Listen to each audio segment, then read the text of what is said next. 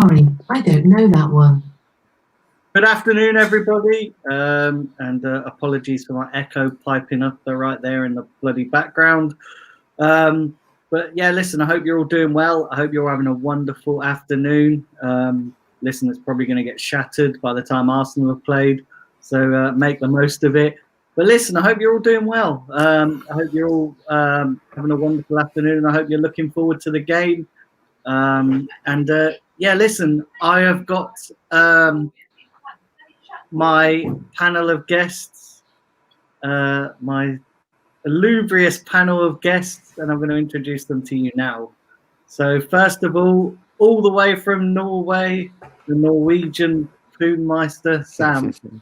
Oh, Norwegian Poonmeister, I like that. Is there any Taib in the chat? No, he's not in the chat. So yeah, I'll be the Poonmeister for now then. So yeah, thanks for having me as always. It's always a pleasure being on here. And oh, there he is. There's the Poonmeister. Taib just coming right on cue. Taib, the only guy who can rival me for Poon, is just coming to the chat. Yeah, you're here, Taib. Good. Yeah. Thanks for having me. These watch-alongs are always good fun. Big up everyone in the chat. Big up Simpy as always. Join in on this as well. We always have a good laugh. So yeah, I'm looking forward to it. Yeah, and as Sam said, we do have Simpy as well. How are you, Simpy? Yeah, I'm good. I thought I was going to be the English Poonmaster, Maestro, whatever it is, but I'll take just Simpy. Yeah, I'm good. Mate, thanks, Daniel. Mate, you've got an Ozil scarf. When you get rid of the Ozil scarf, you get upgraded. My Ozil scarf's got an injury. It's got a back injury. So I can't use it today. It's lost some threading. It's lost some threading from its injury. Yeah, I'm not surprised with it, man. You wrap it around your cock all the time. Oh, the threads are gone from that. Yeah. I'm not surprised. Jesus Christ. Takes more of a battering than a Geordie from Newcastle on a Friday night out. You know what I mean? Jesus Christ. But yeah, listen, it's great to have you along, Simpy. And listen, guys, we're going to get into the teams have been announced. Listen, I'm sure you've all seen them by now.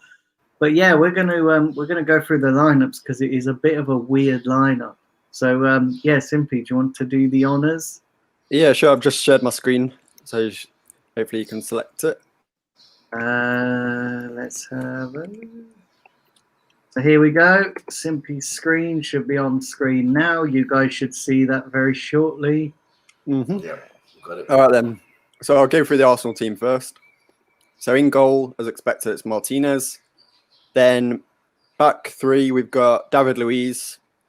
We had a prediction he might have come back in, and the prediction came true, which is unfortunate, but we'll see how he goes, see if he wants to redeem himself. Then we got Mustafi, who's been really playing really well.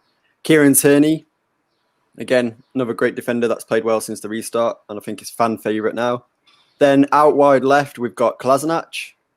Then out wide on the right, we've got Ainsley Maitland-Niles. And I know in the preview, we all wanted him, and I think everyone in the chat wanted him over Bellerin, or as Kevin says, Zoolander and fashion model and stuff like that. Then in the midfield, we've got Granit Xhaka. And then next to him, we've got Joe Willock. Then front three of Pepe. So it's going to be good to see the Pepe and Maitland-Niles link up, see how that works. Then out on the left, we've got Saka. So yeah, come on, Saka. And then up top, we've got Mr. Invisible during away games since January 2019 against Huddersfield, Lacazette. So let's go. Then jumping across real quick to the Sheffield United team. So yeah, Dean Henderson in goal. Great goalkeeper, as you all know already. Backline of the young centre-back, Robinson. Then we've got John Egan, Basham, and then their right wing-back, Baldock, left wing-back, Stevens. Midfield of Lord Lundstrom, John Fleck, and Ollie Norwood. Then up top, McBurney. And then the guy who can't hit a barn door, but as soon as I say this, I know he's going to score like a hat-trick today, is McGoldrick, the Irish international. So yeah, just the big points for Arsenal news is there is no Mesut Ozil on the bench. There is no Guendouzi on the bench. And we've got Aubameyang on the bench as backup. And before we came on air, Sam was telling me about there's a young midfielder on the bench called Matt Smith. So it'll be good to see if he gets any minutes today. Exactly. Yeah. I mean, that McGoldrick you're talking, it reminds me. We had a shit McGoldrick in the '90s called Eddie McGoldrick back in the George Graham days. My God, he was a lump of shit, I'll tell you. And yeah, see that name come up again. Yeah. So listen, what do you guys make of the lineup? Because I'm strangely happy with it, albeit it being a bit weird. Yeah, I'm strangely happy with that lineup.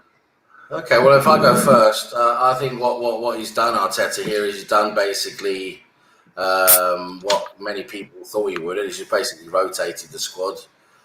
He's thinking of fitness. He's thinking of these players lasting for the rest of the season. And I can understand that because, you know, we've had so many injuries already. I think he's a bit worried about getting more injuries. So, you know, we've got some big games coming up in the league. We might be able to salvage something from the league, like a 6th or a 7th position. Maybe if we're lucky, results go our way and we manage to get something from these last games, we might be able to slip into a Europa League spot, even though that is highly unlikely, we know. But yeah, he's basically thinking of the fitness of the players here, that they're going to hopefully last for the rest of the season. So he's rotated where he can. So he's left out Bellerin to give him a rest. Maitland-Niles is managed probably to bribe to stay on the right then. And then,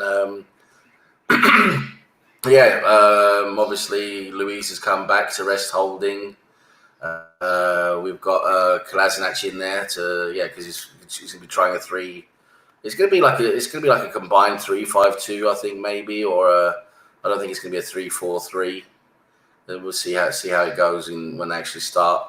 But yeah, so and then leaving out Guendouzi altogether, you know, it means that the youngster Smith has come on into the squad on the bench, so he's giving Willock a chance now instead of Ceballos. Ceballos is on the bench, so it's a mixture of rotation and trying players in positions, you know, see what they can do. And for me, I would rather have gone for a full strength team since we're playing Norwich. We could have done this for Norwich, you know, midweek. To be honest, I'd rather have gone full strength today to try and win, or at least give ourselves a best chance against Sheffield United. I think with this team, we look a bit weaker than what we could have, and it's going to make it more difficult for us today. I would say. Yeah. So big up to everybody in the chat as well. Big up to everybody in the chat, and listen, it's great to have you along. Do smash a like on this video and do subscribe if you are new to the channel. So listen, it's great to have you all along. Simpy, what do you make of that lineup? Yeah, it's something a bit different. Like I was saying, there was obviously in the preview show yesterday, we kind of wanted. I think Sam was saying he wanted to keep Holding and Mustafi to keep the memento going. And I think Natesh was saying David Luiz is going to come straight back in, and we got that, didn't we? But I think we wanted Holding to start with David Luiz, not Mustafi. But he seems to put Holding on the bench, so maybe it's for fitness, or maybe it's just he wanted to fit David Luiz back in. I'm happy with Ainsley out on the right and not Bellerin, because we all know we want to see that link up with Pepe and see if it works. If it goes well, then I don't see any reason why, if Ainsley's happy to play in that position, I don't see why Arteta can't choose him for that position. Kolasinac out wide on the left. We wanted Kolasinac to play there so Tini can have a rest, but obviously Tini's playing. Midfield, Xhaka, we expected Xhaka to fit back in because he's kind of like the key anchor man. So it'll be good to see if the Xhaka record can live on under Arteta, which has been undefeated while Xhaka's started. Willock in there as well, some youth players, so that's some youth player that's going to be good. Then up front we've got Lacazette. So I need Lacazette really to step up today and take the lead. I know he's not been good in away games, but this is his chance to shine with no Aubameyang. Then Saka out wide. So it's all right. Yeah, looking forward to Saka being out wide. Hopefully he can do well. And then if needed, we can bring on an Aubameyang like as an impact player, because we look at our bench and we've got Aubameyang, whereas they've got their bench and they've not really got any players like that. So hopefully we don't need to use Aubameyang, because we all know his form since the restart has been awful. But hopefully, if he does come on and get a goal, maybe that'll step him on for Norwich in the remainder of the season. So yeah, Come on, Arsenal, see, let's go. I'm hoping that we don't have to use him. I'm hoping that we don't have to use Aubameyang. And this is obviously Lacazette's chance to try and score, because this guy needs to get his shit together, because he's not great. He's not been great, so he needs to start scoring, because if he doesn't, then people are going to start asking more questions than they already are. And all these people out there that think Lacazette is world class, well, listen, I want to see that. I want to see him do that in games like this. I don't want to see him stroll through games like he's just going through the motions. I want to see him actually put in a shift and try and get us a goal, because at the moment he's poor. He's been poor.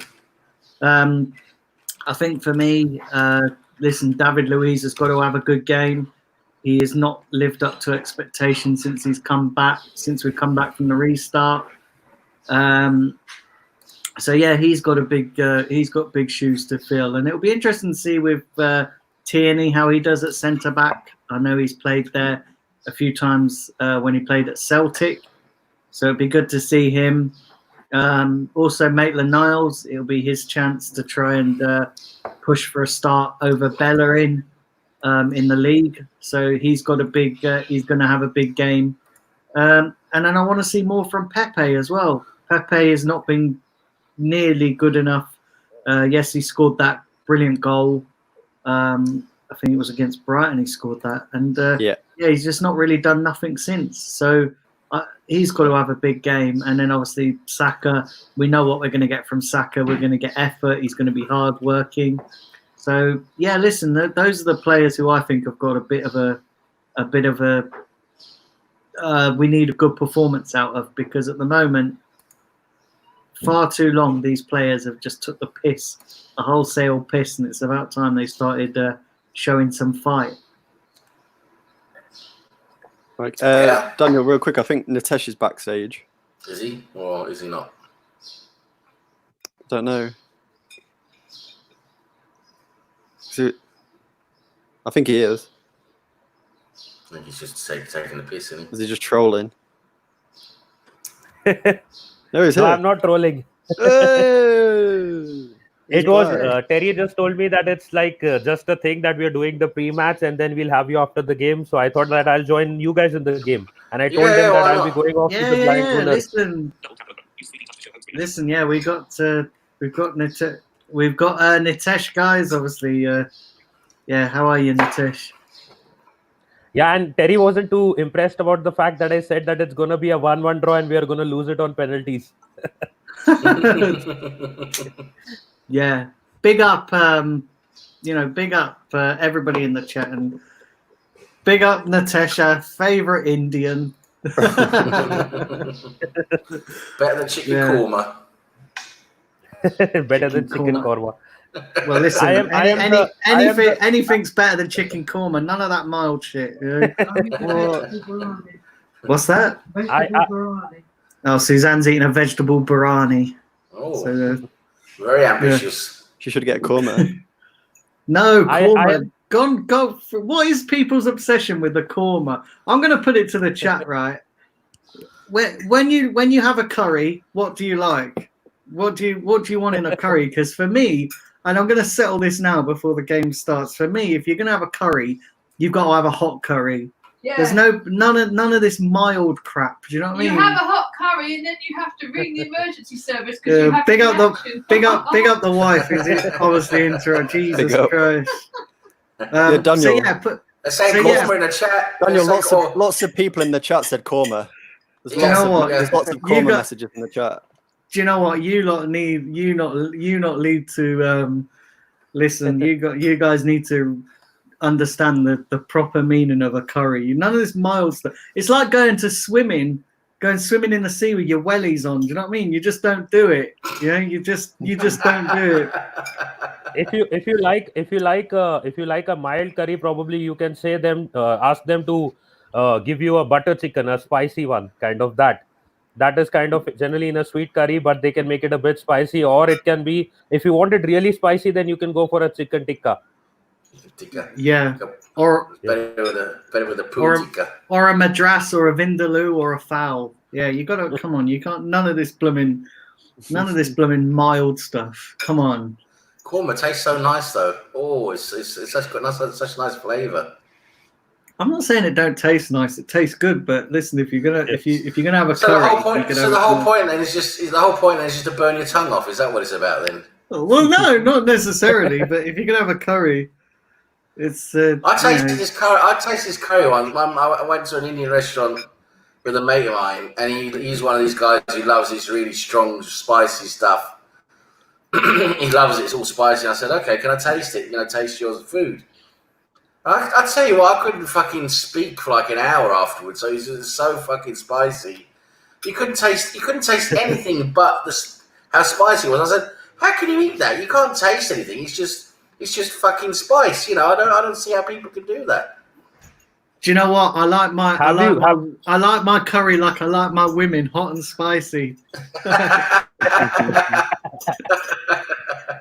What does Suzanne say? Have you? And let me ask you this. Let me ask you that. She didn't comment. Let me ask you this. Let me ask you this as well, right? And this for me. So, how do you when you have steak? How do you have it cooked? Now, come on, steak it's not spice, is it? Come on. No.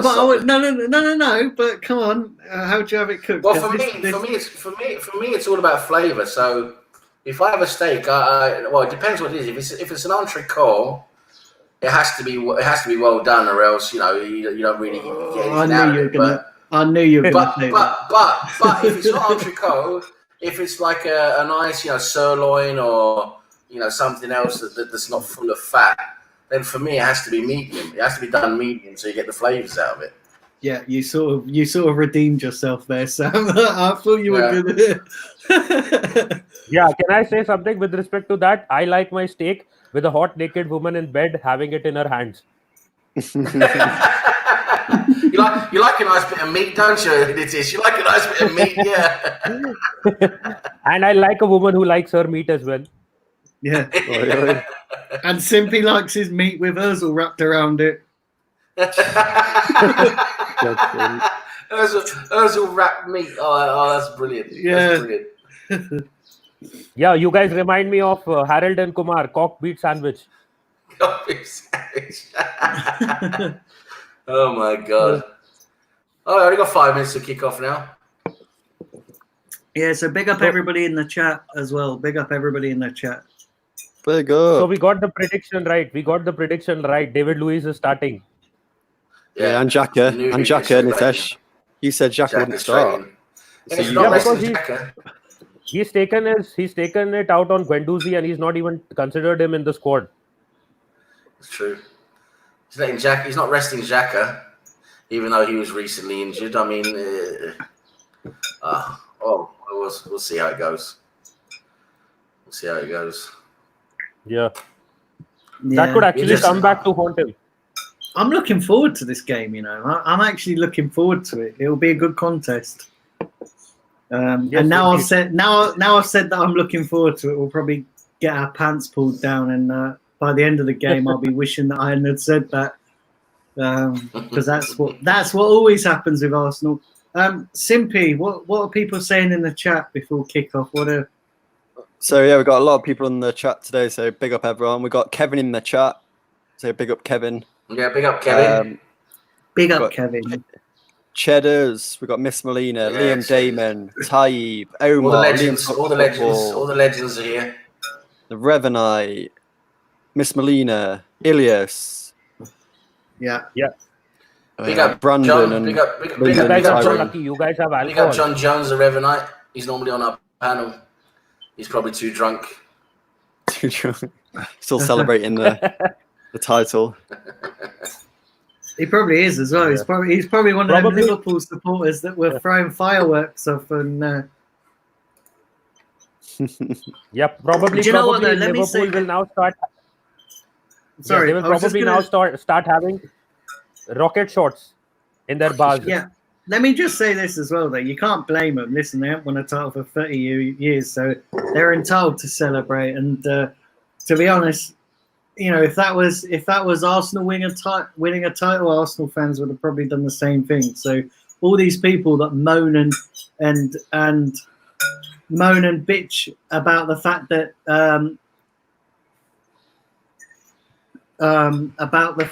they that they didn't social distance. Come on, let's just have a bit of perspective. They just won the league for in 30 years, and you're going to get carried away, aren't you? You're going to get carried away.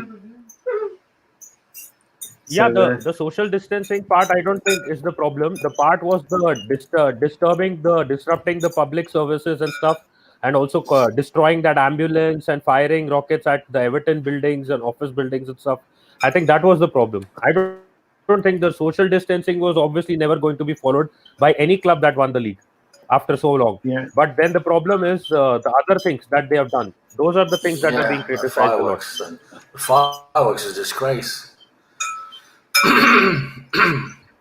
But yeah, do fire at them likes, everybody, and we are moments away from kickoff, I believe. Yeah. 1 minute. Well, 2 minutes ish. Yeah. But yeah, congratulations to every Liverpool fan. You guys deserved the title. Yeah. Listen, they've been by far the best team, and I have not seen a team for a long time. Even I would go as far to say that this season Liverpool have been better than what that Manchester City team were when they won it. When they pretty much ran away with it. You just look at Liverpool, and they're an all-round, like great team. They had every position filled, and anybody who has aspirations of winning the league needs to sit down and look at the Liverpool team and study how they play. Because listen, the way they played, they got it spot on with that team.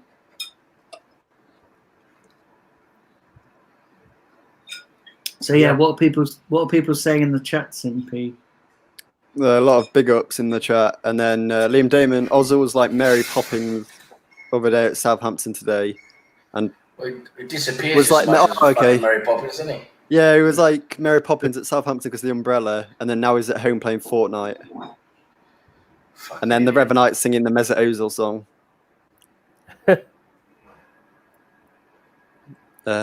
Yeah, and a lot of big ups. And Tyrone's watching the game, and it's 5:55 a.m. in America. And the big up everybody. The best thing about today will be that we get to see the Pepe and Niles combination, which we wanted to see yesterday, which we were talking about. Yeah. That right side. And I think this 5 at the back with 3 centre backs and 2 wing backs is actually an attacking mindset, because Kolasinac will be pushing forward and even Niles will be pushing forward. I don't see this as a defensive ploy. So no, it's not defensive. He's playing with wing backs. He's playing with Maitland-Niles and Kolasinac as wing backs. So it's more like a 3. It's more like a 3-4-3 or a 3-5, maybe a 3-5-2 or a 3-5-1-2. Yeah, and the other thing is 3-4-1-2. Yeah. Kolasinac is never known for his defending, so he's going to be probably attacking on the left-hand side, and Niles can do a bit of both. So I think it is more of an attacking strategy. It's never a defensive one. Even though we may say count it as 5 at the back, it's not defensive. It's weird because the lineup they're showing on this stream is like a back four. Yeah, no, it's not going to be that. Can't be. Yeah, they got 4-3-3, 4-3-3 on the FA Cup like lineup thing at the start. No, if it is a 4-3-3, then Kolasinac is playing probably on the left hand side of the midfield, and Tierney will be playing on the right hand side of the midfield. They're doing their knee down now. They'll finish their knee job. The knee job. Oh, it kicks off. Just kicks Let's off go. now. I'm not even there yet. Good seat. And I'm not even. We're 40 seconds in, and I've not even seen them do a kickoff yet. I'll just shift to the other room. Just give me a minute. Okay. What's that? Sorry, what's? It's just Jesse moving room.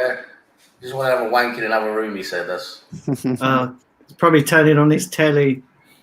No. Yeah, I'm going to the other room. The television is in the other room. the dirty wank room. Yeah, that's my playroom. I play with myself. So yeah, I'm 45 seconds in. Where are you guys? Not kicked off yet. Oh, okay. For once, I'm going to be celebrating. They've not even done the kneel yet. Oh, well, 1 minute in now. 59. 1 minute. Yeah, it's 1 minute 40 is already played, like in actual time, and I've not even kicked off.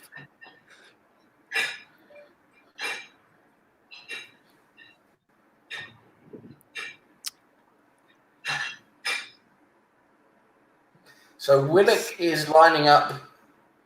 Willock's actually lining up as a advanced playmaker, like in the space between midfield and attack.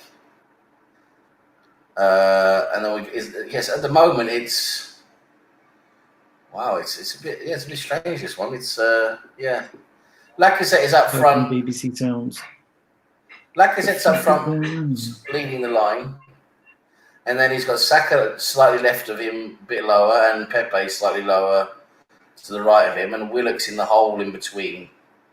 And then, basically Kolasinac and Maitland-Niles are playing as wing-backs to support. Oh my God, I've still not kicked off. Why?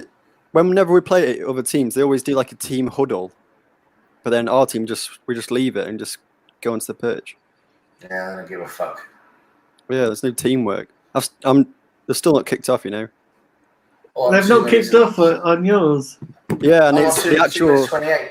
Yeah, it's 3 minutes. 3 minutes have been played in real life, and I'm doing the kneel now. God's sake. Yeah. I can't. I'm not watching this stream. How many minutes are you in, Daniel? I haven't. I'm trying to find a stream to put it on, so Okay. I'm still searching for a blooming. I think what I might have to do is I might have to go and turn on my telly and put it on the telly. Yeah, I'm on 4th. I'm in the 4th minute, right? You're 4 minutes ahead of me then. Can't be in the I'm not fourth watching minute. No way. 3:20, 3:30. Okay, Wait, you're 30 seconds ahead of me then. I'm at 3:05. Yeah, because Natasha's watching on the telly. Tellies are always faster than everybody else's stream. Wait, Yeah, Hoyer but is on Bet365. Hoyer said, so I'm gonna watch it on there, and that'll be because quicker than all of yours. Yes. This stream is like Simpy's stream hasn't even started the game yet. Yeah, I can watch it on Bet365, and it's the exact same time as real life. Get in. Here's Hoyer. That'll be the same as like BT Sport though as well. That'll be the same. Yeah, instant. Yeah. Sick guy. Cheers, Hoyer. So are we playing a 4-3-3 so far? It looks like a 3-4-3.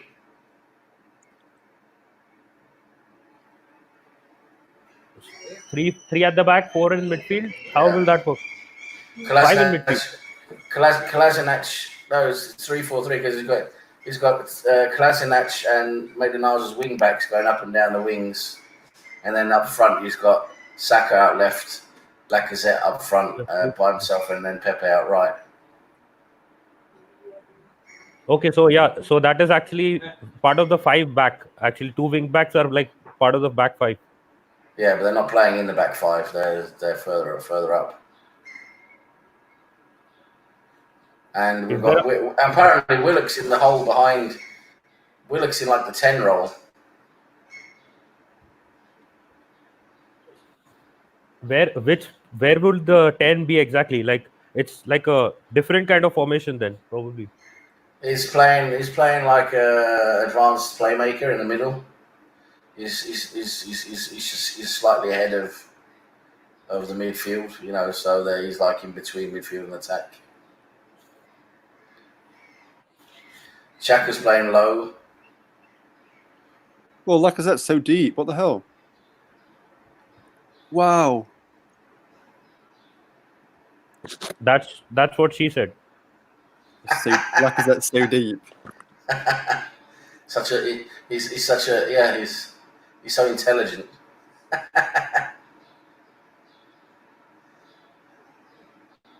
Yeah, we got. So it looks like Louise is playing like in the middle. I've just got it on my telly. Let me know if that's too loud for you guys, and I'll turn it down because I can't find this street. If I put it on my phone, it's going to end up blooming. I'm going to end up being like 2 minutes behind you, like. Okay. What minute are you guys in now? I'm at 5:55. I'm at 6:30. Yeah, Yeah, that's same. what I'm at. I'm at 6:30. I'm at the same. Now Sam is in the tortoise in the race. Yeah. No, No, I'm behind I'm the again. winner now. Fuckers. Better than being 3 minutes behind, which I was before. No, you should have stayed there. It'd be full time, and I'm still at half time if I watch that stream. Oh god, here it is, McGoldrick. Don't let McGoldrick score. I swear down, I'm leaving the stream if he scores. Yeah. No, they don't. Yeah, corner, I think. No, not No, corner. corner. Goal kick. Yeah, we're playing with a really wide back three. Louise is the central defender, and we're playing Mustafi on the right side and Tierney on the left side. They're a very wide back three. No, it's a corner. Yeah, it's a corner. Yeah, I didn't think it was, and then it did come off, I think, Jack. Oh! Again, corner, wow. Taib's app isn't working. Taib, what app are you using? He's using Poon. He's using Poon.com. He's probably using some girls login, that's why it's not working. Probably using Poon Football, bushyfootball.com. I can't use that. Oh, Sheffield scored. Oh, for God's sake! Oh, it was McGoldrick as well. Are you joking me? It wasn't. No, it wasn't. Lundstrom scored. See, I said this was going to happen. They will score early, then we'll be chasing the game 1-1. Yeah, bye. We've lost. See you, lads. Game over. Lundstrom scored. Game over. Lundstrom. Bye. Offside. Yeah, it's offside. It's offside. Probably. Yeah. I don't know. They're reviewing it at the moment. He looks offside. It won't be. Lacazette was the one coming back. Let me know if my telly's too loud for you guys, because obviously I had to improvise a little bit today. They gave it offside? No, not yet. It's still the referee's still there. He won't give it because he hates us. No, they're still reviewing it at the moment. I bet he gives it. Get ready. Oh god. I think it could be an offside because Lacazette it looks offside, man. Yeah, look at him. Please, offside. Yes. It's offside. Yes, at least my it's WhatsApp. Offside. We're saved. Sofian, pal. Sofian and Brandon, chill out, lads. It's offside, so you can't laugh at us yet. Yeah. Even though we are. Do fire up the likes, everybody, and do share the channel around and subscribe if you are new. Who are you? Offside. You're not singing anymore. You're not singing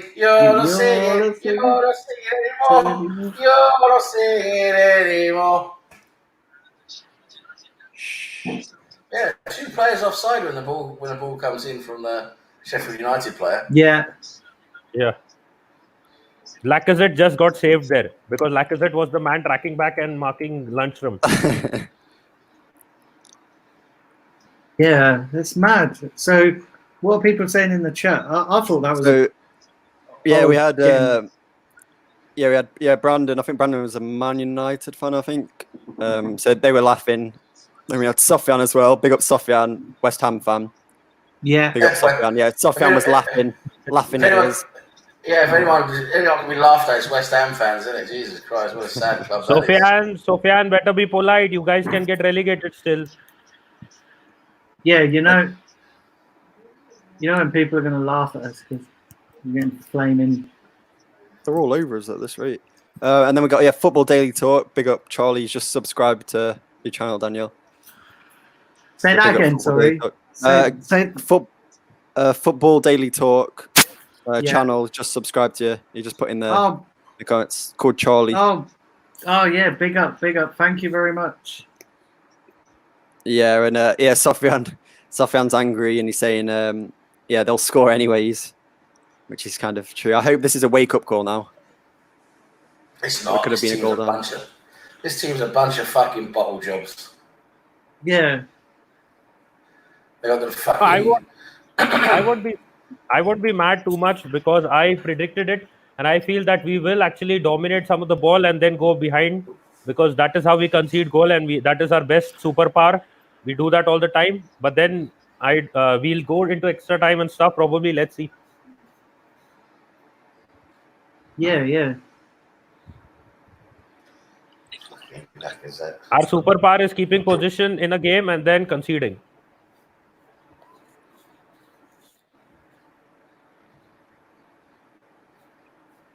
Let's see how it goes. Come on, Arsenal. Come on, Arsenal. For fuck's sake. Oh. Big up GDU in the chat. Yeah, big up everybody in the chat. Big up everyone in the chat. Chat's moving mad today, so yeah, big up to everybody. Oh my god. Oh, Magorjic almost scored again. Well, not again, sorry, almost scored. He did score the first one. It was lunchtime. No, anyway. I know. Yeah, that's why I changed it. Sorry, I changed what I said. but it was offside though, wasn't it? It was offside. So it Yeah. count. But it was yeah. Yeah. Yeah. Fuck's sake! Come on, Arsenal, get your shit together. Playing Like that's gonna happen. Playing like a bunch of fucking clowns. It's not Circus FC. And David Luiz, what a pass! Go on, we're having our first attack. Come on, go on. Look at Tierney. Go on. Oh my god! Whoa, rubbish. No. Yeah. And no Liam Damon. I'm not wanting that. He's a fucking closet Sheffield Wednesday fan. That's what he is. Simply. Sheffield Wednesday's closer to my parents' house than Sheffield United.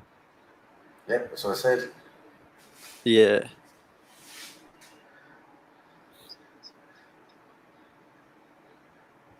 Mad.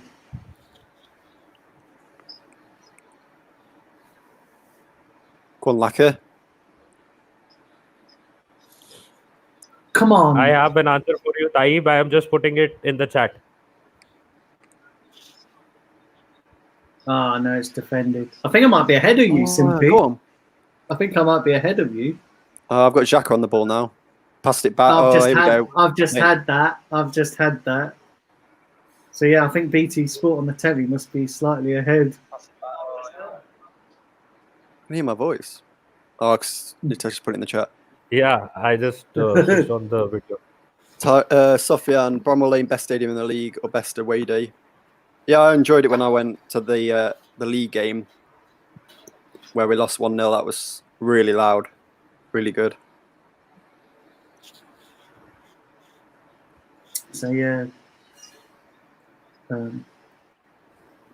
Go on. Yeah, I can't believe I had to fucking improvise today because none of my apps have got the flipping game on, so I just had to put it on the telly, which is a bit has its benefits though because I'm sort of like miles ahead. So I've got it on a Norwegian channel because on these FA Cup games they're free view over here. So I've got it on a Norwegian channel. So you probably want to have it on where you are. Just talking to Malia there. Yeah. Yeah, big up everybody in the chat. Do fire the likes up. Fire the likes up, and we might fire Arsenal to a victory. I'll be back in a second. I need to close the windows because it's raining. Yeah, no worries. Okay. Yeah, he wishes it was raining goals from our team, but that's not the case. Yeah. Yeah. Whom do you guys predict will be the first goal scorer of the game? Probably. Well, technically, it was Lundstrom, wasn't it? Not that the actual goal scorer.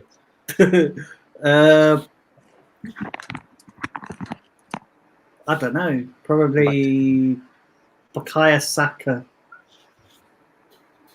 You think? I think Pepe could be the Arsenal's goal scorer if we have to score, but otherwise, Lundstrom could be the Sheffield one. Yeah. Because I think Pepe, if he actually goes into like his mode, then he's too good for Southampton and their defense.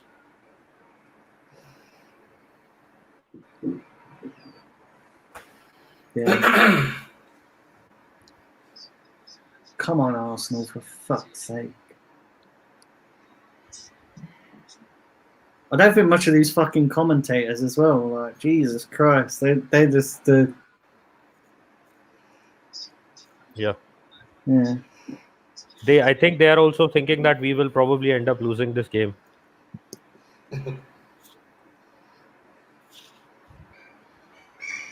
Yeah. Obviously, the Seagulls agree. Yeah, they're in on it. That's what Arteta's going to sound like at the end of the game when we've lost. Yeah. Fucking is going to be tortured. Yeah. Yeah. That's probably what Ozil sounds like with his back problem. Do you know what I mean? Jesus Christ. That's Ozil on Fortnite. Yeah. That's probably Ozil every night, not just on Fortnite. He's playing with some random 12-year-olds on Fortnite. This is what he's doing. That's someone we used to know who does that. Not Ozil, someone else that we used to know. Random 12-year-olds. I've had a few of them. But I think we may be missing creativity in this game. Do you think if we lose this game, Arteta will be criticized for Guendouzi not playing him or having him in the bench? On the bench? Maybe. I think Guendouzi, this is the game he should be playing. Yeah, it's interesting to. It'd be interesting to see, though. I reckon because he knows that Sheffield is quite a physical team. Big up the wife. She's obviously come into the room. I think Brendan is hallucinating now. Yeah, he's trying to troll us. I said, yeah, to watch this load of crap. It's on the telly, Suzanne. I've got it on the telly. I can't turn the sound up, Suzanne, too much because obviously copyright and all that with YouTube. So I have to have it on sort of like a little bit. And what is your opinion, guys, on David Luiz? I think he was expected to come back. Even you guys said that same thing. He was expected to come back into the game. Yeah, because he's Arteta loves him. Yeah. The shocking part is Nketiah has dropped from the team. Finally. Yeah, his boy's gone. He'll be starting against Norwich, though, 100%. Even if Lacazette gets a hat trick. Lacazette gets a hat trick. Oh, what a waste, man. Oh man. Was that Willock? I think that was Willock, wasn't it? It's raining nicely here now, so the seagulls will be hiding. Oh, it's raining there too. Yeah, it's raining here as well. Yeah, the only place it's not raining is in the game. It's raining, Suzanne. Okay. Go out there, it's raining. It's not sunny. How do you know it's sunny? Listen, I went out there. It's fucking raining out there. It's raining. That's just your excuse. It's raining. Go outside. It is pouring down with rain. Drips don't get wet. It's what? I said drips don't get wet in here. It's raining. It's raining, man. Hallelujah, it's raining, man. Ah, dear. It's a big up everybody in the chat. Our midfield is just not working. I mean, got Xhaka in the deep line role all by himself, basically. He's got no support. Willock is a lot further ahead. Is Guendouzi even on the bench? No, he's not. No, he's not. Okay. Do you know, I said that, didn't I, in the preview yesterday? I said that Guendouzi, if Arteta's probably not going to pick him because of the stuff that's gone on. Yeah, which is what I said, which is not a good thing. It We're too is. spread out. We're too spread out. There's no compact at all. It is a good thing, Nitesh, because it sends a message to the players that Arteta's in charge and that it doesn't matter what drama you throw and what if you throw an attitude, you're going to get left out despite. And it also sends a message that no player is bigger than the club. And yeah, so I actually think it sends out. I think it sends out the message. No, then he will probably have to drop his entire team then, at one point of time. Because every one of these players that we know has done something which is like not the right thing, but they have done it anyways. So now just seeing why Pepe shouldn't be playing far out right. He was just far out right there, and he had to be on his right foot, the foot he only normally uses for standing. He had to use his right foot to cross in, and it was terrible. What was that? The guy can't use his right foot. So I'm waiting until you see that corner. Yeah, That is the worst corner I think I've ever seen. What the hell was that corner? Who's taking it? I think it was go on, Bullock. Saka. Go on, Saka. Do you see, man? What the crap was that? But at least we are still attacking. There is some chance. Yeah. Jesus. Oh, Straight to the first. Come on, defender. dangerous free kick. Penalty. Yeah, free kick. It's a penalty. It's a penalty. Wait, no, it looks just on the edge of the. Like Hello, I said, Basham. and it's a penalty. That's what it's pointed out at. Let's see if No way. Have you seen it where it was? It penalty? was No, right it's on the not. edge of the box. No, Oh, I it's in the thought he box. was- It's in the he box. was It's in the box. Yes, It's in the box. It's a penalty. It's a penalty. Yes, So that's it's a Lacazette. penalty. Lacazette. Don't Lacazette, worry, you better he'll score. miss. He'll You miss. better Don't score, worry. man. Dean Henderson. There's no save points today, Nitesh. There's no save. Yeah, I don't care. I'm not bothered about that. Yeah. Come on.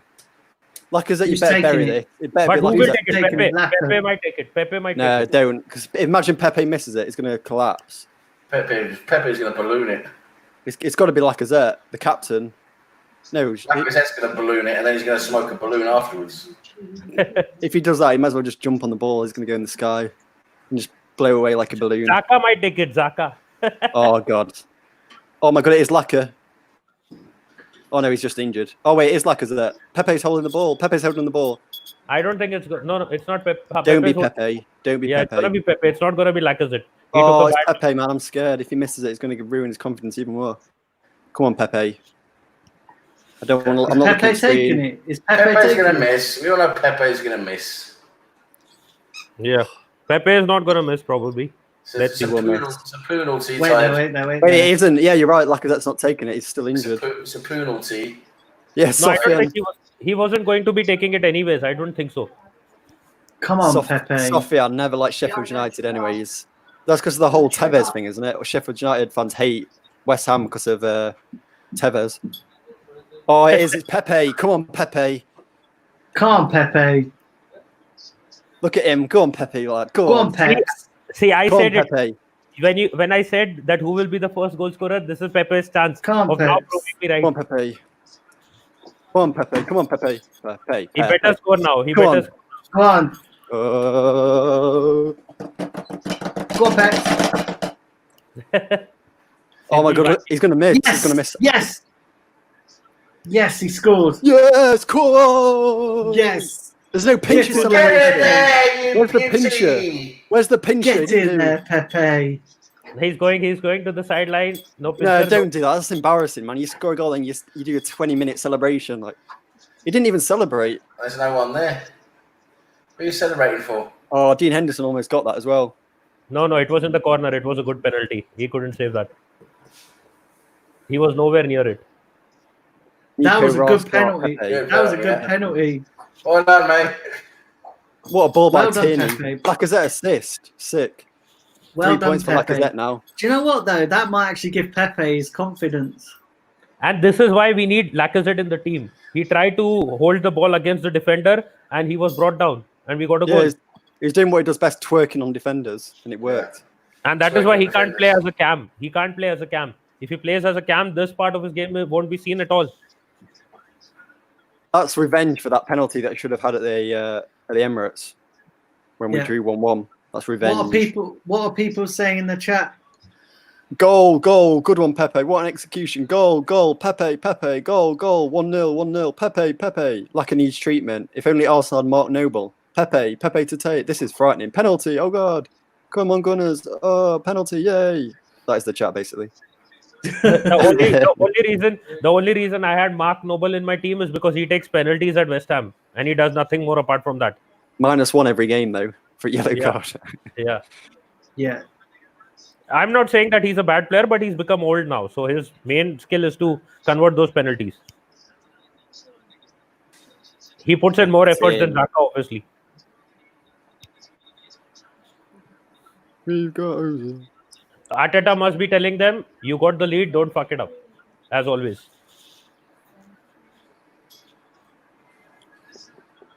Yeah. Do fire up them likes, everybody. I'd really appreciate that. I'm not writing any messages in my friends' WhatsApp groups until full time. Then I can laugh at them. Because if I do it now, you know what's going to happen. Yeah, and then you'll end up looking like flipping Mesut Ozil. You'll have to hide your face with the scarf. You have to use it as a face covering. And they get a free kick. You'll be breathing in Mesut Ozil. Ozil virus. Yeah. Ooh, Sheffield. Sheffield's got a free kick. If Sheffield score this, I'm going home. Even though I am home. I was going to say you don't have to go far, do you? If Sheffield score this, I'm going to hide in the toilet for the rest of the game and not come out. That would be funny. But the thing is, all our games are away games for some reason. Hopefully, if we go through to the next round, we get United at the Emirates. Oh, good defending. Good defending. Nice. Go on, counter them. It'll be the semi-finals. It'll be a neutral ground. Is it going to be a neutral ground? That is confirmed? Yeah, semi-finals are always neutral ground. Be at Wembley. It's going to be at Wembley. But Wembley most likely. No, I mean, I'm just asking, despite the COVID, it's going to be Wembley, right?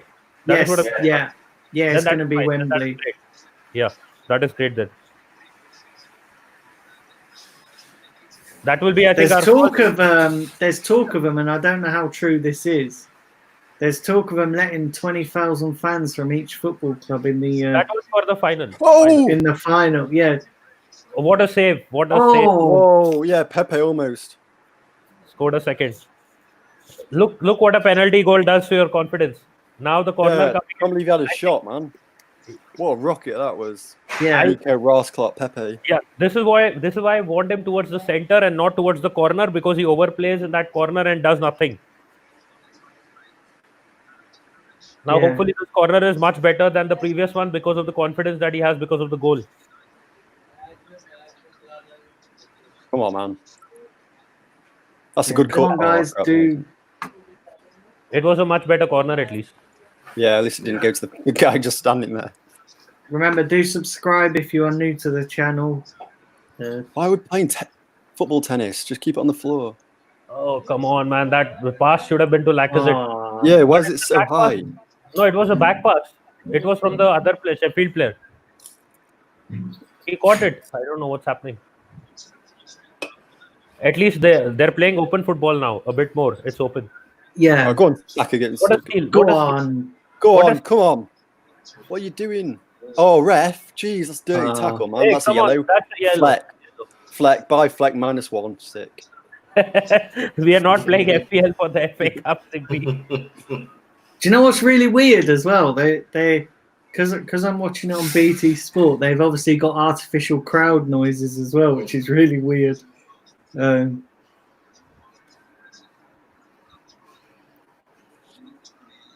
Lacazette is taking a lot of tackles. I think he's not going to be available for the next game at this rate. He just got raped in the midfield by Fleck. And this is what I was talking about. One more thing, that he plays so deep. Look how deep he's playing for a striker. Yeah. Yeah. Because there's no creative midfielder. And another corner. Yeah. Corner again, no way. Wow. 5. And Lundstrom looks injured. Oh, Willock smashed Lundstrom. No way. No, he fell down awkwardly. He didn't smash him or anything. We can say he smashed him. Willock can't smash a fly. Come on, Simpy. No clickbait commentary.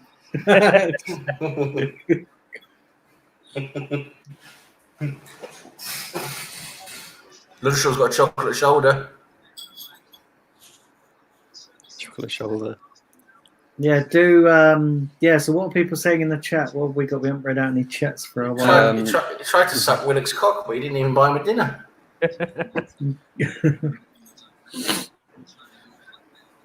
So yeah, Tai predicts a 2-1 to Sheffield United. Tyrone said something as well about the penalty. Apparently, Ollie Norwood was pointing to the right to Dean Henderson, and then Dean Henderson went right, but obviously didn't make it. Arsenal lead that second goal. Liam Damon, well done, Gunners.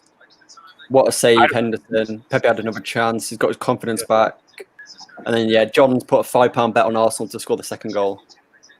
Just now? That's a good one. And we are almost, damn. We got the momentum. But John, I think you may end up losing your money because we may have a lot of good chances, but we don't seem to convert it. That is the problem.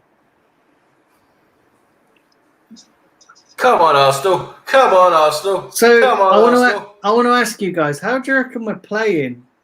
We're playing great. We're playing all right at the moment. Yeah. No, this is our best football this season without Aubameyang, and I'm happy. Now we can sell him. Lundstrom's down still. Yeah, I said he was injured. He's gone now. Yeah, he's got his crushed shoulder by Willock. Oh, Sander Burgess coming on. Yeah, he's gone. His game is over. Sam's mate coming on. He probably dislocated or something. Yes, come on, that's good. Then all the people that've got him in fantasy can't use him. Bye. Yeah. They're putting it back in his socket.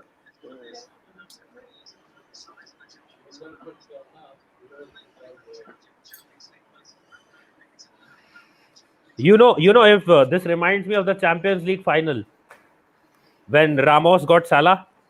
Oh yeah, yeah. Now I can't believe you compare. Yeah, it was the exact same thing that happened. But people will not blame Willock because obviously this wasn't his fault. But then at that game, every Liverpool fan was blaming Ramos for like the same thing that happened. It was like 99% the same thing. They still do it to this day.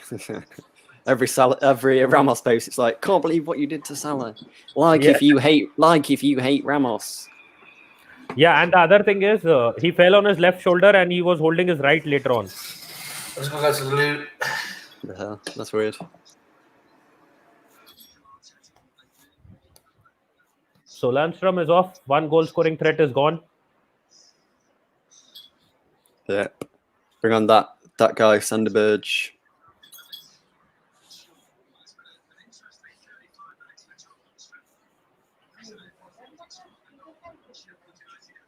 Soft and he dived. Come on, man. Revenai is saying United fans are crying about it. You know who dived? Watch how Eric Belly went down yesterday towards the touchline. Yeah. If you want to see a real dive for all United fans, watch Eric Belly. He just did a double back kick, like a scorpion kick kind of thing, into the other player, Norwich player. I don't remember who was the Norwich player, and he went down so cheaply. That is what a dive is for United fans who want to see what a dive is.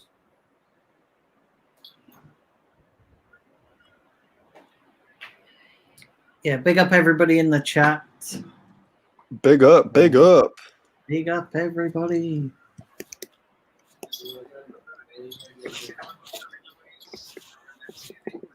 Obviously, Arsenal's not letting us down just yet.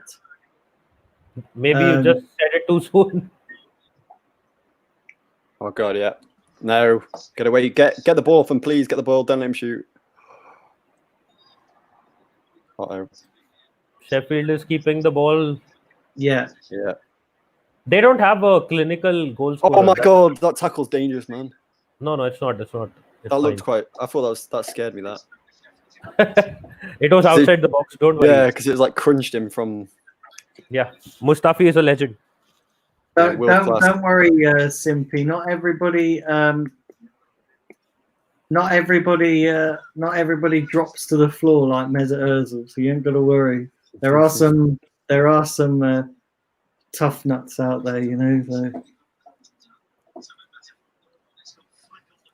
Yeah, and don't worry about it. Mustafi is a legend. He knows how to handle things. Oh god.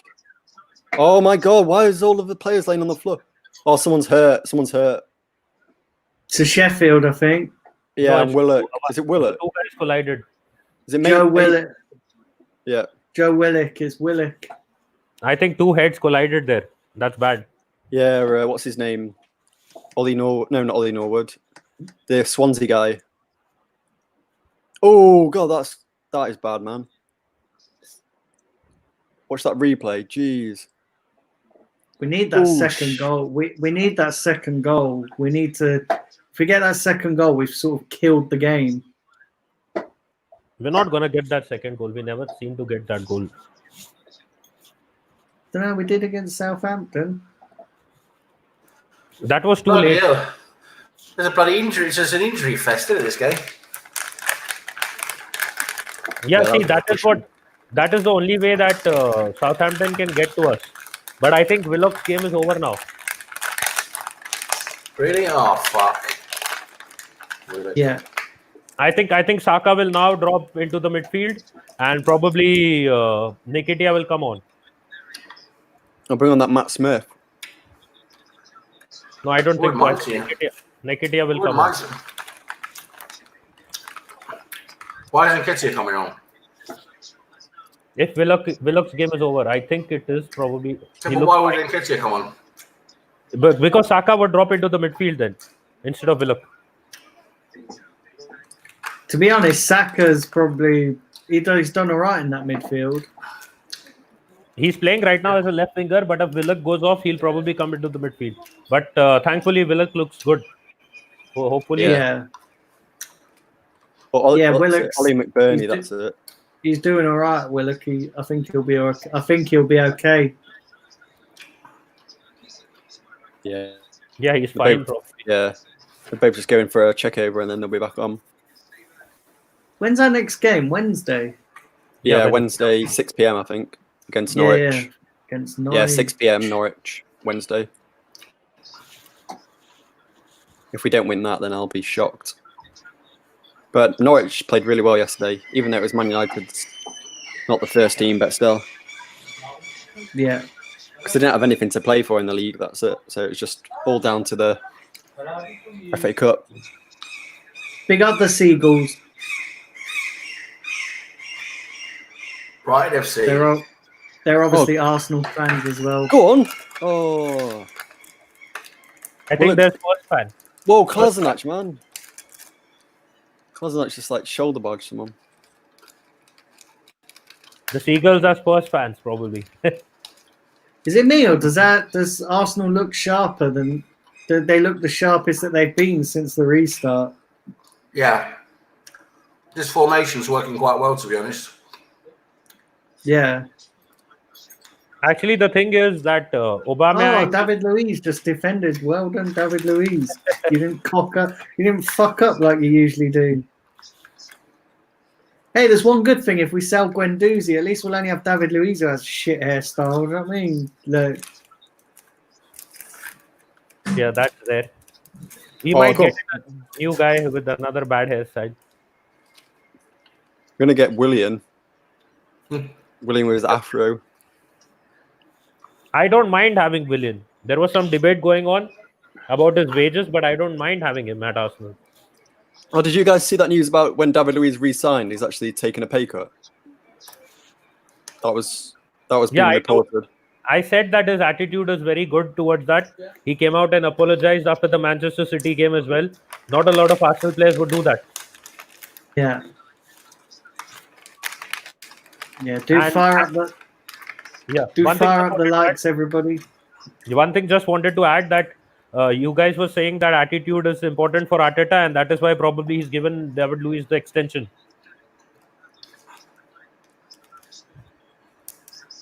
Yeah.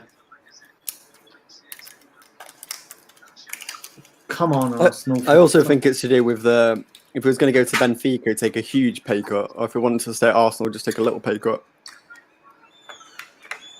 Yeah, That might that be is also something. there. That is also there. And the other thing is why Arsenal has kept hold of him. I was talking about that. He has to get used to life with less money now coming in. I think, did he take a pay cut when he came from Chelsea to Arsenal as well? I don't know. He must have Probably probably. he must have. Yeah, Yeah. surely. The problem with I think Willian is I think his current wage is around 150k a week or 120k, something like that. 120k a week. So the guys were like that we won't be able to offer him too much. Probably 150k to 160k a week.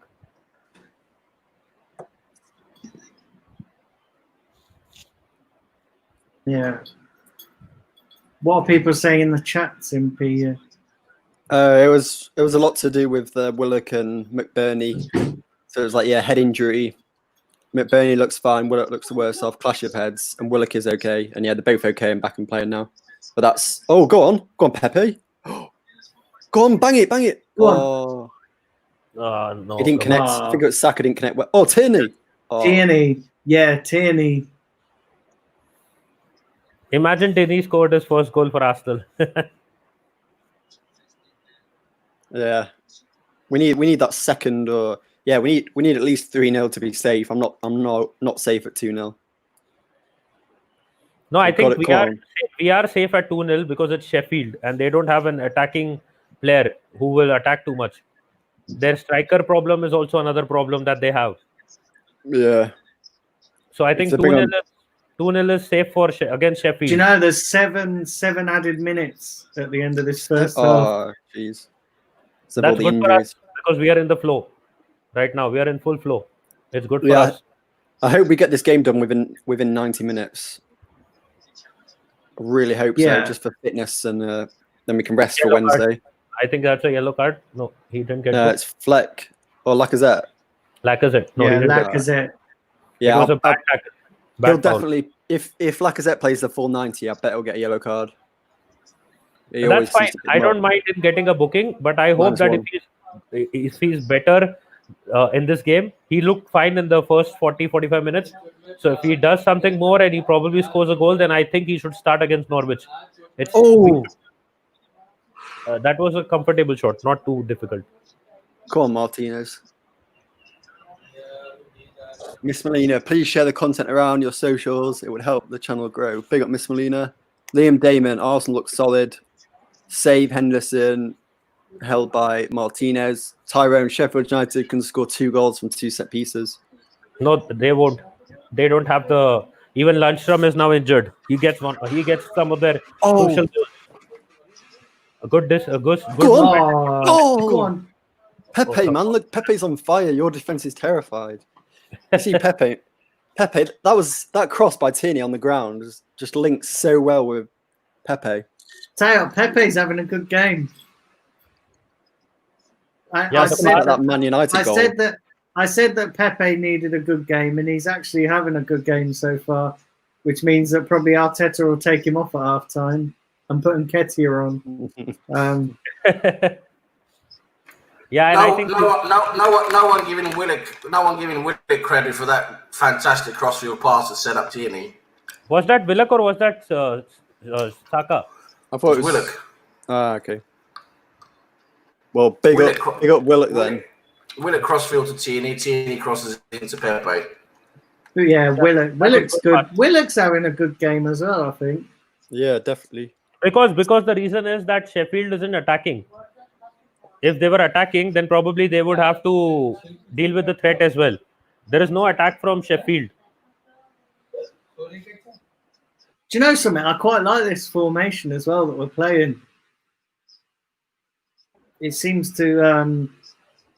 it doesn't seem as much of a clusterfuck as it usually is. Do you know what I mean? No, mainly our problem is that our midfield is always busy defending threats from the opposition. And this game, the opposition isn't even attacking too much. So I think that is why our midfield has a lot of time to create more. If you see, Sheffield hasn't created a real chance apart from one set piece, which was offside. Yeah.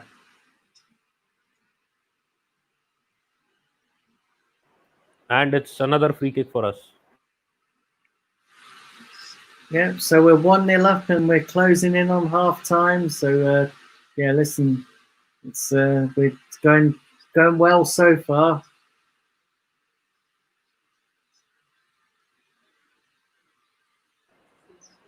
Melina, Melina, I'm not. I was just eating my sandwich.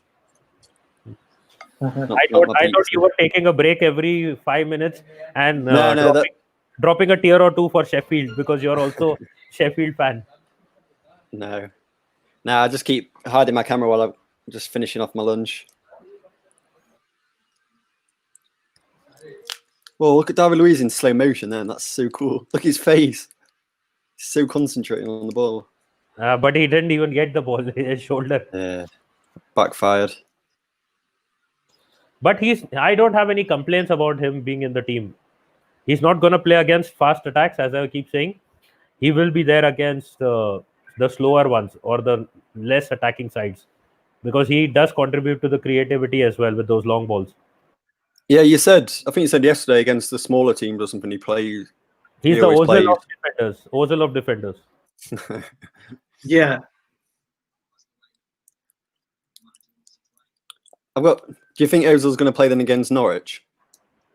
Could be because he has a. No, Ozil's not played a single game for us since the restart. So I don't know. I'm not. Do you know what? I don't buy this back injury that's been reported. If that was the case, then he would have been fit for the other 2 games.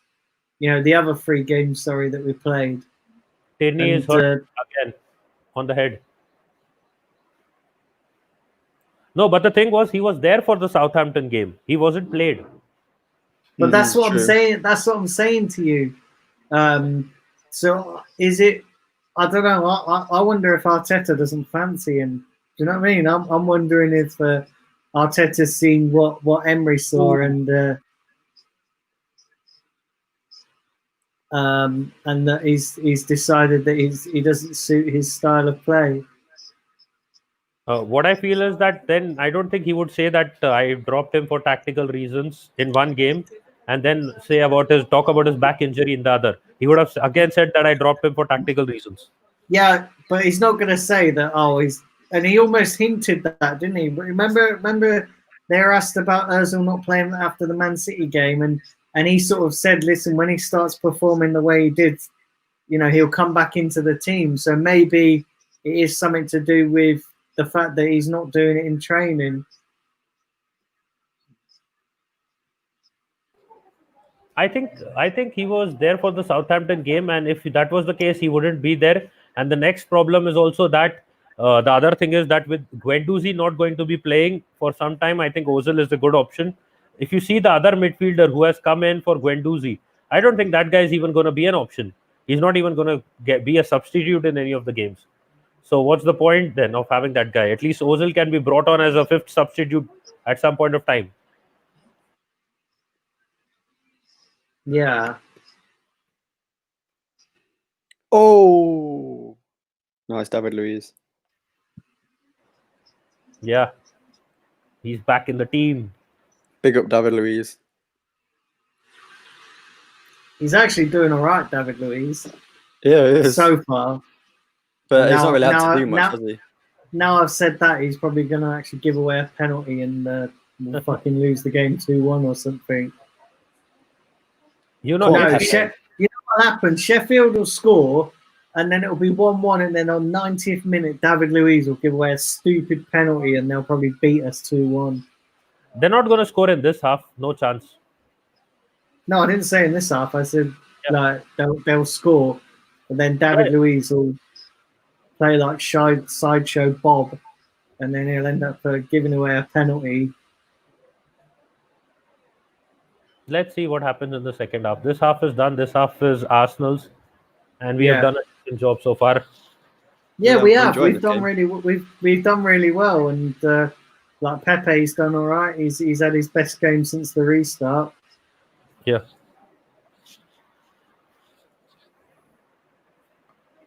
And that's Hopefully what he can bring to. That's what he can bring to the team. You know. Yeah, I mean, I'd hopefully like I- him to score from open play, Pepe.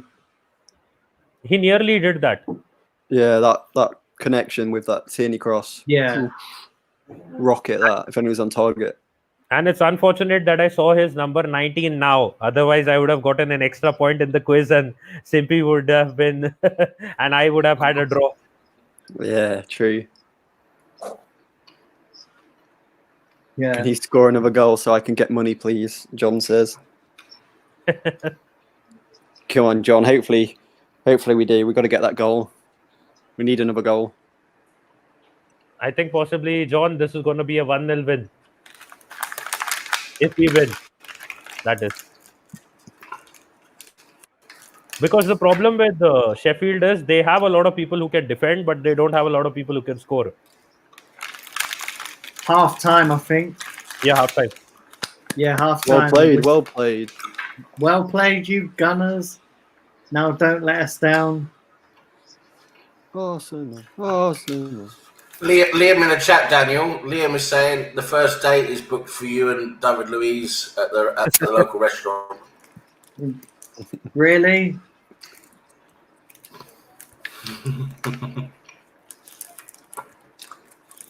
Yeah, just remind me how Tottenham are doing in the FA Cup so far. Oh, I forgot they're not even in it. I said it yesterday. What was it? Liverpool not there? Yeah, half time 1-0. I'll tell you what, I must say I like this formation we're playing. It's a slightly different formation. I'll say one thing. You're enjoying the formation because we are winning. If we weren't winning, the response. I like the formation because it's actually making us look better at the moment. You know, we're looking better with this formation, and playing three at the back with two attacking wing backs. They're like wingers basically. Do you know we should have done it? We should have done this against Man City. This formation, it would have suited us a lot better. Yeah, we could have probably. But the thing with Man City was that Man City is a class apart. That is what is the difference. They have. Well, that's what I'm saying. Playing 3-5-2 would have compacted that midfield, and we know that Man City have got a really strong midfield in with the likes of De Bruyne and all that. I think it would have done us a lot better. We would have had more people in midfield to put on him. I listen. There's no point in crying over spilt milk, but I think that's what we should have done. Gone 3-5-2.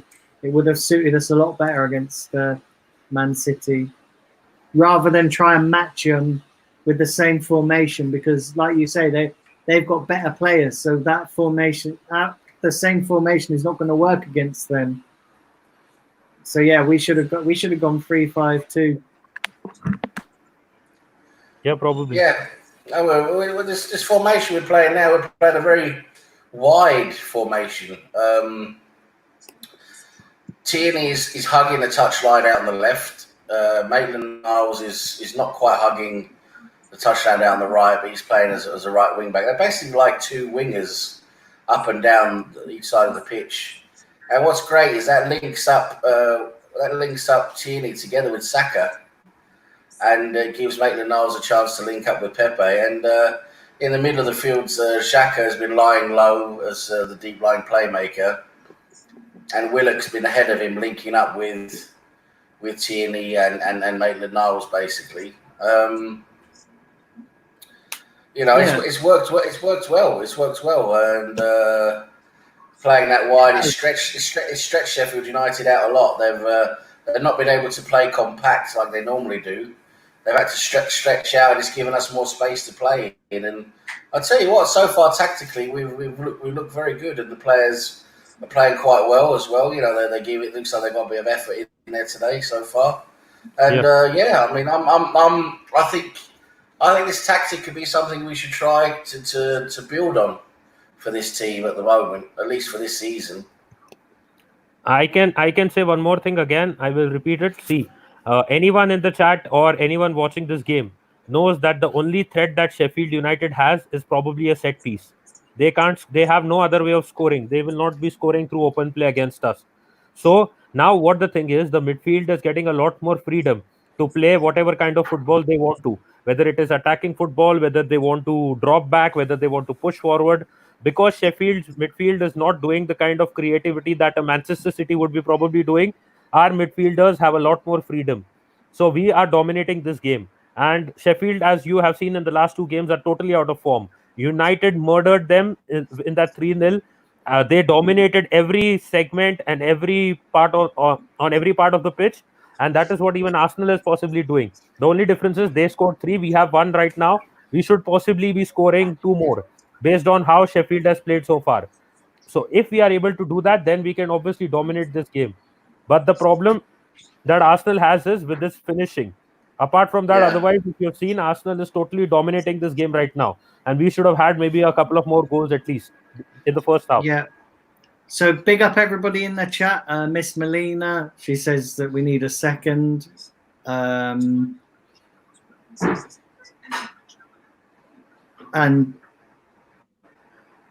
the big up the power of Zen. Big up Omar.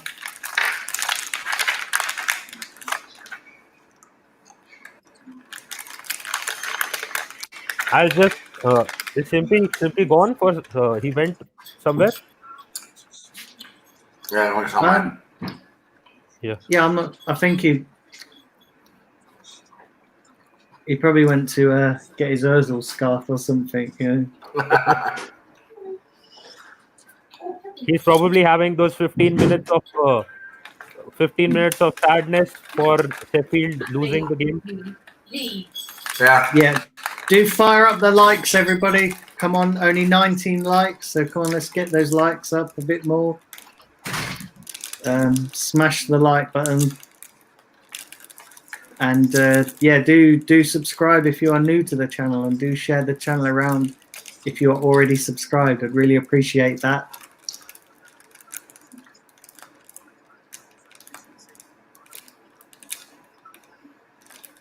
So yeah, listen, that was a good first half from us. I don't think we could have done much better, really, under the circumstances.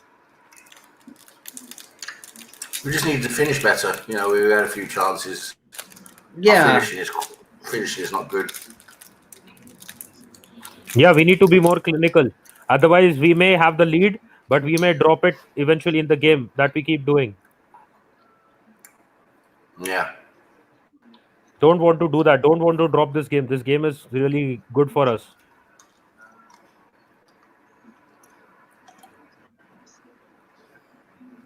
We have dominated a game. We need to now finish it off.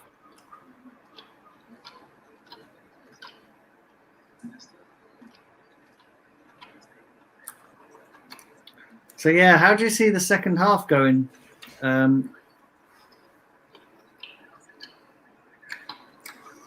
We have to keep playing the same way. If we can keep up our intensity and keep playing the same way, I think we'll have a chance. Yeah, I'm just hoping one thing, that Arteta doesn't bring on Nikitia ahead of Aubameyang. We should probably get in Aubameyang at around 50, 55, not 55, sorry, 60, 65, and try to kill the game off if we don't have a second goal by then.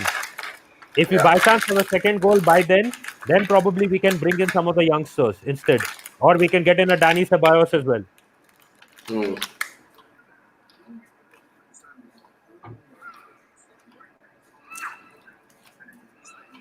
Second goal is the most important thing that we need right now.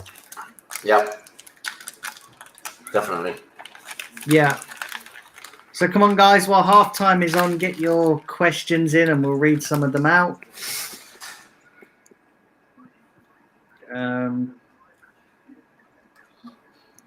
I was thinking of having another contest maybe going on. Like, I was planning it out, like maybe where people can predict which team will win the FA Cup. Yeah. Let's see. I'll think about that as well, and possibly we can do some kind of quizzes and something related to that. Sam is the quiz master here. Yeah. The quiz master. Big up Yeah. Sam, the quiz master. Big up, Sam. Yeah, so we have a lot of planning to do, a lot of shows coming up and stuff. So let's see what we can do on that basis. Yeah. Listen, I've got lots of great content ideas coming up on this channel. Yeah, probably we can get in more Arsenal fans as well if whoever is interested. I think a quiz tournament's a good idea. Yeah, exactly. That is, I want to do a lot of things, and obviously FPL is one thing that is going great for us. Quizzes are more important as well. Probably we can have maybe a renowned judge and start off a debate competition as well. Mm. So there are a lot of things. Let's see how things go. Yeah. Nitesh, where's Melina's sorry? It's in Italy at Juventus. It's around Aaron Ramsey's cock.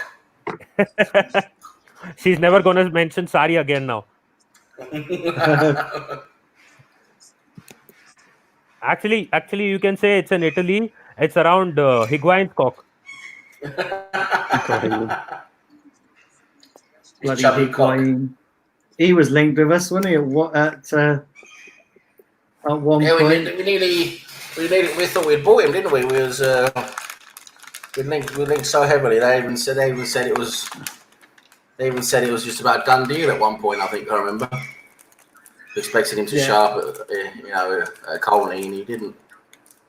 That's why I never until they're wearing an Arsenal shirt and Arsenal announce it on Arsenal.com. I don't fully believe all these stories until that happens. It's like with Pepe, everyone was like, "Oh, it's a done deal. Oh, we tracked his plane." Don't mean shit until they're actually signed and it's confirmed. People can arrive at the training ground and pull out at the last minute. So until it's actually signed and confirmed, it don't mean nothing. And if you guys remember the Vardy deal, he was sitting right next to Arsene Wenger in front of him, and then he said no. So we know how to fuck up a deal. That's no big deal for us. Yeah. No, I'm certain Vardy didn't want to come to Arsenal. No, he was right in front of Arsene Wenger. Yeah, but he did that to force Leicester to give him the contract he wanted. That's what he did. I'm sure of that. I'm sure he did that to force Leicester to give him a lot more money. I think what happens is when I think that was before after Leicester won the league, right? We wanted him, or was that before? Yeah. I think it was before. I can't remember now. If it was before, then he did a right thing by staying at Leicester. If it was after, then he has made a mistake. He has missed a trick, actually. I'll tell you the reason why. The reason is every Leicester player who was top class left apart from Drinkwater, left the club within a season or two after they won the league. Kante left after the season they won it. Mahrez also left after that. Some of their defenders left, some of their defenders retired, some of their other players also left. So Vardy had a chance to leave at that point of time. He probably Vardy's a completely different type of player because Vardy he was a lower league player. No, what I'm trying to say is if Vardy wasn't such a late bloomer and probably he was like 24, 25, he would have definitely left for another club.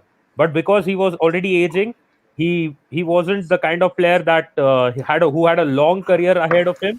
He probably decided to stay at Leicester, and that is why he retired from England as well. He didn't give too much thought to it as well. No, he's not ambitious in that same way with all of that. Like the younger players are. He came up a different way, like you say. He came up much later.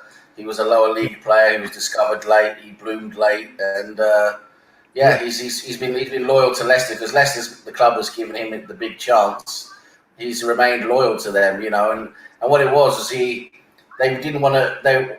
The story I read was that when it came to renewing his contract, or he was getting close to renewing his contract, he was down to was it 2 years left or 1 year left, and basically Arsenal then went in for him and wanted him, and he was like, yeah, okay, I want to talk to Wenger and Arsenal, you know, they want to see what we can do. And yeah, he talked to Wenger, and Wenger wanted him and everything, but then he used that as leverage to get Leicester to pay him what he wanted, because Leicester was offering him a much lower contract than what Arsenal were offering. And basically Vardy said, listen, this is what Arsenal's offered me. You give me that money and I'll stay at Leicester. And at the last minute, that's what they did. They decided, okay, we'll give you that money, you stay with us. But can I say one thing? If it was about the money, he would have 10 other clubs offering more than what Leicester was giving. Listen, what I'm trying to say, I don't know if you understand it, Ish. He wanted to stay at Leicester. Yeah. He wanted to stay at Leicester, but he felt like they weren't giving him the contract he wanted at Leicester for his next contract. Then probably it has something to do with his wife getting involved as well. Probably I know she has a lot to do with it as well. But anyway, he was unhappy with the contract offer from Leicester. He was unhappy with what they're offering. So then he decided to try and use the market against them and force their hand. And he was this close to signing for Arsenal. And basically Leicester at the last minute said, okay, we'll give you the same that Arsenal are offering you. And he said, okay, I'll take that. And then he did a 180-degree turn. He said no to Arsenal and he signed for Leicester. We've just kicked off, by the way. Second half. Yeah, his wife is blooming, Jesus Christ. Yeah, his wife has a lot to do with that as well. She gets a lot out of this. Well, I think she's Asian or something? Or she is. That is why. She is. So there's a lot of shit going on there with her as well. But yeah, but he wanted to stay in Leicester basically, but he wasn't happy with their contract, so he managed to force them to give him a good contract. What is it with women? It was probably to do with her as well. She probably said, "Listen, I want my husband to be making this money." You know, she was probably a big part of it. You know. And when she come out and said, "Oh, I have nothing to do with that side of things. I make my own money." What a load of bollocks! she was into fashion design or something as well, wasn't she? I'll just be back quickly. Okay. Because she went into have a little quick. She said all that because she went into the jungle, didn't she? And she come out. She didn't come out of that show looking too clever. Do you know what I mean? But yeah.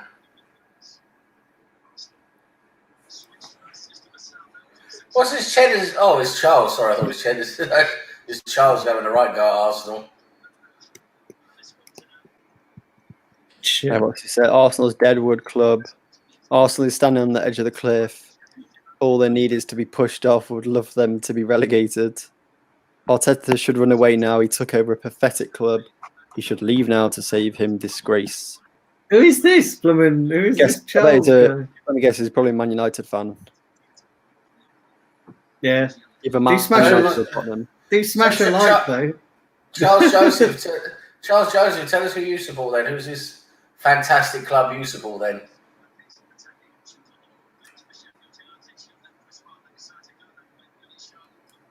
Do smash a like, though, and hit the subscribe button. Get ready for Man United. Yeah, they're a bunch of glory supporters, aren't they? Who's he put? He's probably not going to come back. Basically, anyone under the age of 30 who supports Man United is a fucking glory supporter. Yeah. Mind you, they're not getting much glory now, are they?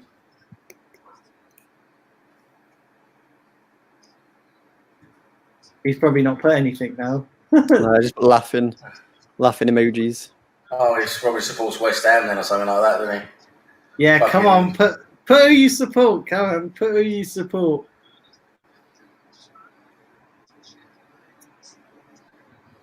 Sheffield United are pressuring us now. Yeah, they're pushing to get a goal after the break. Started well in the second half. They've got more energy about them now. See if we can keep them at bay. Maybe it's Adam. I think Adam What's that? I think Adam could figure out how to do that. Charles, why are you laughing as we're winning, Charles? Yeah. Who do you support then, Charles? Come on. Yeah, Charles, who do you support then, mate? If you're a Man United fan, you struggle to beat the relegated Norwich last night. Don't hide behind a keyboard and put who you support. Just here for laughs. Big up, Charles. Really?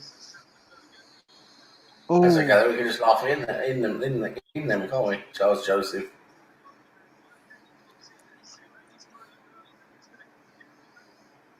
oh my God. Martinez is out. Support Charlie Spurs. Spurs. All right, okay. Well, then we know it was it. Jesus Christ, you haven't won a trophy in fucking 5,000 days, so yeah. Is that what he said? Spurs? No, Liam's having a dig, I think. Liam's saying he's a Spurs fan.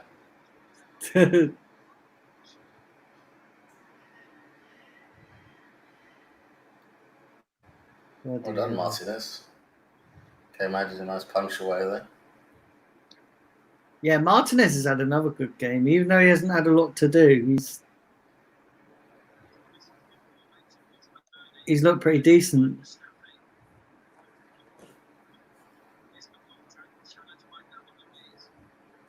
Come on, Arsenal. Let's have another fucking goal. None of this fucking 1-0 shit. Let's have another goal. Mind you, saying that though, even a 2-goal lead is not dead set with us. We had that up at Watford and we threw that away.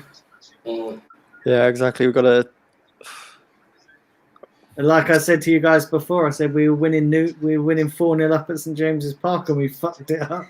So yeah, listen, it's never a dead cert. No. I'm not liking this though. Sheffield United have really upped the game in this half.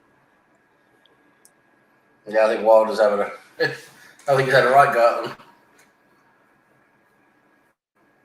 them. Yeah.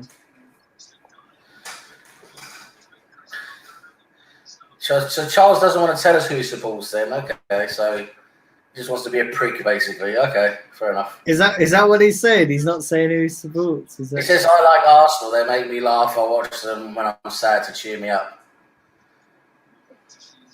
Yeah, I mean, but that's not really an answer. There's banter, isn't there? And then there's just being a fucking prick. You know, it's not even funny.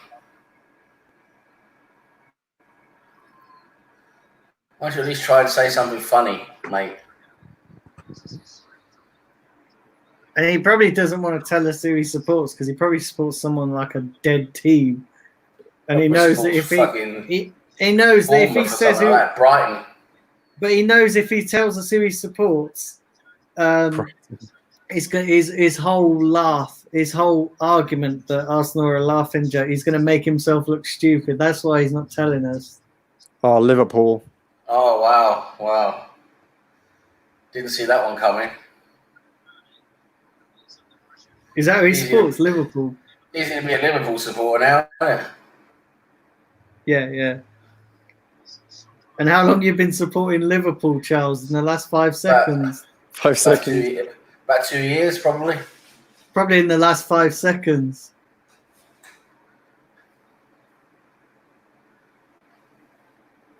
David Luiz is down now.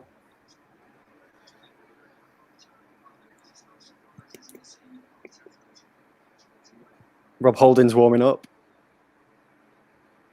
Yeah, he's probably one of those unemployed scousers who's got nothing to do with his life because he, other than troll other people's channels.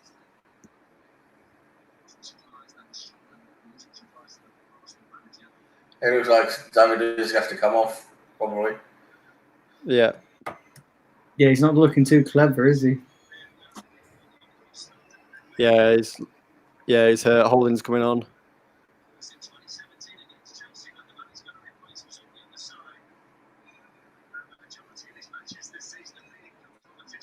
Yeah, do fire up the likes, everybody, and do subscribe if you are new to the channel.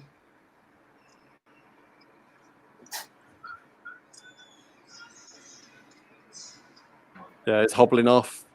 Yeah. So guys, are you happy now? Lewis is going off. Yes. Well, it was playing all right. Makes the defense more secure, that's for sure. Yeah, I think there must be a after party going on around already. Louise is off. Yeah.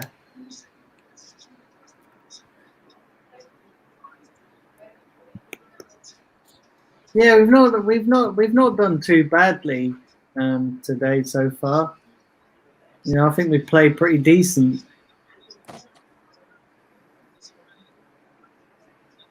Yeah. We've looked a lot better today tactically, that's for sure. Actually, looks like we've got some kind of idea in attack, but it's difficult, you know, because Sheffield United, they're a good team defensively. You know, they play well as a unit. Yeah, that is there, but the thing is, they haven't been the same. Not tonight, at least. They've No, been I very mean, Sheffield United the last few games have lost a lot of their form. It's not been good at all, really, for them. But they're still a solid team. You know, they still do well. They try hard. They got a solid midfield that works very hard. I'm hoping that they can perform better against Spurs and manage a draw. Yeah. Come on. Come on, Arsenal. I'm not doing anything this half. Yeah, we keep talking about how poor Leicester has been since the restart, but I think Sheffield has been more poorer than Leicester. To be fair, though, before the restart, Leicester was starting to slip off anyway, even before the restart. When Vardy came back, they were looking good again, but then probably they don't have the stamina or the bench strength anymore. It's literally ever since Vardy had his kid, he's been awful. Yeah. Yeah. I'm not liking this now. Sheffield United have got into it again. They got really. Oh my god! Dean Henderson almost scored. Huh? Dean Henderson almost scored from a goal kick. Yeah. Jeez, man, Dean Henderson almost scored. What the hell? Imagine if that went in. That'd be such banter FC if that went in. Yeah. But that bounced awkwardly. Why is it showing in replay about 1,000 times? I did say that Martinez was having a good game. Yeah. No, actually, it bounced very awkwardly, but then I think he had it covered if it was going towards the goal. I really not like this. They're getting into it. Oh, stop playing out the back. It's so scary because they're just getting close. Oh, God. Man, Martinez is kicking and distribution is so good. So quick as well. Oh, another injury. Get up. No, it's just a foul. It's just a foul. Kolasinac hammered him. This is how you hammer someone, not the Willock one. No, it was Holding actually who hammered him from the back.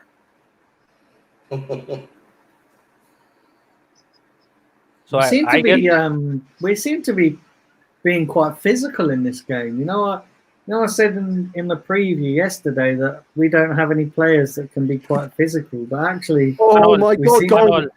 Goal! Offside again. The first save, Martinez made a good save. If he didn't make that save, it would have been 1-1. But the second one was offside, so we got survived again. Yeah.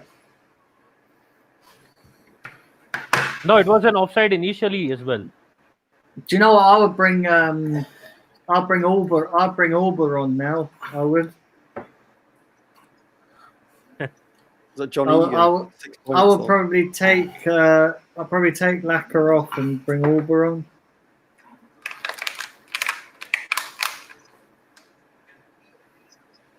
VAR. No, it's offside. There are two offsides. The one when he delivered the free kick, and the second one when the second shot was like after the save. So there were two offsides. It's clearly offside. There's no doubt about that. Yay. Yeah.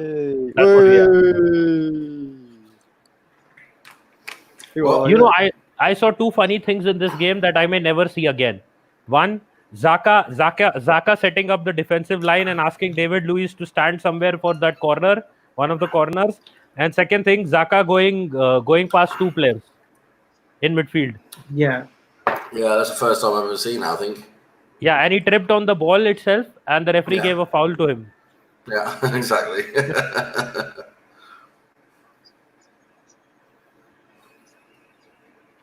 Yeah, I still haven't seen much link up, to be honest, between Maitland-Niles and Pepe. There hasn't been that much between them, but it's better than Bellerin anyway, because Bellerin is just completely hopeless. Yeah, Bellerin does nothing. Yeah, remember I was so scared about his bet.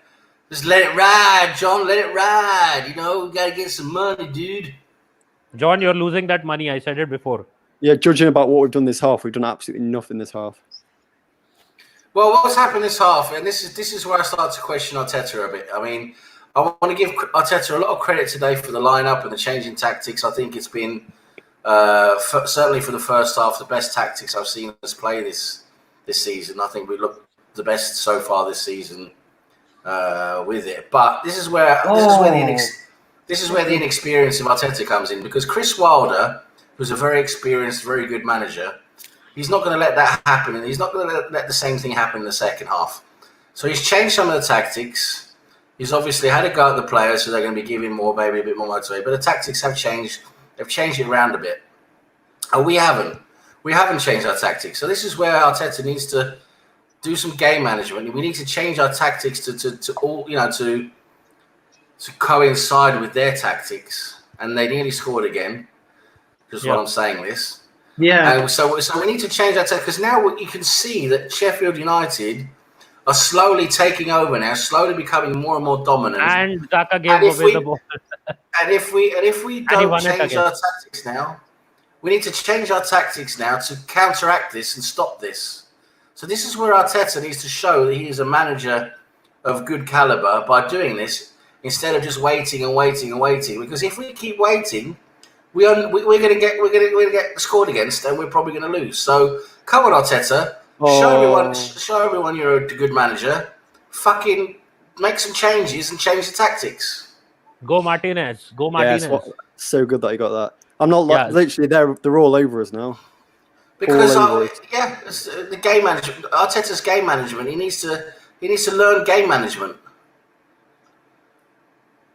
Was that Xhaka again falling on it over his arse as he came in? Yeah, and then he just laid down saying, "Give me a free kick." Xhaka, he just lost that ball a couple of minutes ago, and then he come in and did that. This is why Xhaka, even though his numbers look good, when you actually fucking watch him, he's fucking hopeless.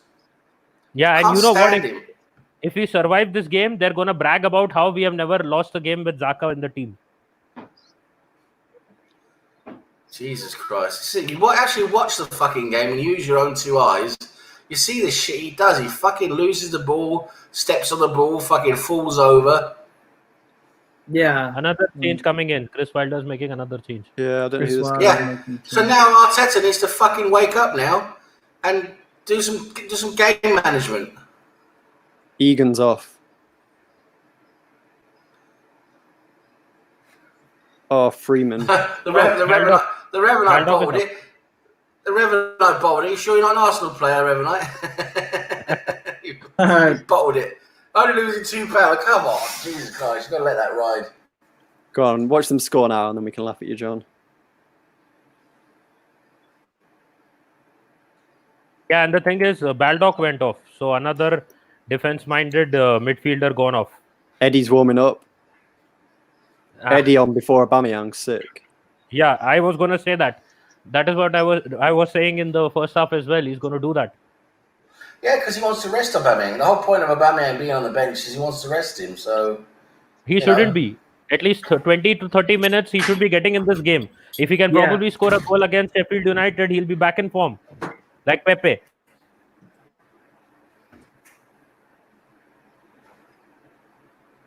What's the point of bringing on Eddie? He's going to be the same old Eddie against Norwich as well. And we need to be killing the game. We need to be killing off the game. He scored against Southampton, didn't he?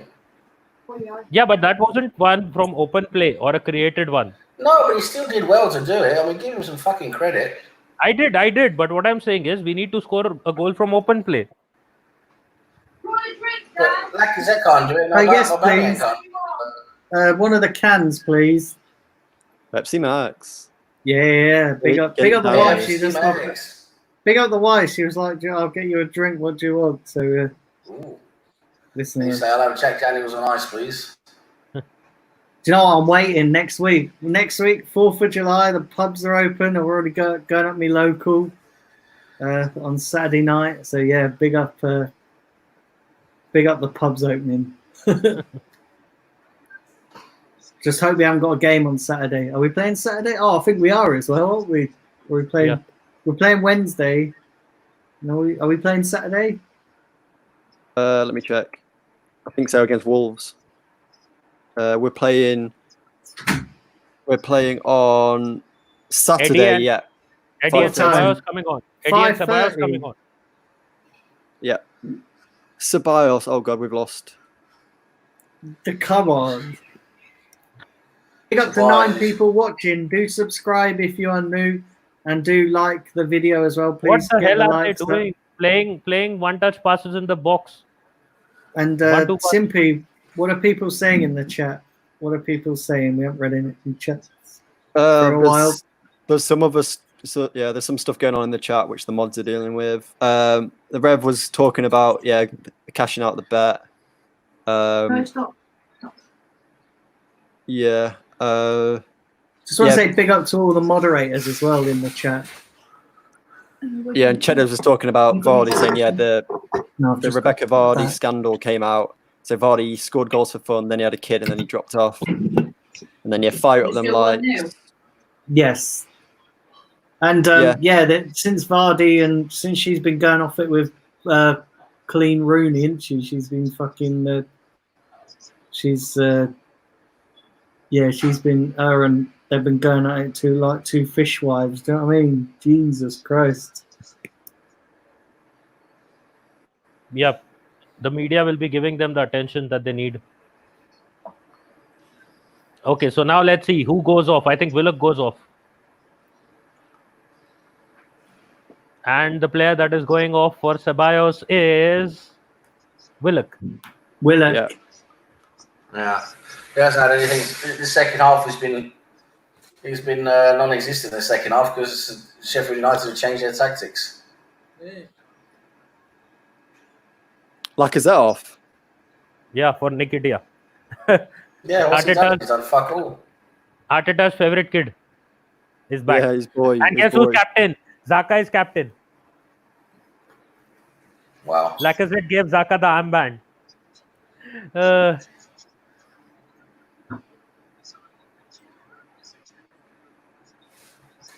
Lacazzette's done fuck all. No, but you remember one thing? I said yesterday that probably Xhaka will be the captain again soon. And that's soon enough. Yeah. Come on, man. Get a goal. Get a goal. I'm not liking this 1-0. They've been all over us this half. And it's still 67 minutes. Well, we played 67 minutes and we've been out.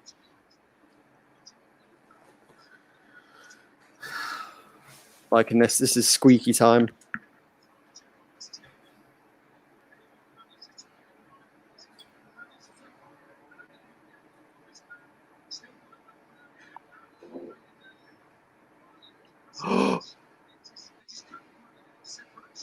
Oh my god.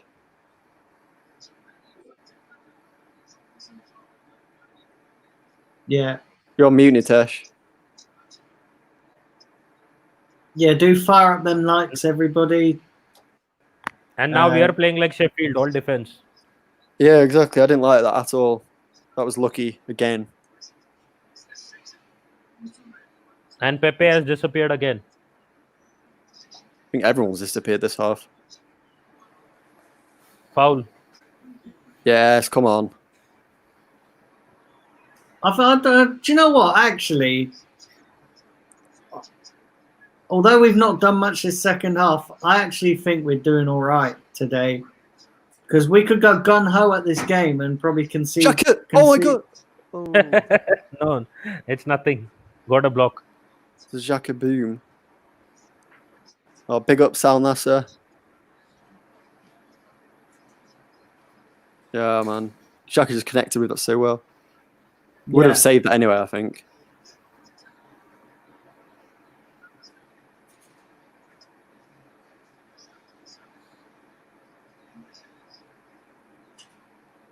We are letting them into the game. Yep. Where is the fucking game management?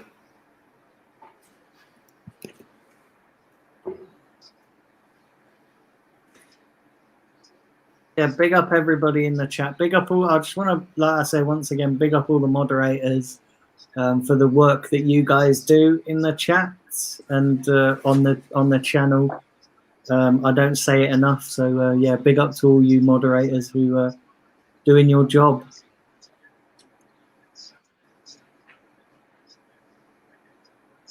And big up to the new subscribers. Had 3 or 4 new subscribers, so big up to you guys who are new to the channel.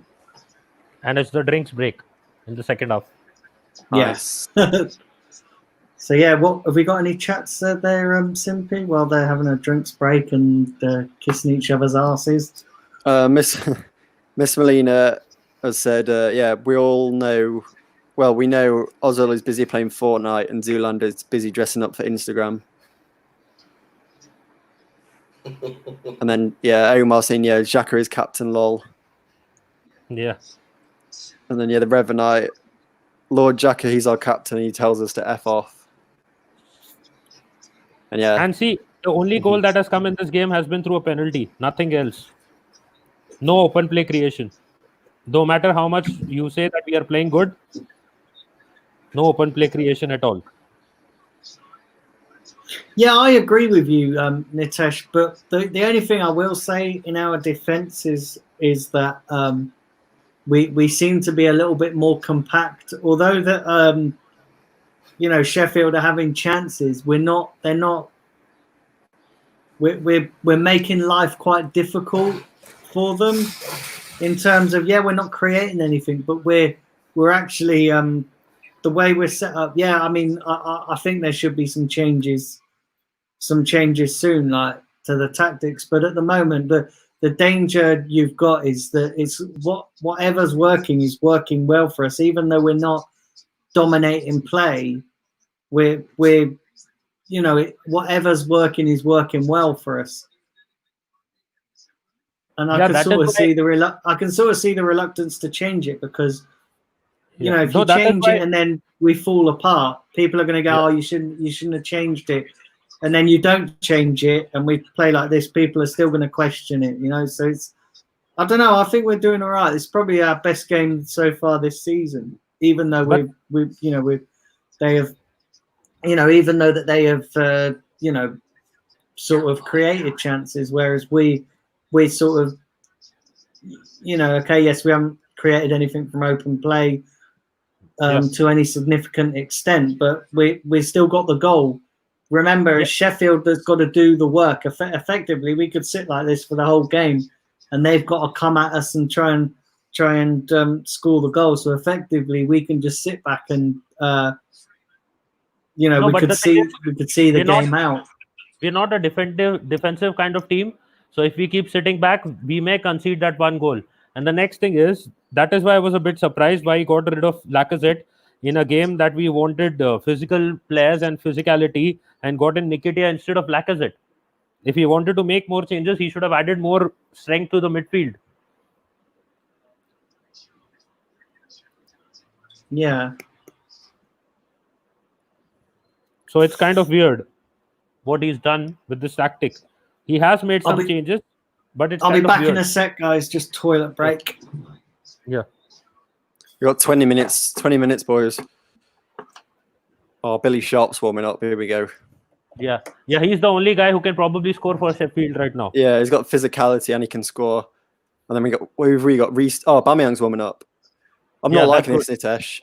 I'm not liking this at all. I can see them scoring a goal. They've had those 3 offside goals they've scored. Yeah. the winning the midfield battle's won now. I'm not liking it. We've had one shot, and that was a Xhaka long shot. Pretty much this whole half. See, the thing with that is what I can see is we should try to keep possession and try to delay the Billy Sharp being introduced into the game. We should try to delay it as much as possible, so that what happens is he gets as little time as possible to get into the game. And if that is the case, then we can probably try to minimize the damage and probably play it out, like Norwich tried to do it yesterday. They tried to hold on, but eventually conceded. But we can do that because Billy Sharp will be the only threat that Sheffield currently has as a proper striker. Apart from that, they can only try to score from set pieces. Yeah, and they've got another one now coming up as well. This is where we missed David. Oh my God, get rid of it. This is where I missed David Luiz, because even though we don't like him, you saw in the first half his set pieces. And he was aerially, yes, he's very strong. Yeah, he's really good. But then Rob Holding was the best player in terms of the aerial challenges in the game against Southampton. So I think he should be there. Yeah, hopefully, yeah.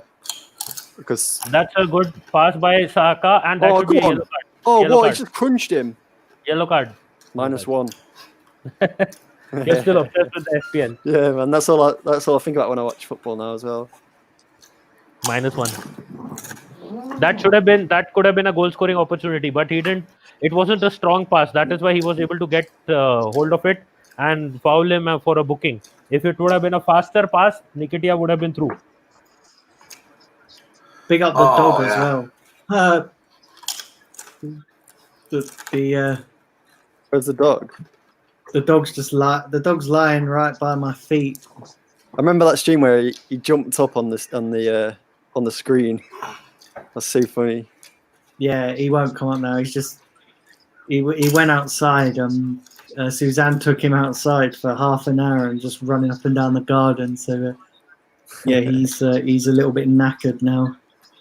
Right, Billy Sharp's on, and they've taken off centre back Basham.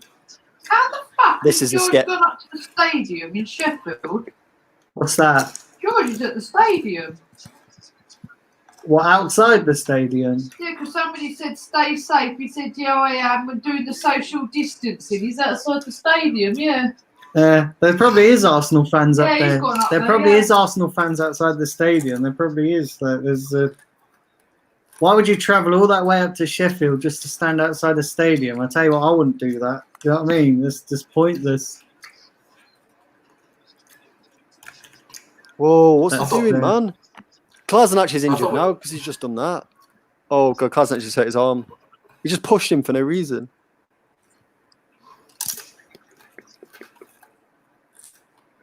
Big up 11 people watching.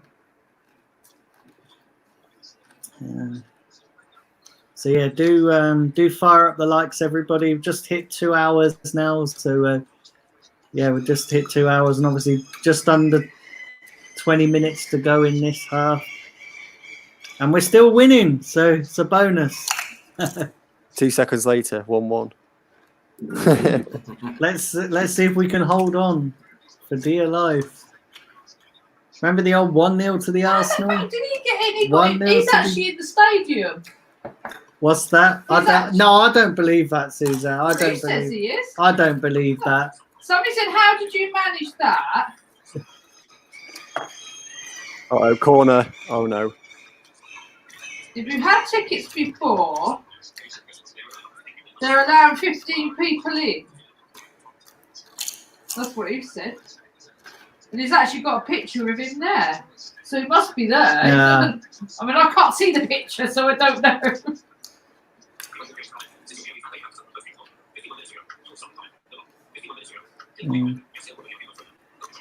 I can't imagine that. I can't see that, to be honest. What's Ceballos doing? Can you guys Hiding on the pressure now.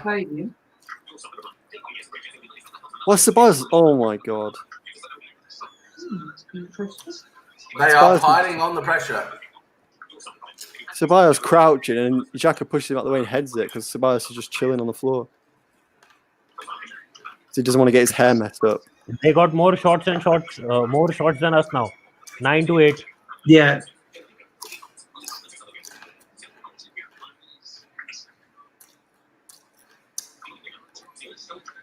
That's interesting. So is the picture actually of him in there, Suzanne? That's really interesting. I didn't know that. That's Somebody said be safe on the way back. He said, "Yeah, I've got my mask."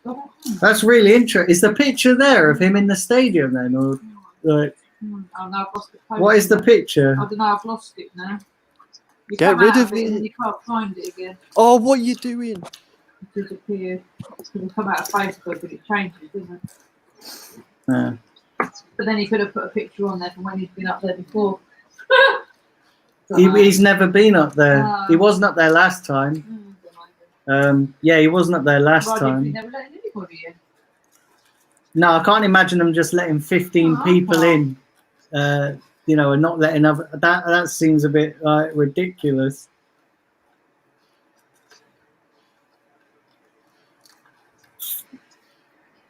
So yeah, big up everyone in the chat. Currently, we're sort of hanging on a bit now, aren't we? Been hanging on, since the 45th minute, pretty much. I've really not liked this one.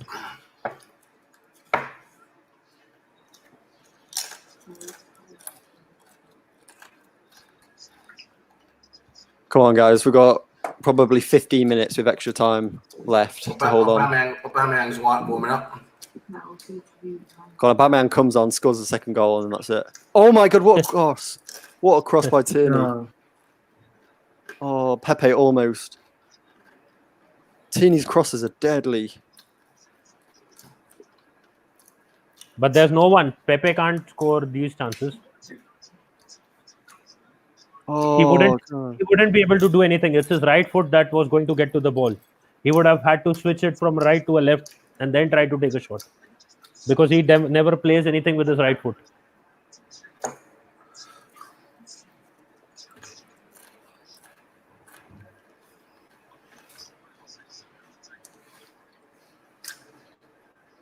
Finally, a corner. Oh man.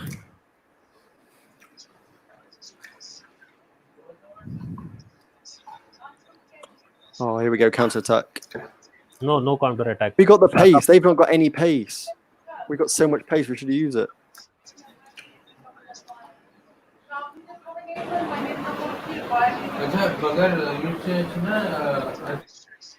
What? Getting told off. Oh my God, pace! Come on, go on, Eddie. Foul.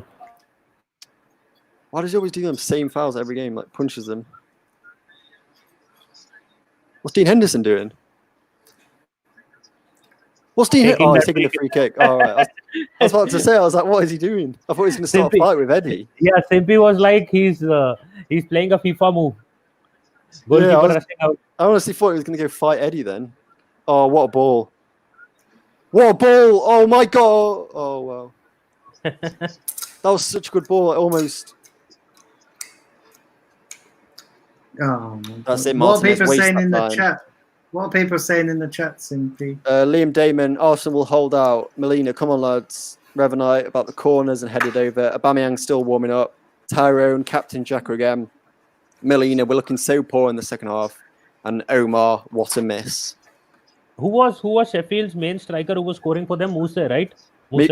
Muse. Yeah, and since he's been injured. No, he's been injured, I think. Then he came back on and he couldn't find form. Yeah, he just scored against us. Yeah. So he was scoring some goals at that point of time. Then he got injured. And once he came back, he couldn't find the goals again.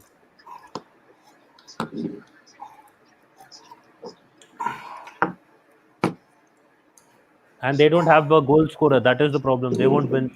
They won't probably get the goal. Sure. Billy Sharp can't do everything himself. He hasn't got pace. Billy Sharp, that's a championship player right there, isn't it? Yeah, he's been with them since League One all the way up to the Premiership. And he's just signed a new deal as well. Yeah, he's smashed it in the Championship. But now he's just a impact sub, really, like his job now is to come on and right? 35. Yeah, pretty much. then they've got Phil Jagielka on the bench as well. He's 37 or 36. 36 Do you know what? I think. I'd take this though. I'd take this 1-0 if it stays like this.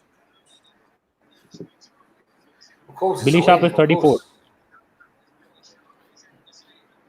Of course, we are going into the semi-finals of the FA Cup, but where we'll face United. Yeah. Do you know what I reckon? The draw. When is the draw? Is that Probably this evening? tonight. I think maybe tonight after the 8 p.m. game or 6 p.m. game, 6:30 game. I think it is Man City Newcastle. There's gonna be a draw again. I thought we are facing United. Or is it automatically done? I didn't know if it was. I don't know. Google it, Stimpy. Google it. I think we're facing United. Manchester United. Otherwise, Brownie will start creeping in the chat again. Where did you get that news from? Was that Brownie reported that? Because that's probably not even true. No.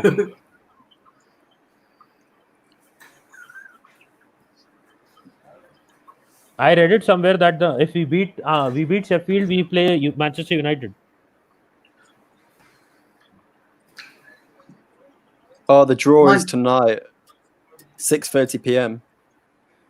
Okay. Yeah, sure. So I think then we might know which team we are playing then. Yeah. Yeah. If we go through, then we got Man United, Leicester or Chelsea, or Newcastle or Man City. When's the draw at 6:30? When's the Sheffield? When's the other game? I think one's at. The next one is at 7. I think one's the Leicester Chelsea game's 4:30. I think. Yeah, 4:30. So that 4:30, 5:15. Yeah, 4 4 p.m. Leicester Chelsea, and then 6:30 Newcastle Man City. Yeah. So the draw's going to be before that game then, or is it going to be? Well, they'll it's just not going to be do at the same time. Yeah, they'll just do the draw, and then they'll say Arsenal against Man City or Newcastle, and then when it's full time, it'll come up saying like Arsenal versus hopefully Newcastle. Oh my God, come on. This is our only chance of this half. Go on. And he mucks it up again. Oh, he's got it. Go. Come on. He's mucked it up. What a surprise. Yeah, so we might... No, the only reason I was asking, we probably should do some kind of reaction to the FA Cup draw. Aren't we doing the Leicester City Chelsea game?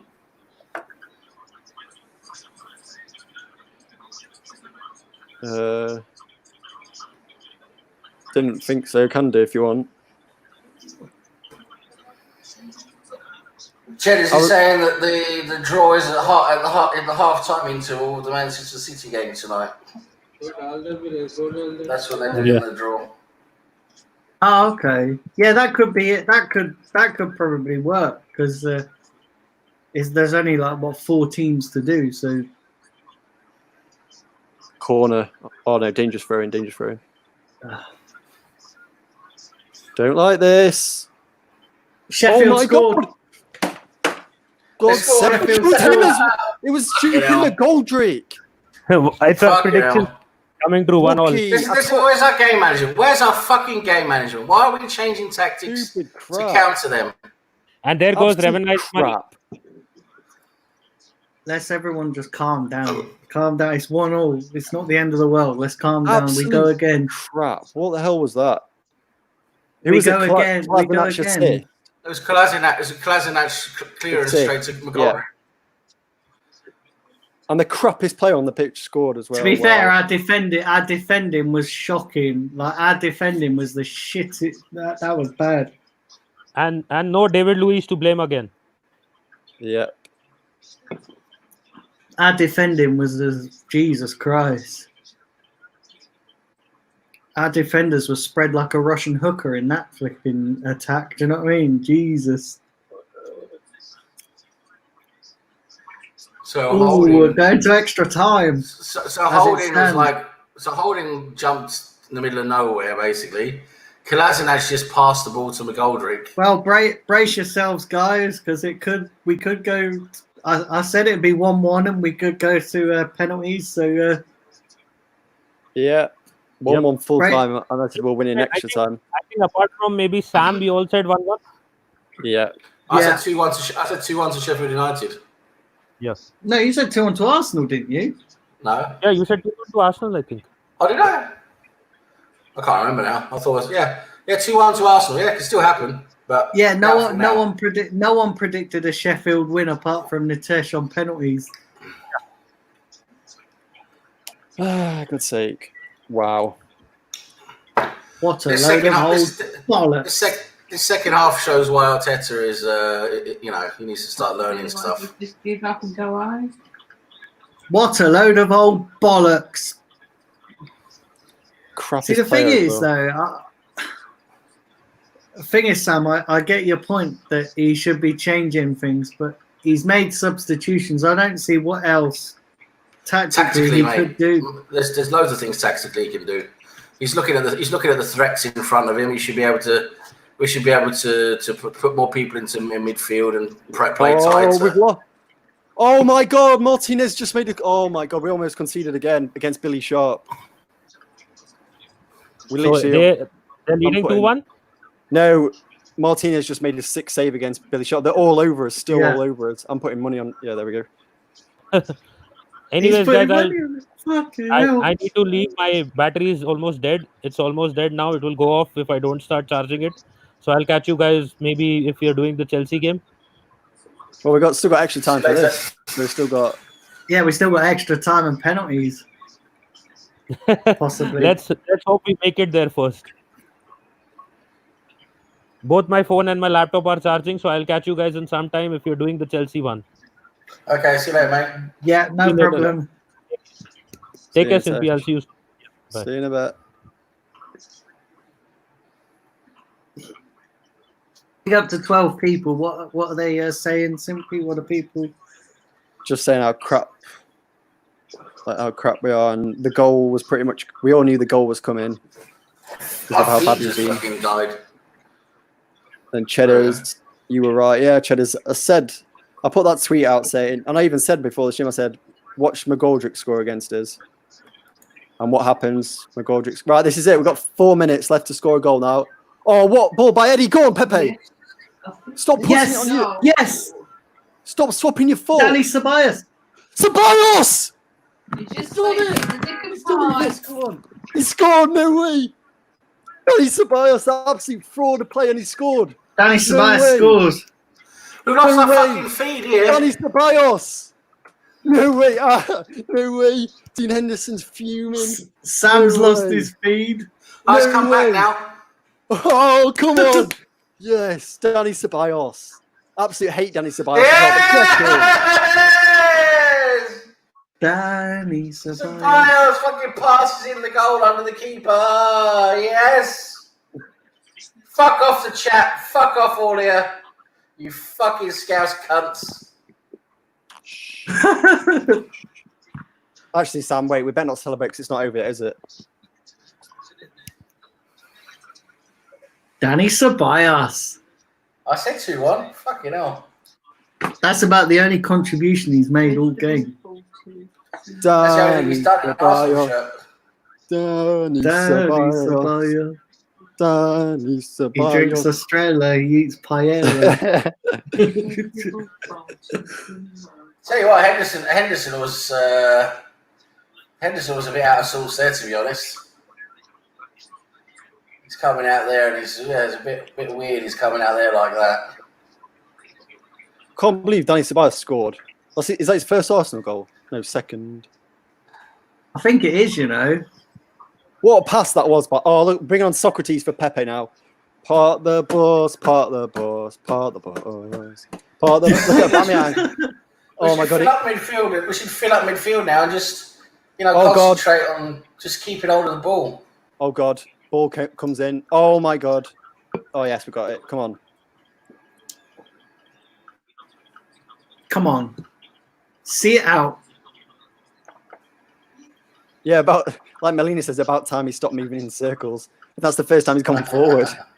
Yeah. For his celebration, he probably like just span around in the circle.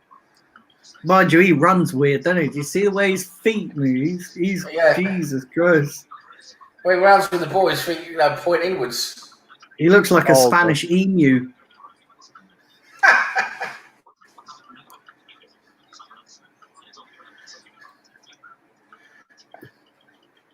Yeah, he runs like a Spanish emu.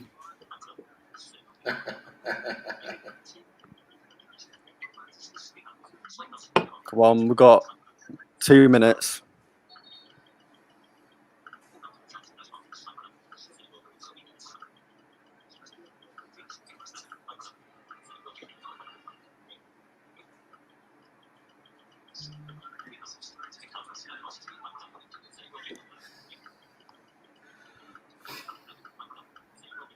Come on, Arsenal, let's have it. Right, Let's have McGoldrick this must win. be. McGoldrick must be one of the worst strikers in the Premier League, if not the worst. yeah. And who was it who let him score? Arsenal. Yeah. It's like every time it's like, what is it, like Benteke's not scored for 5 years. Arsenal. It's like, yeah, Brighton haven't won a game this season. Arsenal. It's just crap like that always happened. Oh, God. No, dangerous. Oh, yes. That's it. Stay on the floor. Stay on the floor, whoever that is. Is it Ceballos? Yeah, Ceballos, stay on the floor. Keep on the floor, Ceballos. That's it. Waste that time. Waste that time. Waste the time. We've got 30 seconds left. Waste the time. Is that we got to go stoppage time, haven't we? At the moment, Ceballos is just laying on the floor like, oh, wow. Fleck, Jesus, Fleck. Fleck jumped up with his studs into his chest. That should be a red card. Fleck red, surely. He's not. Look, he's not even got a red card, or even he's still on a yellow card. I don't think he meant to do it, but that was mad.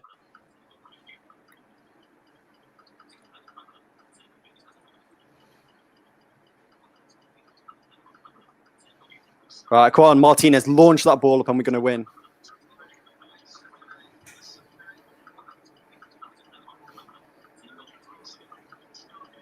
Blow that whistle, ref. Blow that whistle, ref, please. Don't let the ball go up to them. Oh, no. No. Oh, God, here they come. They're coming. Oh, God. No, what are you doing?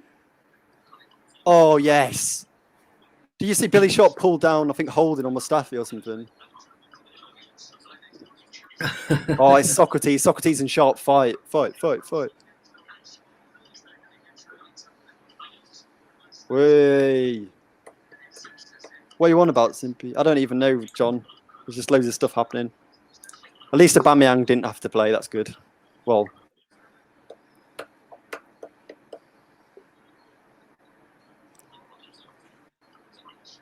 Full time. Yeah. Yay. Well done, Arsenal. 2-1. I got it right. Well done, Sam. I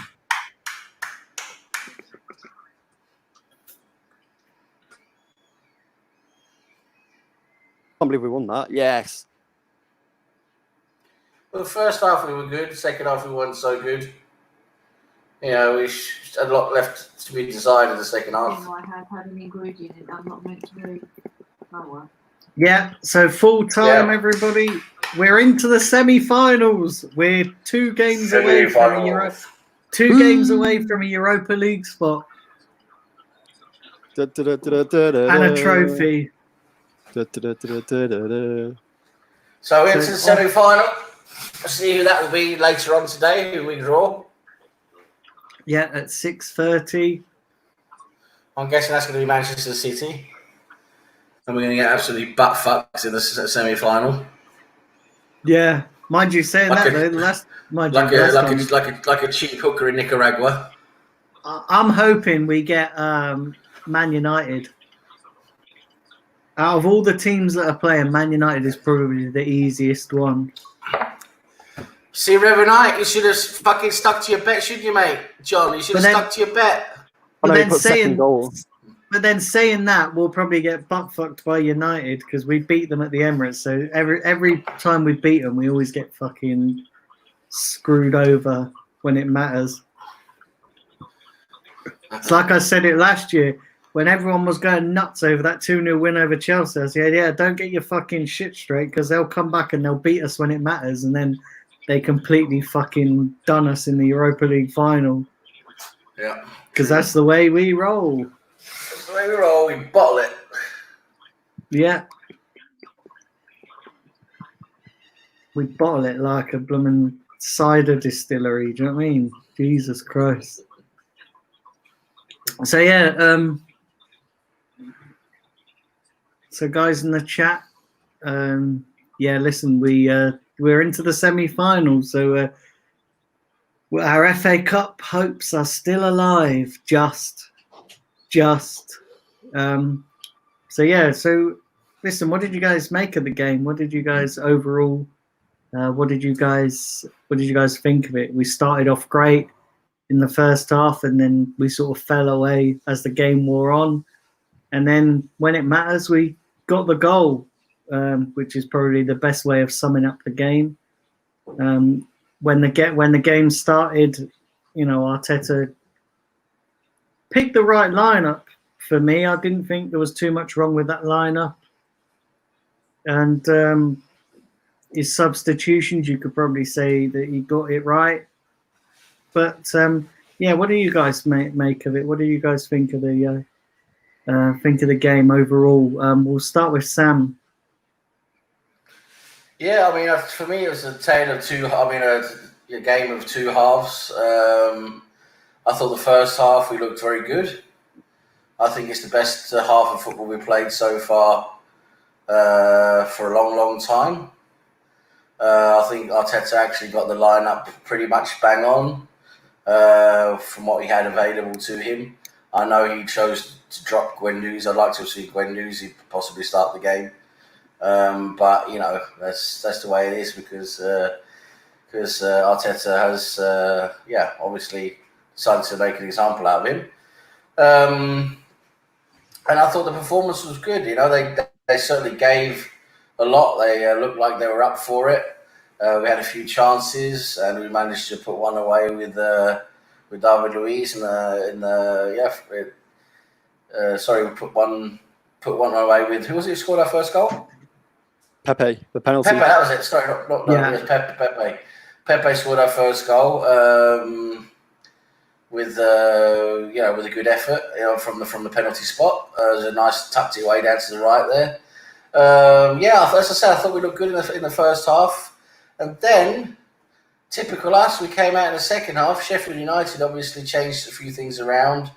Had probably quite a dressing down from Wilder at half time to get them going. And they came out a lot better and they pressured us and basically we went missing for most of the second half in terms of our play. We couldn't really put any of our play on the game. We were just, trying to soak it up and trying to defend, which, sometimes doesn't look very good. And we let them back in the game, unfortunately. We did. And I think we got a bit lucky at the end to score that second goal. It was against the run of play. I mean, Sheffield United were the better team in the second half and pinning us against the wall. And I would definitely say, that goal for Ceballos, well done, of course, to do it. And it was a nice counter-attack. And it's lovely to get that second goal and win, but it was against the run of play, so we got a little bit lucky there. But it's about time we had a little bit of luck. We've had so much bad luck with injuries and VAR decisions and everything go against us for such a long time.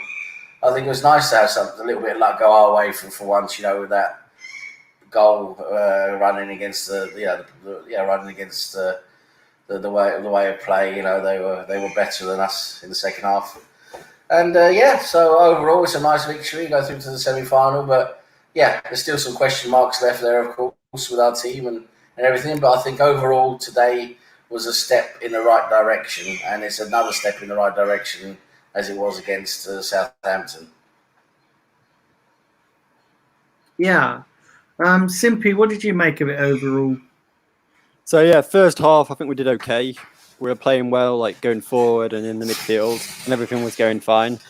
Then, we came out the second half, and it was like Sam said. I think Wilder just had a go at them all, and they came out quick. They came out of the doors quick, and then we only had a shot up until that Xhaka long shot in about the 70th minute or something. We were completely out of it, and you saw the long balls coming in, the set pieces coming in from corners. They were deadly. They obviously scored. What was it? 2 offside goals from a corner, and then they scored another goal from, I think it was a corner or a cross, a mistake from us. Then obviously we had that one chance where it was that good ball from Eddie up to Pepe. Then Pepe passed it to Ceballos and Ceballos scored. So we managed to get the win, but yeah, the second half, I really didn't like the second half because I think we didn't make the changes quick enough, or we didn't make the right changes, and yeah, we got kind of lucky, I think, because Sheffield United really did pile on the pressure. And I think as well, I think Nitesh or you said about the shots, Sheffield United took over as like shots wise as well. But yeah, I'm happy we got the win. But the only thing is now, the next opponents are going to be either Leicester or Chelsea, Man City or Newcastle, or Manchester United. So any of them is going to be difficult, other than obviously Newcastle. But we'll see. We go marching on. So yeah, good result. Yeah. And that's it. Listen, we can enjoy the win today, and listen, that's 2 wins on the bounce. We got the win against Southampton. We got the win today, and you could argue that we were a bit fluky and in getting that win, but you know what? It builds momentum, doesn't it? It's we've got to carry it on into the next game against Norwich. If we can get a win there, and just build up a little bit of confidence in this team, and build up a little bit of momentum going into the games in the league and the games in the FA Cup, because in both competitions we've got tough games coming up, and if we can go into them with a little bit of momentum, listen, it's going to be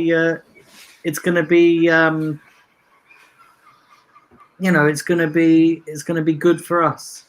And even though we've got some tough games coming up, listen, Liverpool have already won the title, so they've got really nothing to play for. We've probably got a little bit more to play for in terms of getting high up that table than they have. And with the game against Spurs, listen, it's always nice getting a win over Spurs. So obviously the pride in that game. And then obviously the ones there that are going to be tough is Wolves and Leicester. They're going to be tough opponents.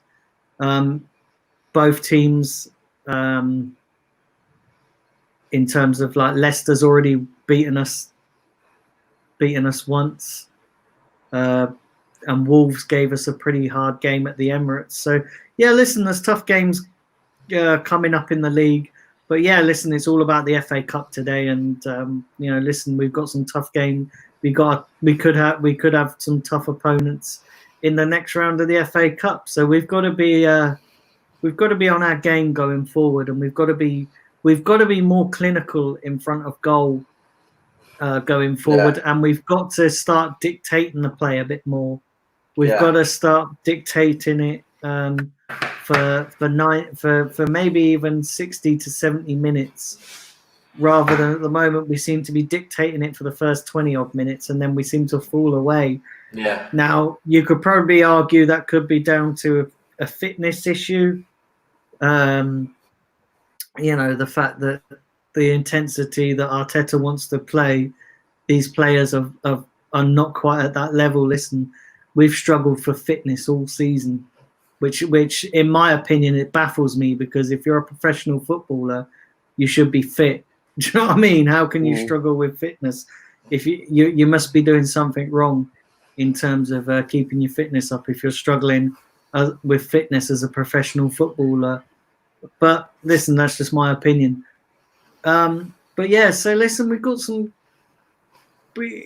there were some positives to take from the game today, though, as well, weren't there? There was some positives. I mean, Pepe had a good game, sort of faded towards the end, and then he got taken off. So, which was probably the right decision. So Arteta got it right then, in terms of taking him off when he was sort of fading a little bit. So yeah, listen. There was positives, which we haven't had a lot of in recent time, and we've got to be. Yes, Sheffield gave us a tough game. We sort of knew that they were going to give us a tough game. They had a majority of the play, but we were quite clever in the way we played, I feel, today. Yes, we didn't have a lot of the ball, and we sort of sat back and. We didn't really dictate the game, but we sort of kind of let Sheffield do the running, and we obviously were just smart when we had the ball. I felt today, yes, we won the penalty, and then obviously with the second goal, we were very sort of clever in terms of playing, and I don't think our defense, they weren't brilliant today, but they weren't. Listen, we've seen our defense play a whole lot worse, than what they did today. And yes, they made some errors. I think unfortunately that's just par for the course with these defenders. They're going to make errors, but we got it right. And Martinez, I thought he done okay today. There was moments where Sheffield could have easily scored, and he sort of kept us in the game. I don't think he had a bad game today overall. He made a few errors, but listen, when you've not been playing first team football for a long time, it's going to take a while to get up to speed. So I think he done okay. So yeah, well, listen, who are you guys hoping for in the next round? Because I'm personally hoping that we get Man United, because I think out of the teams that are left in it, they're probably the easiest. Yeah, I agree. Barring that Leicester and Newcastle don't cause an upset, which is, listen, it's unlikely. But you never know the magic of the FA Cup, that it happens. But listen, assuming that all the big boys go through, out of the teams that are in it, Man United are probably the weakest. And I probably would want Man United. See, Chelsea worry me because Lampard's got them playing well. Man City, obviously, we know what it's like to play them because we played them recently, and listen. So for me, Man United. So who are you guys hoping for? Sam, going to come to you first. Well, yeah, I mean, on the face of it, like you say, Manchester United are the. Say that none of the teams are easy. I mean, of course, you wouldn't put it like that, but I would say the favourable out of the three other remaining opponents at the moment. I would say they're the favourable we could meet. But I was also thinking that Manchester City might not be too bad, because if we might then, when the semi-finals being played, I think they've restarted the Champions League again, and I think Manchester City, they could be in a situation where they're going to rest some players for the FA Cup to focus on the Champions League. I mean, the Champions League is their big prize this season. They're going for. So I think they would be more than willing to rest players in the FA Cup semi-final to if it's to get into the Champions League semi-final. So. If we get into that type of situation, then maybe Manchester City would be a favourable team to meet. But even the thing is, even like we saw, when they played us now in the opening game after the restart, even their bench is a lot better than our first team. So it doesn't matter who they put on the pitch; they're going to beat us anyway. So yeah, it's still got to be United. I agree on that. Yeah.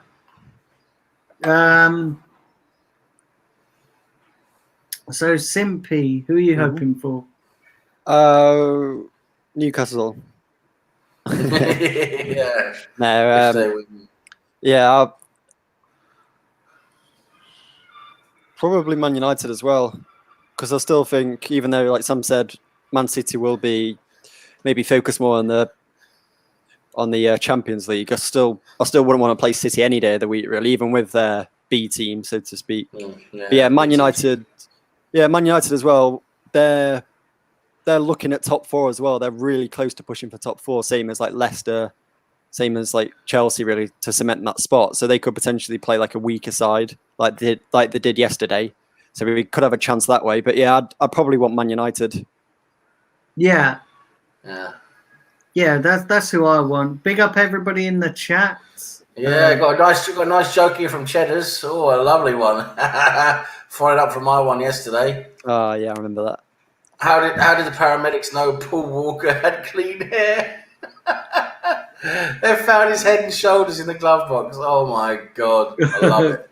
I love it. I love it. Jesus Christ. I've got a quick one then before we move on. Yeah. What's got 99 balls and fucks old ladies? I'll tell you what, bingo.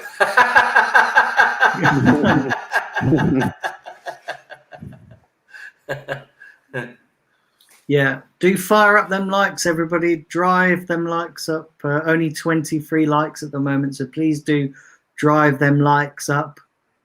Yeah. And do subscribe if you are new to the channel. Listen, let's get into the player ratings for today's game. Yeah. Because listen, is the player ratings are going to be interesting. So, Simpy, if you pull up who started the lineup. Yeah, sure. We got Nitesh backstage. Oh, he's back again. Nitesh is backstage.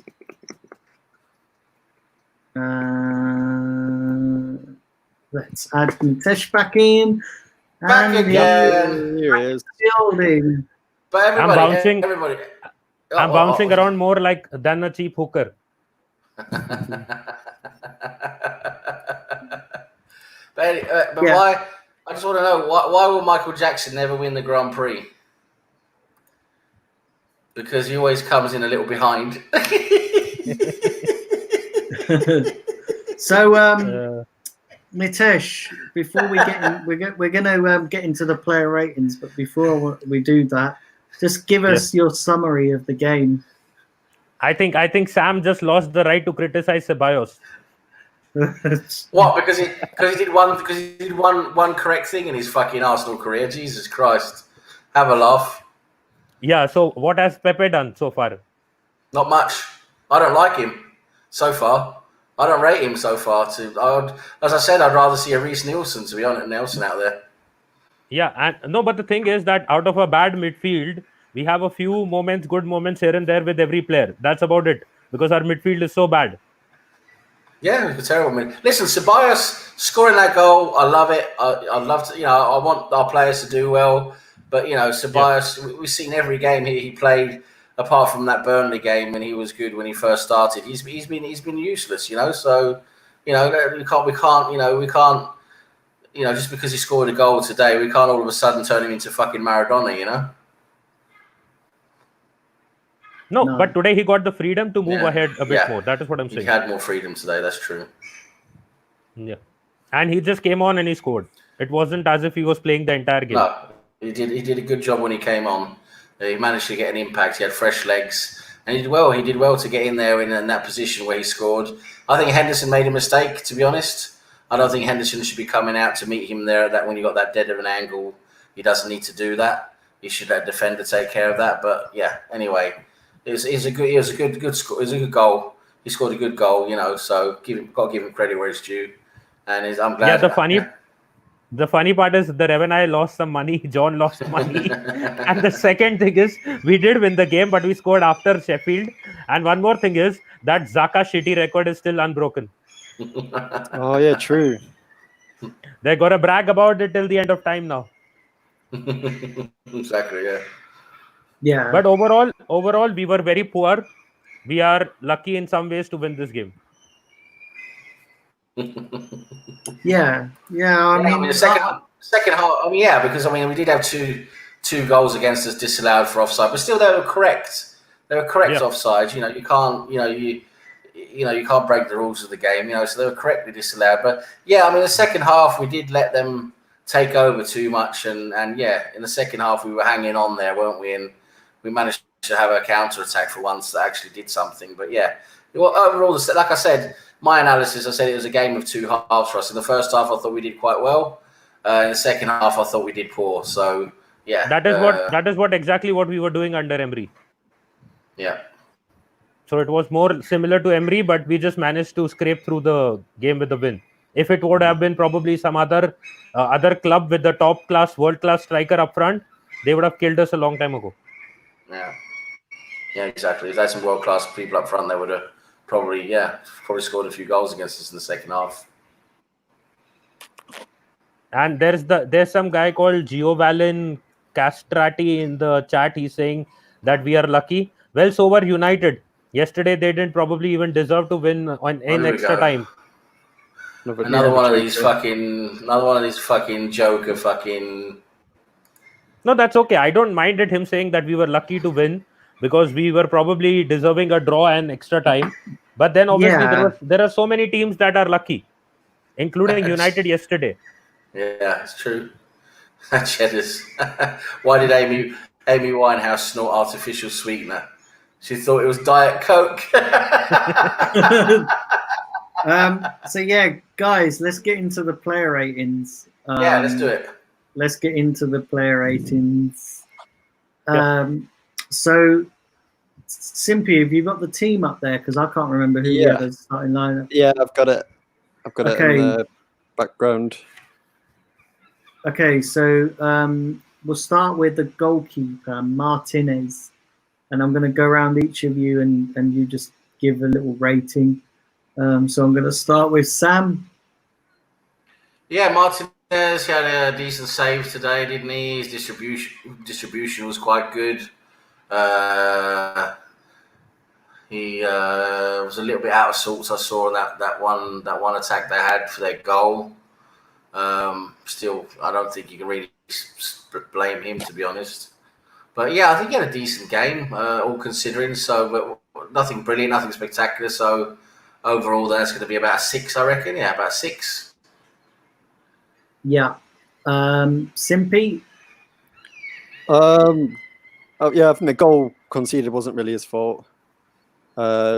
He did make a couple of good saves, like especially at the end with Billy Sharp's shot, which could have, that would have been 3-1, I think. No, 2-1 to Sheffield United at that point. Distribution, was really good. I'm going to go with a 7, I think. Yeah, 7's. Yeah. Yeah, Nitesh? Yeah, I'll go for a 6.5, probably. 6.5.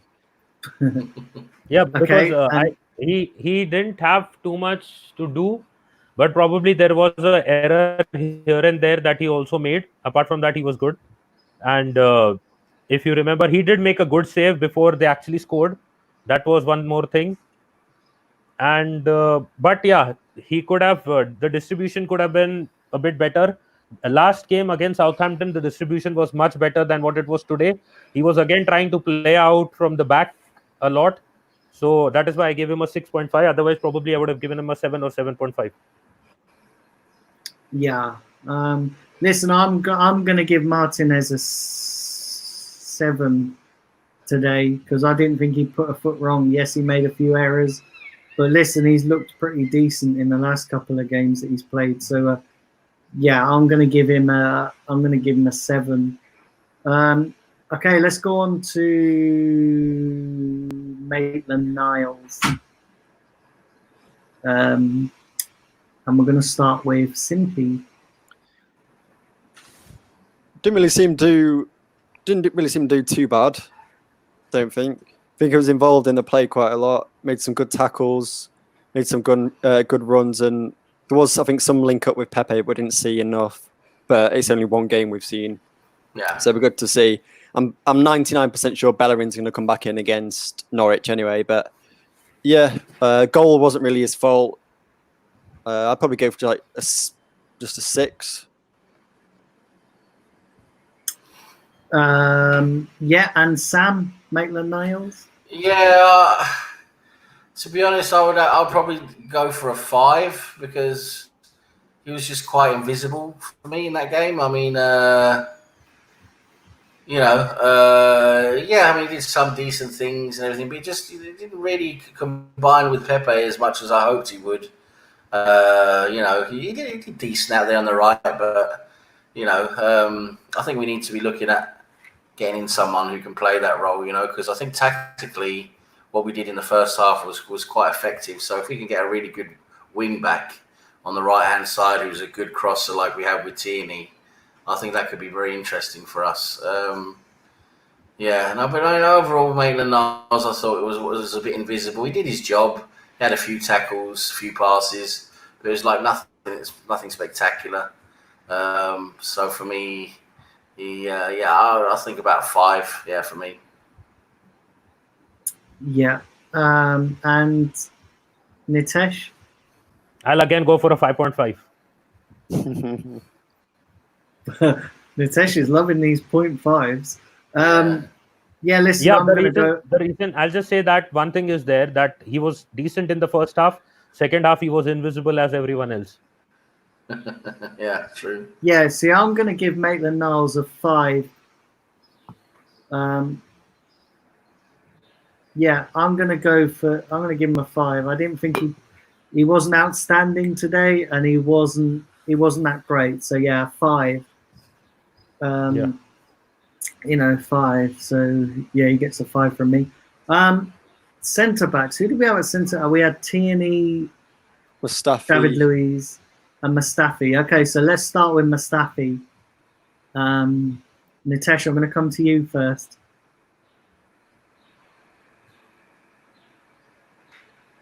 He didn't get booked.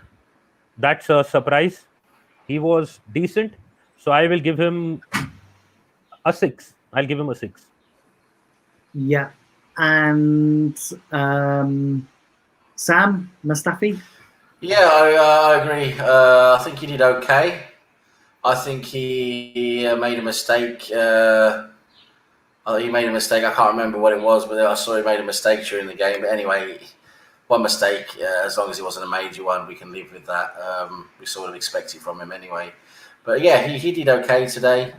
I don't think he looked, he didn't really look great. At the same time, he didn't look poor. He did a good, decent performance today. Did his job, and for me, he gets a 6. And Simpy. Yeah, I was just going to go for a 6 as well. Yeah, I'm going to give him 6.5. I didn't think he did that badly, and he wasn't that bad today. Okay, so let's go on to Kieran Tierney, and I'm going to start with Nitesh on this one. I'll give him a 7. His crosses were good. He looked good. He didn't look like a player who had just gone off with cramp in the last game. So I'll give him a 7. He was good overall, both at the back and going forward as well. Yeah. Sam, Kieran Tierney? Yeah, I think he warrants a 7. He had a good game, I thought. He made some good impacts in our attack with the ball. His crossing, I'll tell you what, his crossing is very good. His passing ability, with the crosses is very good.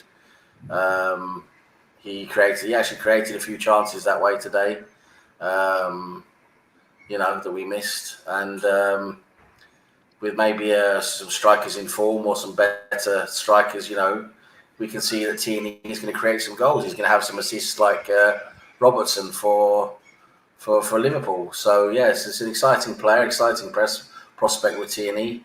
I think he did well. I would maybe argue.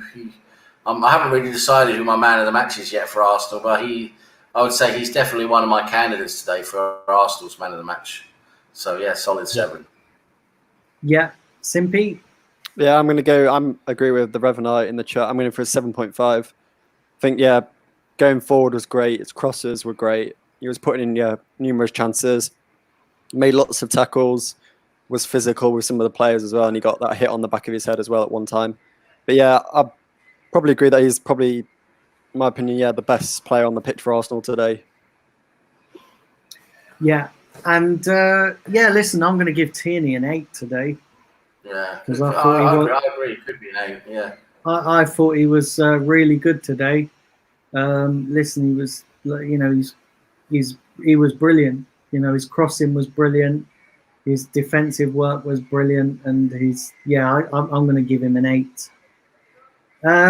Let's go on to David Luiz. Now I'm going to start with Simpy on this one, and then obviously when Simpy's finished, go to Nitesh and then to Sam. I'm just going to pop to the loo. Okay. That's it. I'm going to go with a 7 for David Luiz. Remember, more than 3 shakes is a wank. Yeah, I'm going to go 7 for David Luiz. I think when he got subbed off, we missed the aerial abilities, which I think we were talking about in the stream. Yeah. You saw as soon as he went off, those balls kept coming in from corners, kept coming in from crosses, and Mustafi and Holden, they are quite good in the air, but no one at the back is as good as David Luiz. So I thought before he went off, he was dealing really well with it. And then look how we conceded a goal. It was a set piece, and David Luiz would probably be in there to head it out or something. But yeah, I'm going to go for a 7. Yeah, and when you said the balls kept coming in, I was going to say that's what she said. Yeah, for But, me, sorry, it was Nitesh. Yeah, sorry, yeah, it was your turn. So I think I'll go for, because I went for a 7 with Tierney, I'll go with a 6.5 for Luiz. Because after all that criticism, he has come out and played a decent game. He has had the presence in the box. If you remember 1 or 2 places where the ball hit him and it rolled towards Martinez, he didn't do anything special or stupid about it, and he just let the goalkeeper catch it. And apart from that, as Simpy said about the aerial presence, he's one of our better players in the air, apart from Holding right now, with respect to centre backs. And maybe that is where Socrates and some of the other centre backs are lacking. If they have a bit more aerial presence, probably they'll do much better. So after all the criticism and after all the harsh comments that he has received, I think if I'm saying Tierney was 7, I think Luiz was a 6.5. And for me, Luiz, I thought he did a decent job today. Looked better today than he has recently. He's good. He's good in the air. That's where he's good. You know, he's good at clearing balls and his strong point is aerial challenges. So for me, as I said, I don't think he did really that much wrong today. He wasn't spectacular either. I think he just had a decent game before he had to go off with injury. Today for me, he gets a 6. Yeah, and listen, I didn't think David Luiz had a bad game. For me, I'm going to give him a 7.5 because our defensive problems started when he went off the pitch. I think we looked in control defensively until he went off, and then we sort of lost our way a little bit. And listen, I'm going to give him a 7.5. So let's go on to who else was on? Kolasinac? Yeah, Kolasinac. Yeah, let's go on to Kolasinac. So I'm going to start with Sam. Yeah, for me, Kolasinac was okay. He contributed well in the left side of that back three because Tierney pushed forward in the wing back role, whereas we know he excelled today. Kolasinac did his job decently, but then he had a couple of clangers, like for the goal they scored. I thought that was very poor. He should have cleared the ball. He didn't. He just basically passed it straight into one of our players, and that bounced straight into the path of who scored their goal. Was it McGoldrick who scored their goal today? Yeah. Fucking useless McGoldrick managed to score a goal. That was a clanger there from him, and he looked okay apart from the clanger. Not brilliant. He had some okay passes.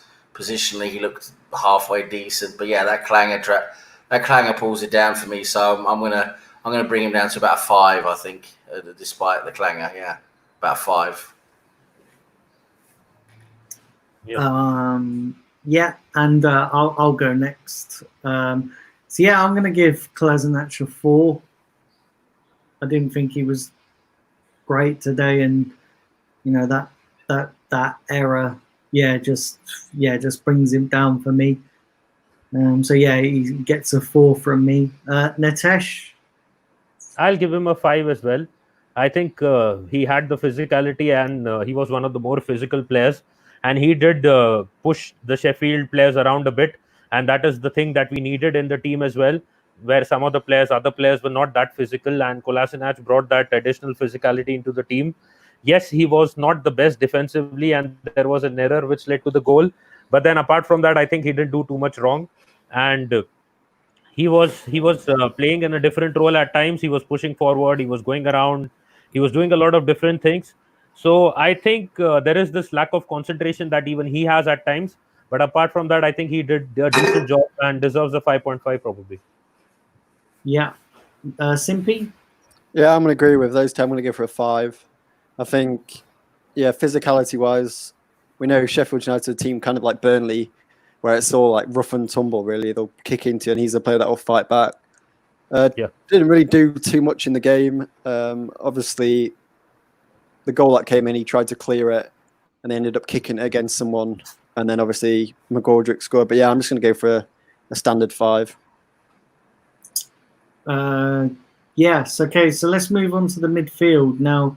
Obviously, we had a lot of players in midfield. So what we'll do is who did we have in midfield again to start with? Willock and Xhaka. Willock. Okay, so we'll start with Willock and Xhaka. So I'm going to go around each of you in turn and just give me a rating for those. So I'm going to start with Willock. Sam? Yeah, Willock, decent game, not great. He had a couple of nice passes, I thought, but at the same time, he lost a few passes as well.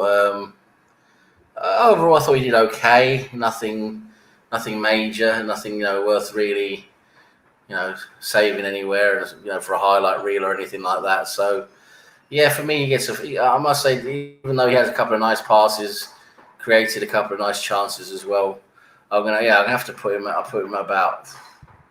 It's difficult between 5 and 6. I'd say 5, to be honest. Yeah, because he didn't really do much apart from those few things he did decently. Nitesh, Willock? I'll give him a 6 based on the first half, and he wasn't too effective in the second half, but he had a very good first half. As you pointed out, some of those passes as well, that where he created the play, he switched the ball to Tierney as well. So I think I will give him a 6 for that, and he was good and energetic in the first half. He even took a knock for us, and he got up and he continued. So there were some things that he did really good, and for that I'm giving him a 6 in the first half, because he also had an impact in the goal that was being created. I think it was one of his passes that he played to Lacazette. I think one of those guys where it was created in that sense. And I think he had a good first half, but second half the entire team was weak. So I don't blame him or point out that too much. But yeah, 6 is a decent number for him. Yeah. Simpy? It's kind of hard when you're the last person doing your review, because everyone's pretty much said all the points that you're going to bring up. Yeah, I'm going to go for a 5.5. Take bits out of Nitesh's, so I agree. First half, Willock was in it. Obviously, then he had that big knock with, I think it was McBurney. And then, but yeah, I think he did well in the first half. Yeah, second half, like pretty much the whole team really were invisible. But yeah, I like the way he was driving forward a bit. But yeah, I'm going to go for 5.5. Yeah, and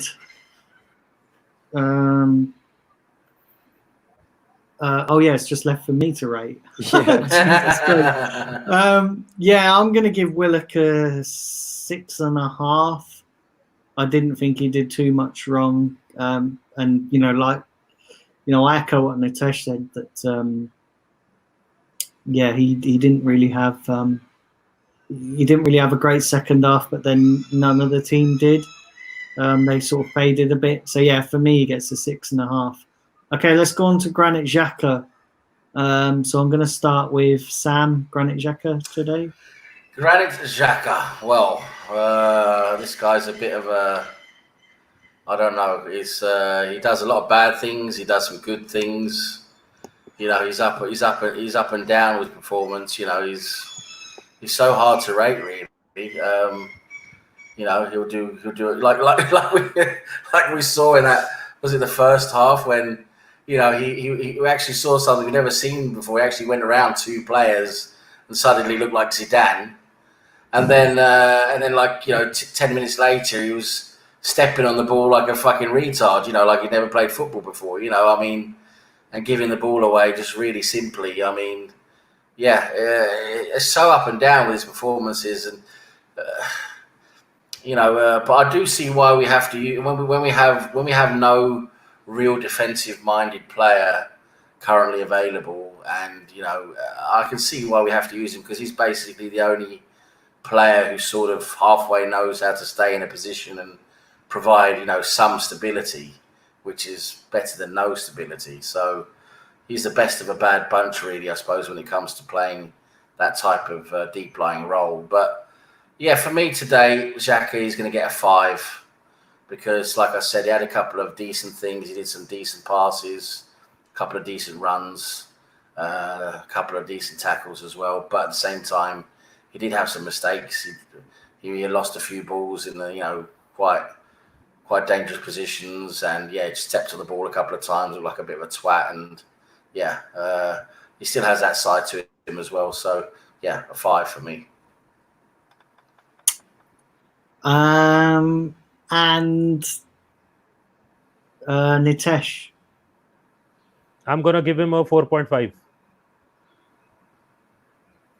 He was not tested really, and that is the reason that this guy has survived in the team again, because he was not tested in the match.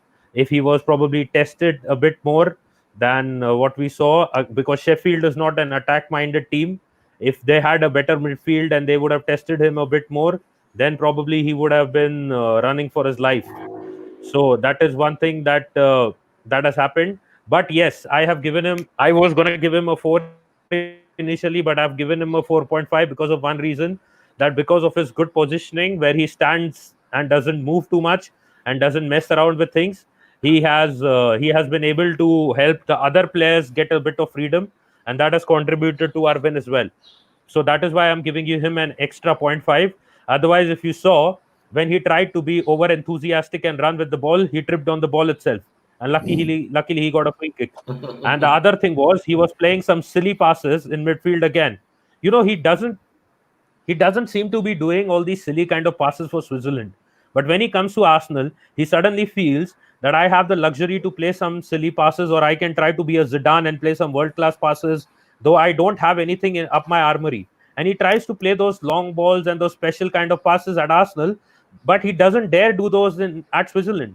If you see his game at Switzerland, it's quite composed, it's quite neat, and it's one more thing is there. He doesn't try anything extraordinary. He plays the simple game, the simple passing around. He doesn't try to be fancy. He doesn't do all those things for Switzerland. But once he is in an Arsenal shirt, he tries to be extraordinarily special, though he's shit. So again, we could see some of those like Zidane wannabe kind of passes and runs that he tried to make today, and 2 of those were quite visible. But apart from that, I give him credit for his positioning. He didn't do much wrong with the positioning, and that gave the other teammates a bit of freedom. And that also helped Ceballos eventually push forward, and he did score a goal. So I give him a 0.5 extra for that. But apart from that, it was a 4. So total combined, that 0.5 extra and the 4, it's a 4.5. Yeah. Simpy? I'm going to go for a 5 for Xhaka.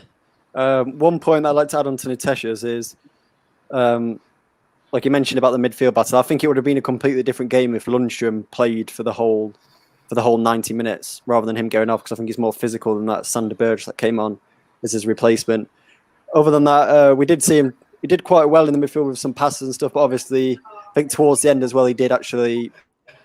At one point, he lost the ball, and then he got up, and then he ran back and he won the ball again. And there was another point as well where he went down outside the penalty box and just laid on the floor with his hands up in the air saying, like, ref. And then at that point, Sheffield United were running straight at our back line, so he could have been there. But yeah, I'm going to go for a 5 for him. Yeah. Yeah, listen, Granit Xhaka for me, he gets I think he gets a 5 because he made a couple of errors and his play was a bit sloppy today. But yeah, for me, he gets a 5. I don't think he was any better than that, and I don't think he was any worse than that. And can I add one thing quickly? Yeah, go ahead. Sorry, Daniel. I thought you were. No, I was just going to say that, your point, Nitesh, about he wasn't really tested today is probably part of the reason why he didn't make that many mistakes. If he was tested a bit more, he probably would have fucked up a a bit more. Yeah, and Yeah, one more thing I wanted to add. Yesterday, Sam was saying that Granit Xhaka better than Ceballos. I did not agree at that point in terms of being a midfielder, and I still don't agree to it. No, in terms of what he does for the team, I still stand by it because, like I said, he's probably the only player who has the ability to sort of stay in position and lie deep and help out the defence halfway from a midfield role, and for that he has quite an important role in the team. I mean, yeah, of course, with the ball in his feet, Ceballos is a better player with the ball in his feet. Of course, they play two different roles, but what I'm talking about is how important they are to the team. Not that I'm trying to say Xhaka is so fucking important. That's what I'm trying to say, but try and understand what I'm trying to say, and that is, I would put Xhaka slightly ahead of Ceballos at this time because of the role he plays. That's important for us because we'd have no one else basically there to do that. But Ceballos looked a bit better today. He had like more of an impact role today, coming off the bench. He looked a bit better today doing that and had that goal, of course. But listen, until today, he hasn't looked very good. He runs in circles. He loses the ball a lot. He seems indecisive with what he wants to do with the ball. For me, he's not better than Xhaka. Really for me, and I'm staying by that for now. But we'll see. We'll see in the next few games if Ceballos steps it up and does better and starts playing more like he did today. Then sure, I can rate him better than Xhaka probably then. Yeah. Okay, so let's move on to who else was in the midfield. Who else did we have? Have we done Ceballos? No. He was a substitute. He was a substitute. Yeah. So we're going to come on. We're going to attack them, don't we? Yeah, we're going to come on. Pepe, we're going to Laka, come on and to Saka. him. Okay, so we'll start with Pepe, and I'll start this one. Do you know what, Pepe? I thought he had a really okay first half. He faded a bit in the second half, and then obviously he scored the penalty. So for me, I'm going to give Pepe a 7 today because I didn't think I think he showed a lot of promise in the first half, and he was creating lots as well. So yeah, for me, he gets a 7. So let's go to Nitesh first. Pepe. I'll give him a 5 at the most.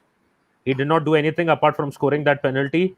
And yeah, maybe 2 chances were there in the first half, but he did not convert, and he had some good chances to probably do more. Okay, maybe not 5. Yeah, maybe 5 is fine. I think I won't give him more than 5 because 5 I've given him because of the goal, the penalty goal that he has scored and given us the lead. Otherwise, probably he would have been probably on a 4 for me because his second half he was invisible as always. You can't do that. This is the problem that Arsenal has been having for so long, that people play a half, they look decent, and then they disappear in the second half. And I will say one more thing, that Pepe, for the money that we have paid for him, he's supposed to at least be visible in both halves and be doing something. Even if it doesn't work out, that is a different thing, totally understandable, but he can't disappear. It's like another Mesut Ozil in the team right now. Okay, Simpy, Pepe. Again, yeah, good first half. Second half, he didn't do anything until, well, obviously he was involved heavily in the Dani Ceballos goal. But apart from that, from half time onwards until the second goal, he didn't do anything. He had a couple of shots, like Nitesh said, could have scored. I'll probably go for a 6. A 6, I'll go for Pepe. Okay, and Sam, Pepe. Yeah, I think he had a very quiet game again. Like Nitesh said, this first half he was okay. Showed some decent things in the first half. He's still not linking up very well with the right back or the wing back, but still today was the first time they've really tried that for a long time. So yeah, we'll see how that goes. If that's something that continues with Bellerin, if he gets played further up the pitch. But yeah, I agree with what Nitesh is saying. He's too much in and out of the game. He'll have a little flash here and there, and then all of a sudden he disappears for 20 minutes or 25 minutes. And if you're a marquee signing, a big player, a marquee signing, you've got to be before. he's had enough time now, surely, to realise what it's like to play in the Premier League. He should have had coaching guidance from Arteta and the coaches at the club. He should by now start showing us why he's worth £72 million. I'm sorry, I might be sounding a bit harsh there, but he has got to that time now where he should start showing that he has something to do in this team, and he shouldn't be disappearing for the majority of a half of a football game at that level. It just shouldn't be happening at his level. So, disappointing, really. Again, he scored the penalty. It was a decent penalty. Yes, he got into a couple of positions again that he missed, unfortunately, like the rest of our forwards do. They just miss. But, if he's going to get a higher score from me, he has to start converting chances. He has to be more visible in the game, creating more, and he has to link up a lot better and do a lot more on the right-hand side. So, for me, maximum 6. I'll give him a 6 because he had a decent first half. But, the second half was very poor. Can I add one more thing? Every time he scores, like today he scored a goal, and we were like, okay, so now this is good for his confidence. Pepe is back. And that lasted for like 10 or 15 minutes, and he was back to his old self. So that is how long his form lasts, for like 15 minutes. That is about it. He just looks so timid. He looks so timid, like he doesn't really want to be there. He's got this attitude. You see it on his face. When he scores a goal, he has a little smile, and then he's like, he's trying to cower away, like, I don't want to be here. He's got this whole presence. This presence factor where he doesn't have any presence, right? First of all, second of all, it's like it's like it seems like he doesn't want to be there. It's like, why am I here? That's this whole. What I'm trying to say, not attitude. He hasn't got an attitude problem, but I'm trying to think of what it is I'm trying to say. But it's this whole vibe he's got, as a player. He's got such a timid vibe, And it's like you're a fucking £72 million pound player. You're tearing it up in France. Okay, it's only the League One, but he was tearing it up. He should be playing better than this.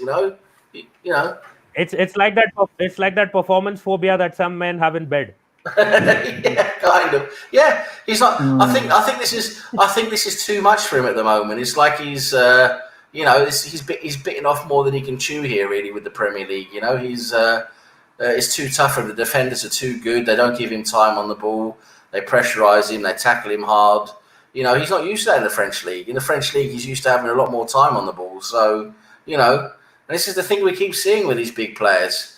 The Premier League, the Premier League's a tough league. You've got tough defenders. They go in hard. They don't give you any time. It's definitely the most intensive league in the world. And he had that one. They don't give you any time on the ball in the Premier League. You get no time on the ball. Yeah, go on, Nitish.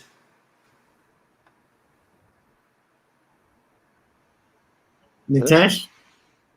Nitish, you there? Now we've lost our correspondent in Mumbai. Are you there, Nitish? He's still there. Is he muted? Anyway, I was just got a bit of a lag or something. But yeah, I was just saying, listen, the Premier League's a tough league to come to for marquee players who are used to having a bit of time, used to having that extra second or two on the ball. In the Premier League, you're not getting it.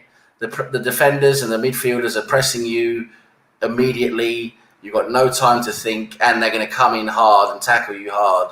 And that, I tell you what, for a lot of players, they can't handle that. We've seen it with many players come and go in the Premier League, big names who can't handle it, And for me, I'm getting a bit worried with Pepe. I must say, I haven't given up on him yet, but I'm getting a bit worried. I'm getting into that, what's going on with him phase now, Listen, I'm going to say this. I think we need to give Pepe a bit more time. Like, I think next season I expect to see a lot more from him. The only reason I'm giving him more time is the simple fact is that if we're single out in him for being poor, because of his price tag, listen, let's be real. The whole team has been poor. So I just think we need to forget the price tag and just accept the fact that, listen, the whole team has been shocking this season. You know, even Aubameyang has been shocking, and he's been here for what 3 or 4 games, and yes, he scores a lot more goals than Pepe. I just think with Pepe, he's still. I look at him and he's still adapting to, you know, the Premier League, and I think next season he'll have a better idea of what teams are about. So yeah, I'm giving him next season. If I don't see anything from him next season, then he's obviously not good enough for the Premier League. I think this season it's been a, you know, he's shown what he can do in small stages, and I think this is the problem with a lot of Arsenal fans, is that we don't give enough time for developing players. And yes, he was tearing it up in France. I get that. But equally, the French league is completely different to the Premier League. And when you look back at players gone by, you know, if we're judging players this quickly, then we would have said the same about Dennis Bergkamp when in his first season at Arsenal, and the same with the likes of Thierry Henry and Anelka. They all had shaky starts, and they turned out to be good players. So we need to be careful about criticizing him too early. You know, listen, and the only thing I will say is there's a lot of fans out there who are prepared to give Ozil chance after chance, and he continues to let us down. But yet with Pepe, it's like that people have written him off when he's only been here a season. And I just think because he's not a big name favourite like Ozil, that people are just writing him off too quickly, and not saying big name favourite. He's not really a big name favourite. He's the biggest player we've ever bought.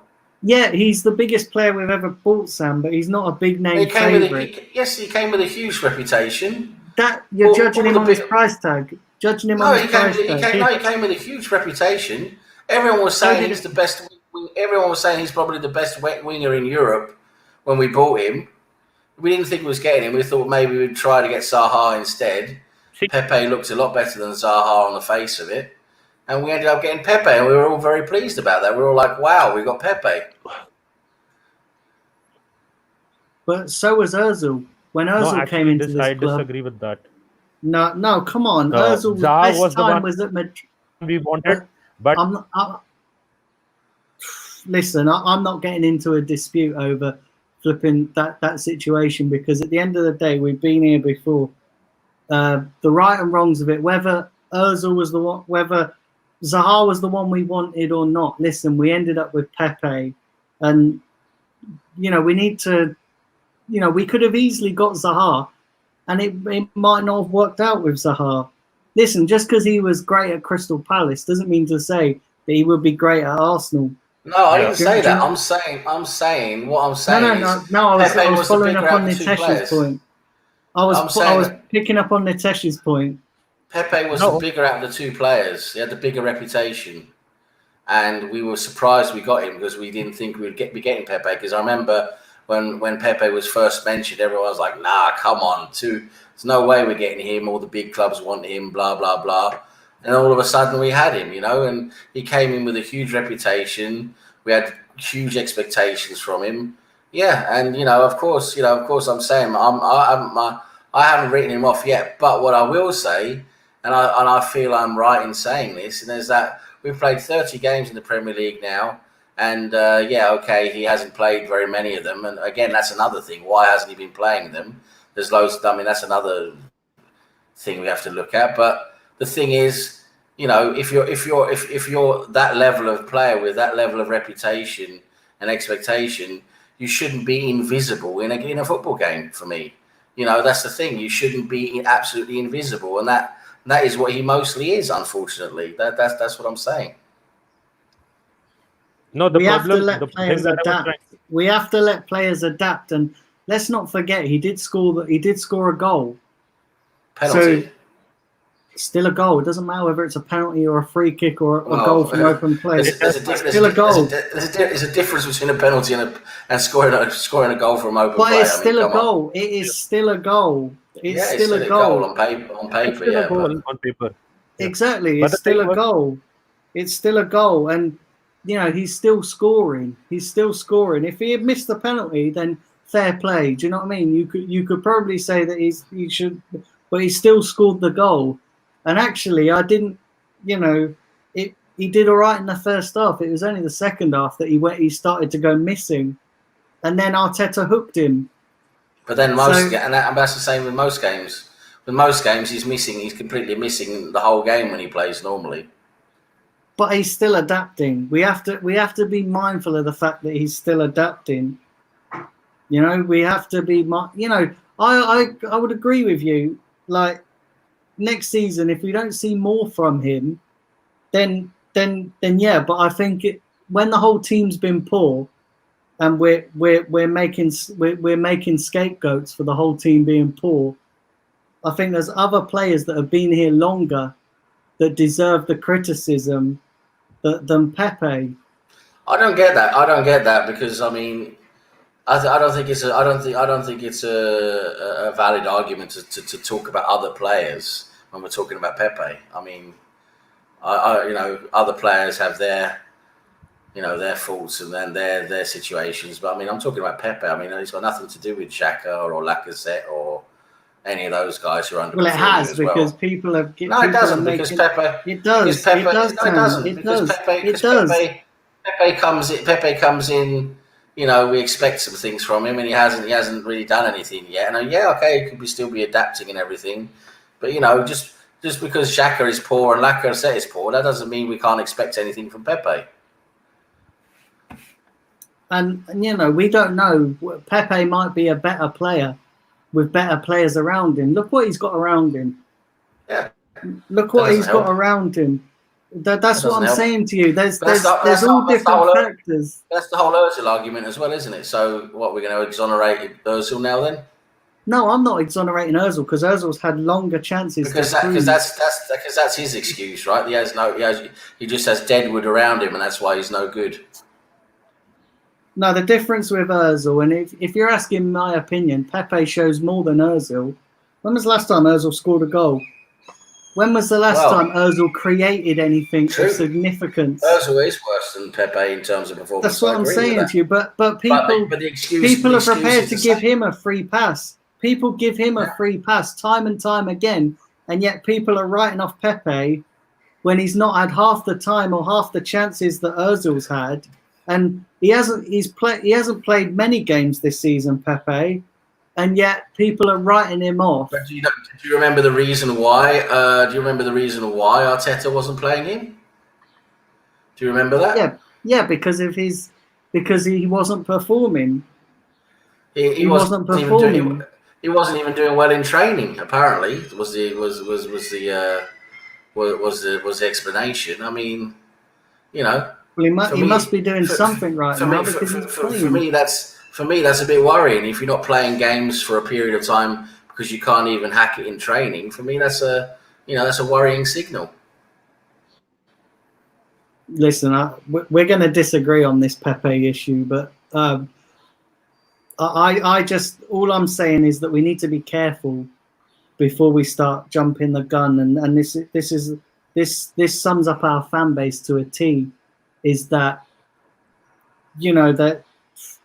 that time is given to their favourites, but yet because a new guy comes in and he's still adapting, and yes, I want to see more from Pepe, but there are contributing factors to his poor form. There are contributing factors to his poor form, and the other players get free pass after free pass, and they seem to get chance after chance. But yet a guy who's been here for one season is because he's not because he's not doing anything like creating anything from open play, and because he's not living up to people's expectations at the moment, they're writing him off. Let's say all the people write him off, yeah, and then next season he comes out and has a really good season. I'd Let's love say he that has to a really happen. good season. I'd Yeah, love that to happen. that's what I'm I'd love saying. that to happen. We've got to be careful. I haven't written him off yet. I'm just saying I haven't written him off yet. I'm just saying I'm starting to get worried. That's all I'm saying. I haven't written him off yet. I don't want to sell him. I don't want to keep him out of the team yet. I want to give him a chance, but I'm just saying at the moment, from what I've seen so far from him at our club, for me, it's a bit worrying. That's all I'm saying. And let's not remember that the last 2 games he's played, he's scored. Yeah, that's true. And the game against Brighton, he did score from open play. Yeah, he scored from open play, but the rest of the game he was absolutely invisible. Everybody said that, and he also got a poor rating. So yeah, but he scored. He scored. He still scored. And but had we had better defenders, it might have contributed us to a win.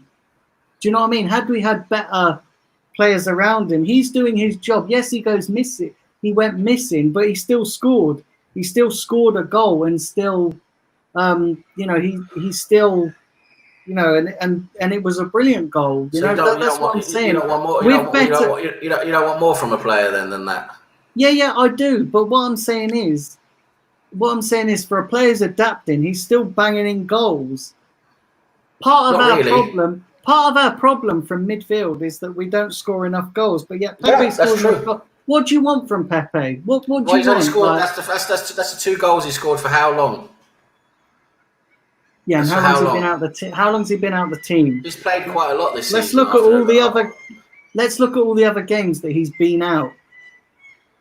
Yeah, and the reason Arteta left him out to start off was because he couldn't even hack it in training, according to Arteta. Fair enough. But listen, I get that.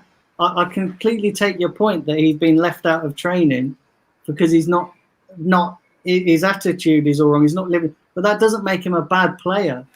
Let's cite all the other players that have been left out of training. Like with Guendouzi and all the players.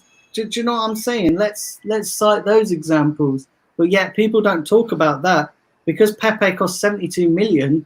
He's getting highlighted. What do you mean left out of training? They haven't been left out of training. Talking about you. No, but let's highlight do you know what I'm saying? Like, people don't talk about those incidences with Guendouzi. He's played 26. I'm looking at Pepe's stats for this season. He's played a total of 35 games in all competitions and scored 8 goals. Which is not bad for a first season. But because he cost 72 million, people expect he's going to be like Kevin De Bruyne. He's got to adapt. He's got some goals, but the problem is that's what everyone's saying is he's got some goals, but the rest it's his performance in matches. He's missing for most of the game. That's the thing, and you can't be like that. You can't be missing in a football game. You don't get to play that way. That's just the way it is, isn't it? Listen, let's move on from Pepe because listen, we're going to disagree on that. But all I'm saying is we just got to be careful. Yes, he could perform better in games, but we have to be mindful of the fact that he is still adapting. And the other thing I want to say on this before we move on is that it's not his fault. He cost 72 million. No, the price tag is not his fault. So no. we have to listen. We have to just be careful. That's all I'm saying, because it could come back to bite us on the arse. That he could turn out to be a very good player, and there have been better players at this club who have had a season or a season and a half or 2 to adapt, and they've turned out to be one of our best players. Yeah. The obvious being Dennis Bergkamp. Look how long it took him to adapt. But he wasn't missing from games. That was a difference. But it took him a long time to adapt. He might. Yes, Pepe's been missing from games this season. Come on, if we're talking about players missing from games, we could probably cite the whole squad. Yeah, of Do you know what I'm saying? But I'm not I talking just about the think- squad, am I? That's the thing. The And we problem- keep talking about the problem we is keep not talking that. about the squad. We're not talking about the squad. That's, you know. But we're The talking problem- about Pepe, but you have to factor in that the whole squad have been shit. So if you're Yeah, going to single one guy I'm not out, talking about the squad. I'm talking about Pep. I can single out many players, you and I see have your done. argument I've falls talked flat about on its face, man, Shaka. because I've talked about Shaka. I've talked about Lacazette. I've talked about Aubameyang. I've talked about many players. David Luiz. I've talked about many players and singled them out. So no, sorry, I'm not having that. I've talked about many players and singled them out. But just now, I'm singling out Pepe because for me, he's showing he's a bit worrying. His development's a bit worrying for me. That's all I'm saying. You know, then all of a sudden, I'm just singling him out. I'm not. And we were talking about Pepe as the player ratings. That's why we're talking about him. And then I went on to just give my opinion about him overall because we were talking about him in the player ratings. I haven't singled him out at all. Yeah, and the thing with Pepe is the problem is that he has a dead leg. He had a good chance today. If he could control it with the right foot, he could have done that. All these players that you have mentioned, Daniel, they were never so one-footed, and that is why even when I said that Zaha was the first choice because of his dual-footed nature, he can also play with his left foot. He doesn't have a dead leg, which you need to have when you need to be a two-footed player when you're in the Premier League.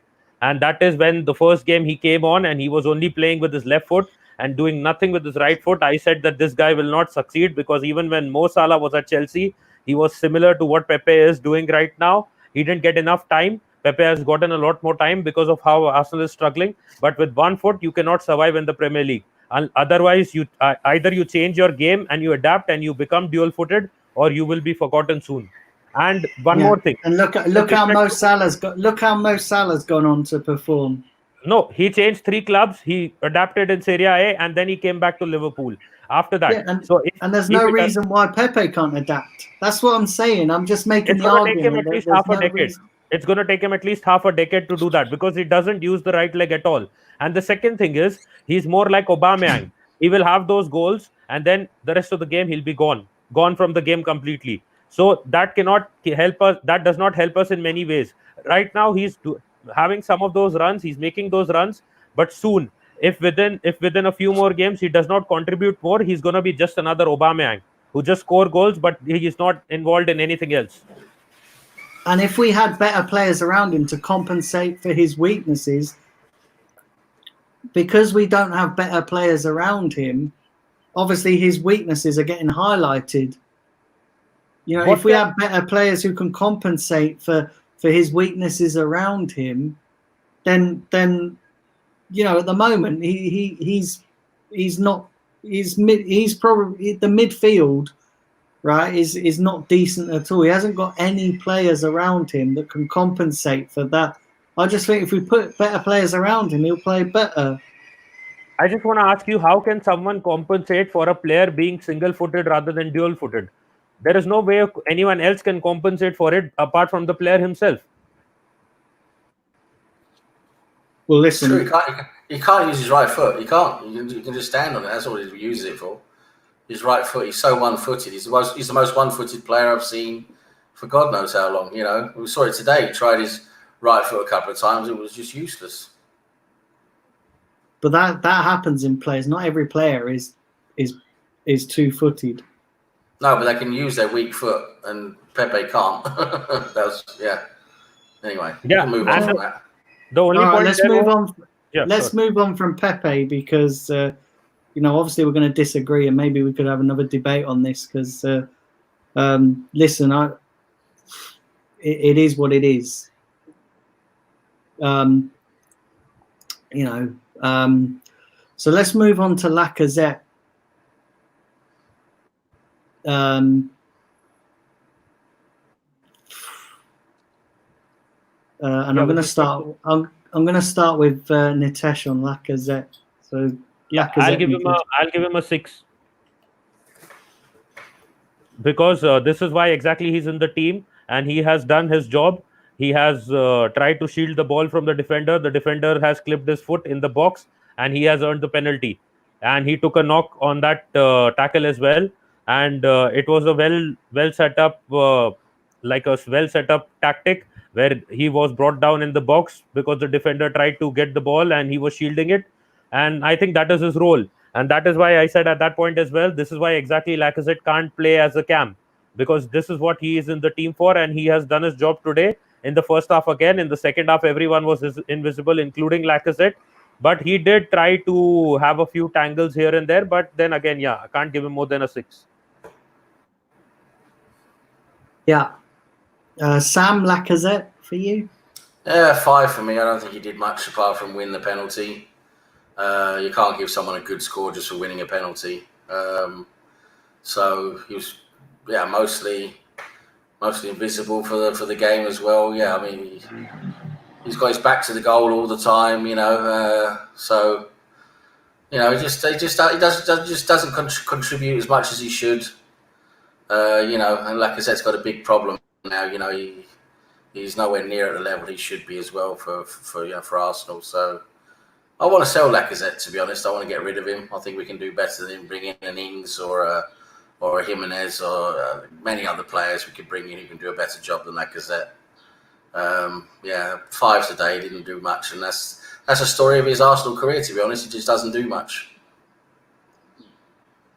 Simpy, Lacazette? Yeah, I'm going to go for a 5. I can't even remember him having a shot. The only thing he did was, like Nitesh and Sam said, win the penalty.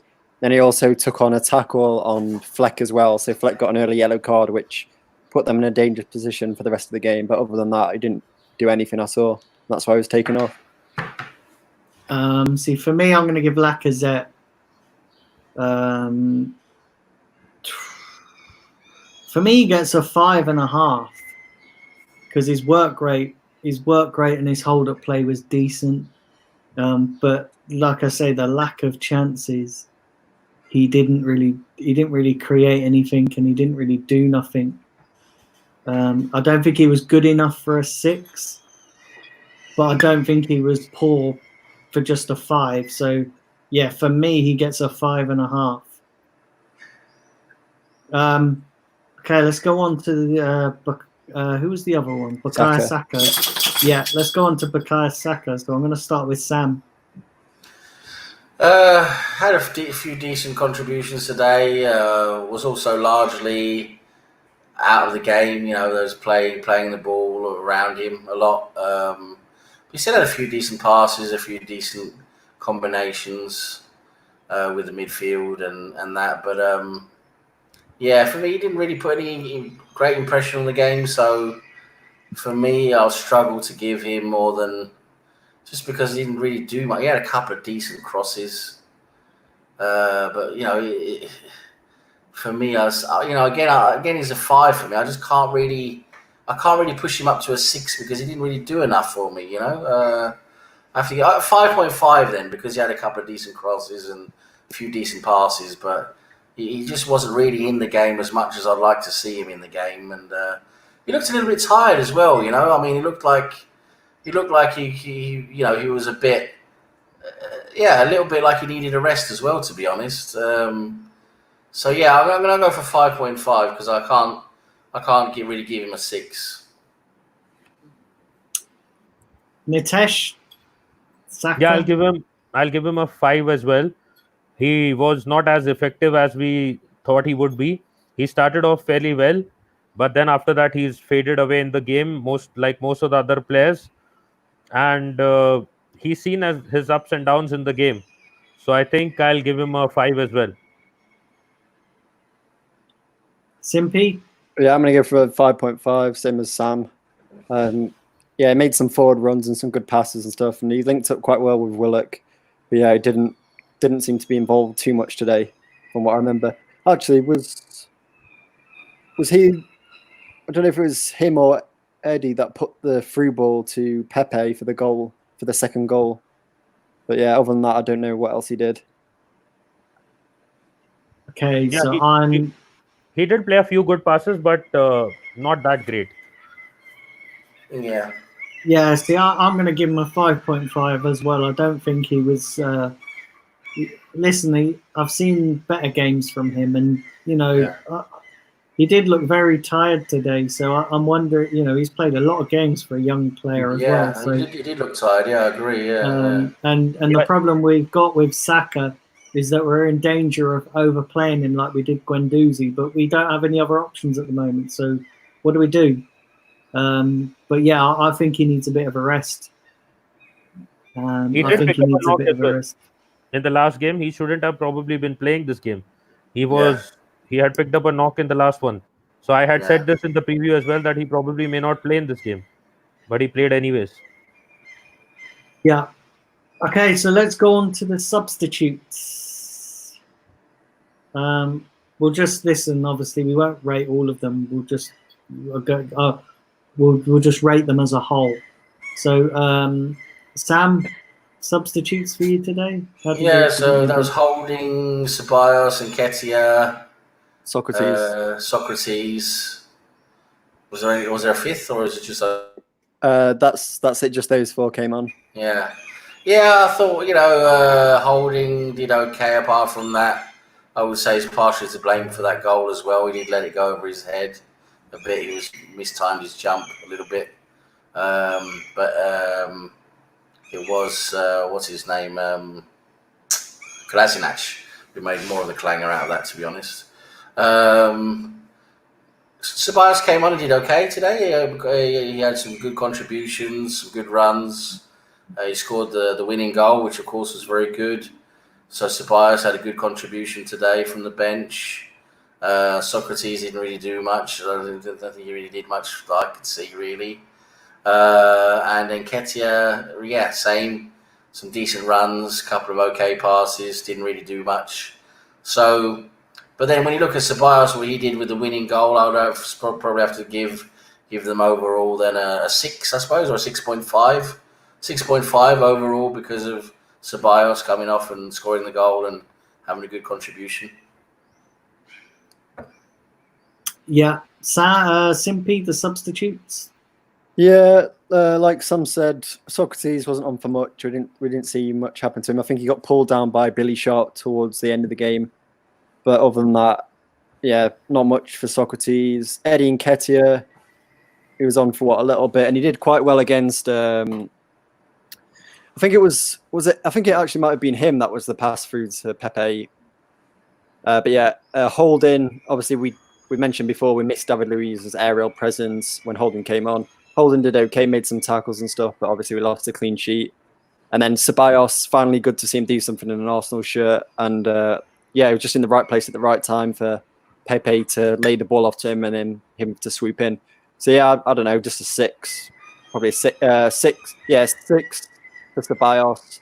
Holding probably just a general 5. Eddie general 5, and Socrates general 5. I'd go for.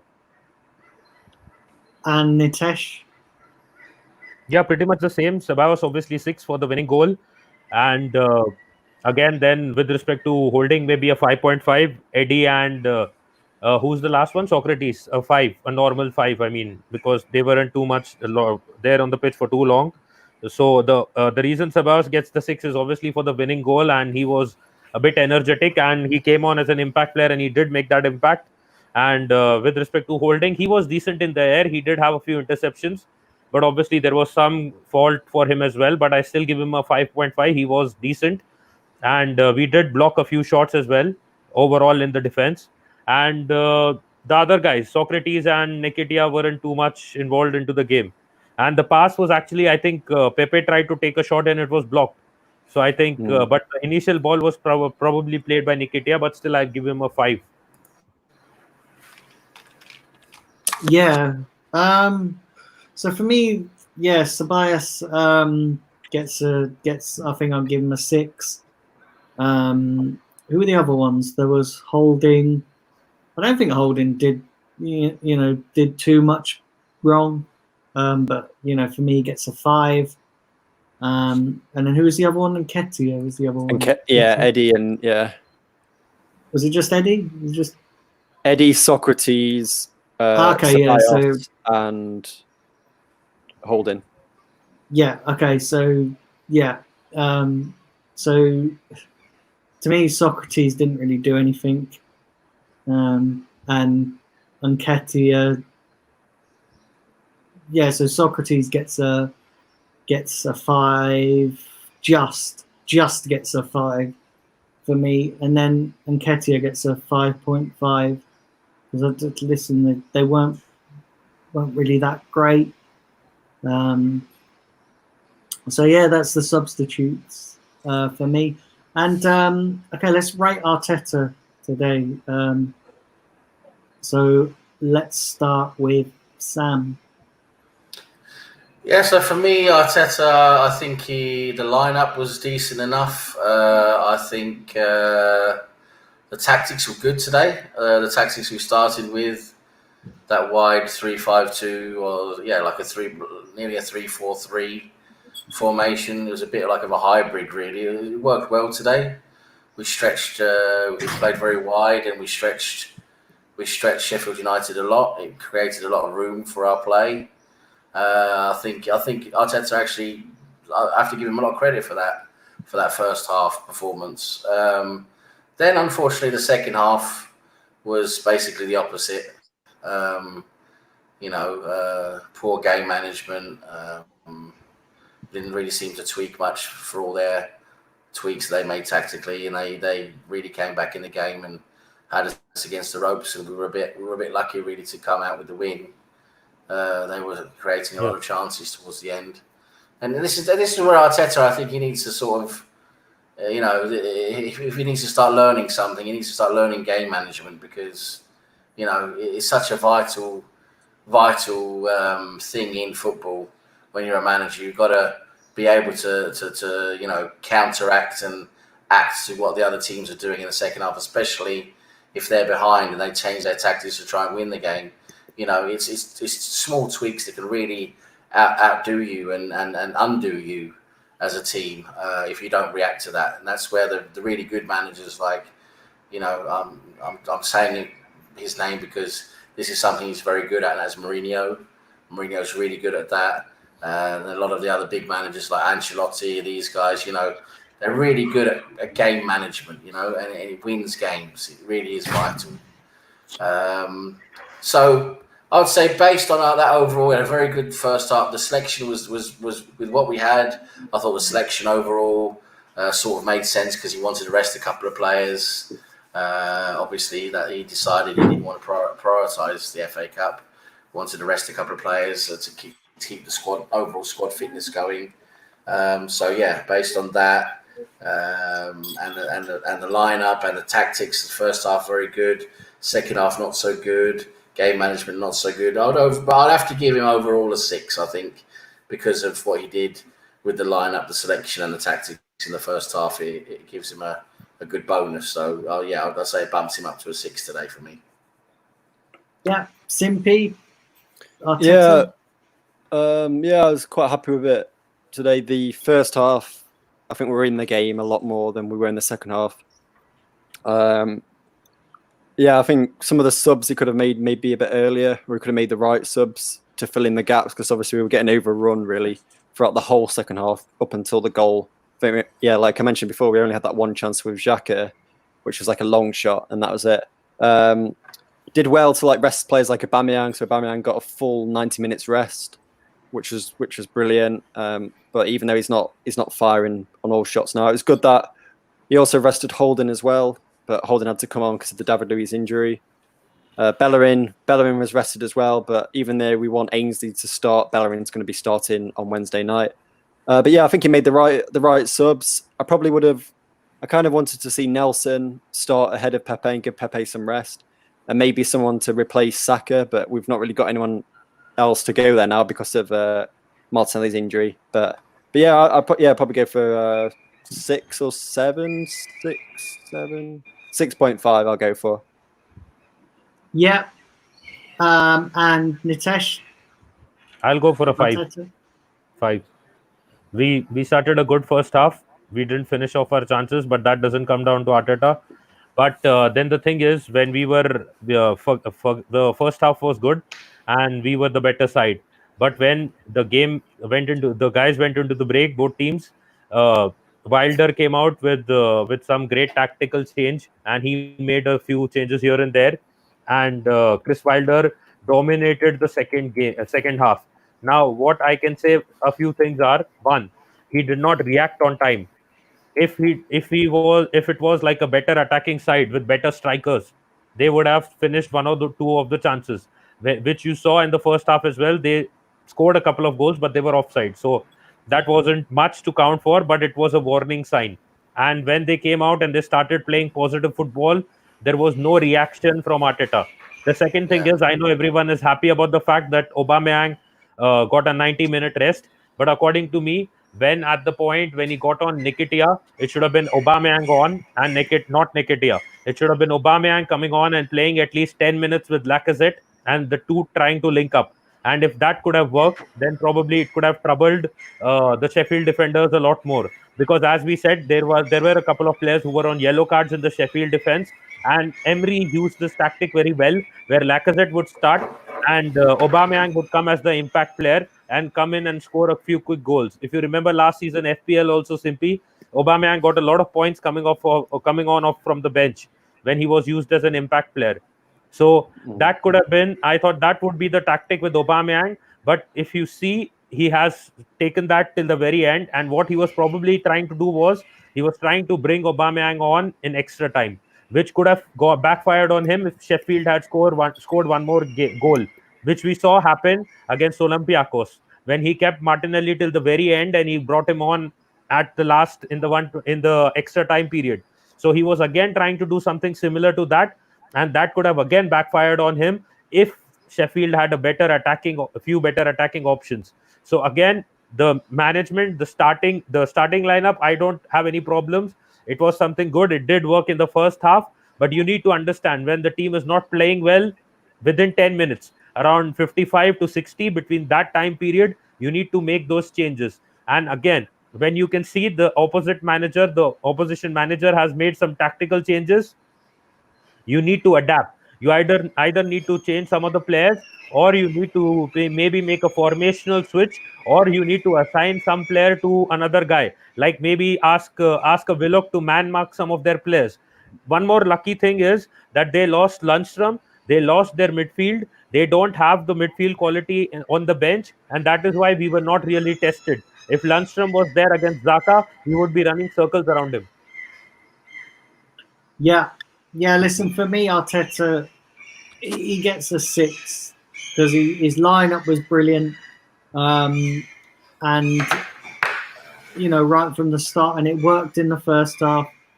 But the second half, he didn't make tactical changes. He was a little bit too late when he made the changes. But the substitutions worked. Sabaya scored the goal. But yeah, I feel with Arteta, he probably should have done it a little bit sooner, and then we probably could have had the game tied up a little bit sooner than we did. So he's got to learn to adapt with certain situations, which I felt he didn't really do at the moment in this game. But yeah, so for me, Arteta gets a 6. Can I mention one more point? When most of the people saw David Luiz today on the starting lineup, everyone was like, no, what the hell is Arteta doing? No, I can't tolerate this. And he's lost his marbles or he's lost his mind. But now, because David Luiz was decent in the game and he did well, no one really is talking about that. But everyone was criticizing Arteta for starting with David Luiz. So that's how the fan base is. Yeah. So what we're going to do is simply, what are people saying in the chat? And then we'll seize the chats and then we'll wrap up. So let me scroll up. So Omar saying 1 win and Xhaka should be captain again. What's wrong with this fan base? Nobody said. Who said Xhaka should be captain? Someone must be saying it on Twitter because he was the captain when we won. And one more thing I just wanted to add. I gave Arteta 5 because he did not even get Guendouzi on the bench. He should have been there on the bench. Whether he does not start him, he does not bring him on to show him that who's boss, that is a different thing. But he should have been there on the bench. If Arsenal was losing this game and we had lost a midfielder due to injury, we should have had a backup midfielder there. And Guendouzi should have been there. Yeah. Okay, and what else, Simply? What else are people saying? Steve said, yeah, Arteta's 6. Still hold him responsible for the poor fitness level, which has been relevant in 3 of the 4 games since restart. He had a whole break to fix the problem. We are awful in the second half of games. It's hard to manage games when the bulk of the team is dead tired. That's when mistakes happen, which obviously we saw today. We conceded towards the end of the game. Oh, and John's just told me the other night, big up John, that Kelechi on AFTV said that, said that Xhaka should be captain again. So that's probably where Really? Omar might have seen it. Really? Jesus Christ, there's no hope for Arsenal with that kind of fucking comment. Yeah, well, listen, I'm not going to comment on that. Clickbait, that's what that is. That's all I'm going to say on that. But yeah, the only thing I will say in comment to Steve's comment is that, listen, for me, it's easy to blame Arteta for the players' fitness. I think if you're a player, you've got to keep yourself fit, and it shouldn't be on the manager to remind you to keep yourself fit. As a professional footballer, it should be on you to keep yourself fit. Do you know what I'm saying? I mean, Arteta could be telling those players to get fit, but listen, to me, the fitness of a player is a personal thing. That's got the players. If you're not keeping yourself fit, that should be on you as a player rather than the manager. Listen, they're not, managers aren't there to hold your hand 24/7. So for me, the players take responsibility for their own fitness. Yeah, and one more thing I would quickly like to add is that with respect to why Arsenal won the game today, because it wasn't raining. Yeah. Well, anyway, guys, listen, I think this is a good time to wrap up. Listen, thanks for a great show today. And obviously we got the result, which is the most important thing. And we're into the semi-finals of the FA Cup. So bring on whoever it is that we play. Listen, Chelsea are playing Leicester, and then Man City are playing Newcastle. So it's going to be interesting to see what happens in those games. Are you guys planning to do anything more, like at the end of the day, or are you guys done so that then I can decide what to do? I was gonna. What we'll do is we'll talk off air, Nitesh. Okay. Because I'm not entirely sure. I'm not entirely sure at the moment. But yeah, listen, guys. Thanks very much for tuning in. Thanks to everybody who's watched in the chat. I want to thank my panel of guests as well. Sam Greenwood, Nitesh, the guy from India, and Simpy. So listen, guys, I'm going to go around each of you and quickly just give your platforms a shout out. So we'll start with Simpy. Yeah, so thanks for having me on, Daniel. It's good to see now this is the second watch along in a row where we've got a win. So it's good. So hopefully this carries on then on Wednesday night at 6 p.m. when we play Norwich. So yeah. My YouTube, Twitter, Instagram is Simpy141, where I do fantasy Premier League show every single week, occasional Arsenal football preview or video, and then FIFA 20 Road to Glory. So please come over and say hi. Thank you. Yeah. Hi. Nitesh. You can find me on Arsenal FC Fans, and I'm planning something maybe for tonight and probably for next week as well. So I'll let you guys know about what exactly we are planning to do once I have a chat with these guys at the end of the stream. And you can find me obviously on Facebook, Arsenal FC Fans, and apart from that on Beyond the Post on Facebook, Instagram, Twitter, and YouTube. And I have a website called beyondthepost.net where you can find written content as well. And we're not going to slack off anyone today because we did win it at the end of the day. Yeah, and by no means, last but by no means least, and I always love having this guy on. He's great to have on the streams and got some really good opinions. And I love having a good chat with this guy, Sam Greenwood. Yeah, thanks so much for having me on again, Dan. And it's always a pleasure. It's always good to have a good discussion, and at the end of the day, if everyone thinks exactly the same things and all agree on everything, it's no fun, is it? I mean, it's just boring, isn't it? So it's always good to have a nice, hearty discussion on Arsenal and other things. So it's great. Yeah, thanks a lot for having me on. My channel is Sam Greenwood TV here on YouTube. I do mostly late night chats about Arsenal and other football issues. I had a fun chat last night with Nitish and a few other guys. You can check that out. Go in there. So go on my channel, subscribe, like the video content. I greatly appreciate that. I'll also be doing some quizzes going forward as well here and there when we have the time. Probably setting up like a quiz tournament or something similar with Nitish on his Arsenal FC fans at Facebook channel. So yeah, that could be a good laugh. We could maybe win something out of that. Be good. And yeah, apart from that, it's all watch-alongs and full action with Daniel on the Blind Gooners channel here. So keep it here for the watch-alongs. Simpy's doing a great job with his Fantasy Premier League shows. So follow those closely, and we all work together on his watch-alongs and everything. It's been really good. We've still got a few games left this season. It'll be great fun. And yeah, it's been really good. Good to see everyone in the chat as well, and all you legends in the chat as usual. Really help us here with what we do and interact with us, and we have a great time talking to you guys. And I thought I'd just finish off with sort of, before I say goodbye, with a nice little joke for Cheddars, and that is, what do you call a leper in a bath? Porridge.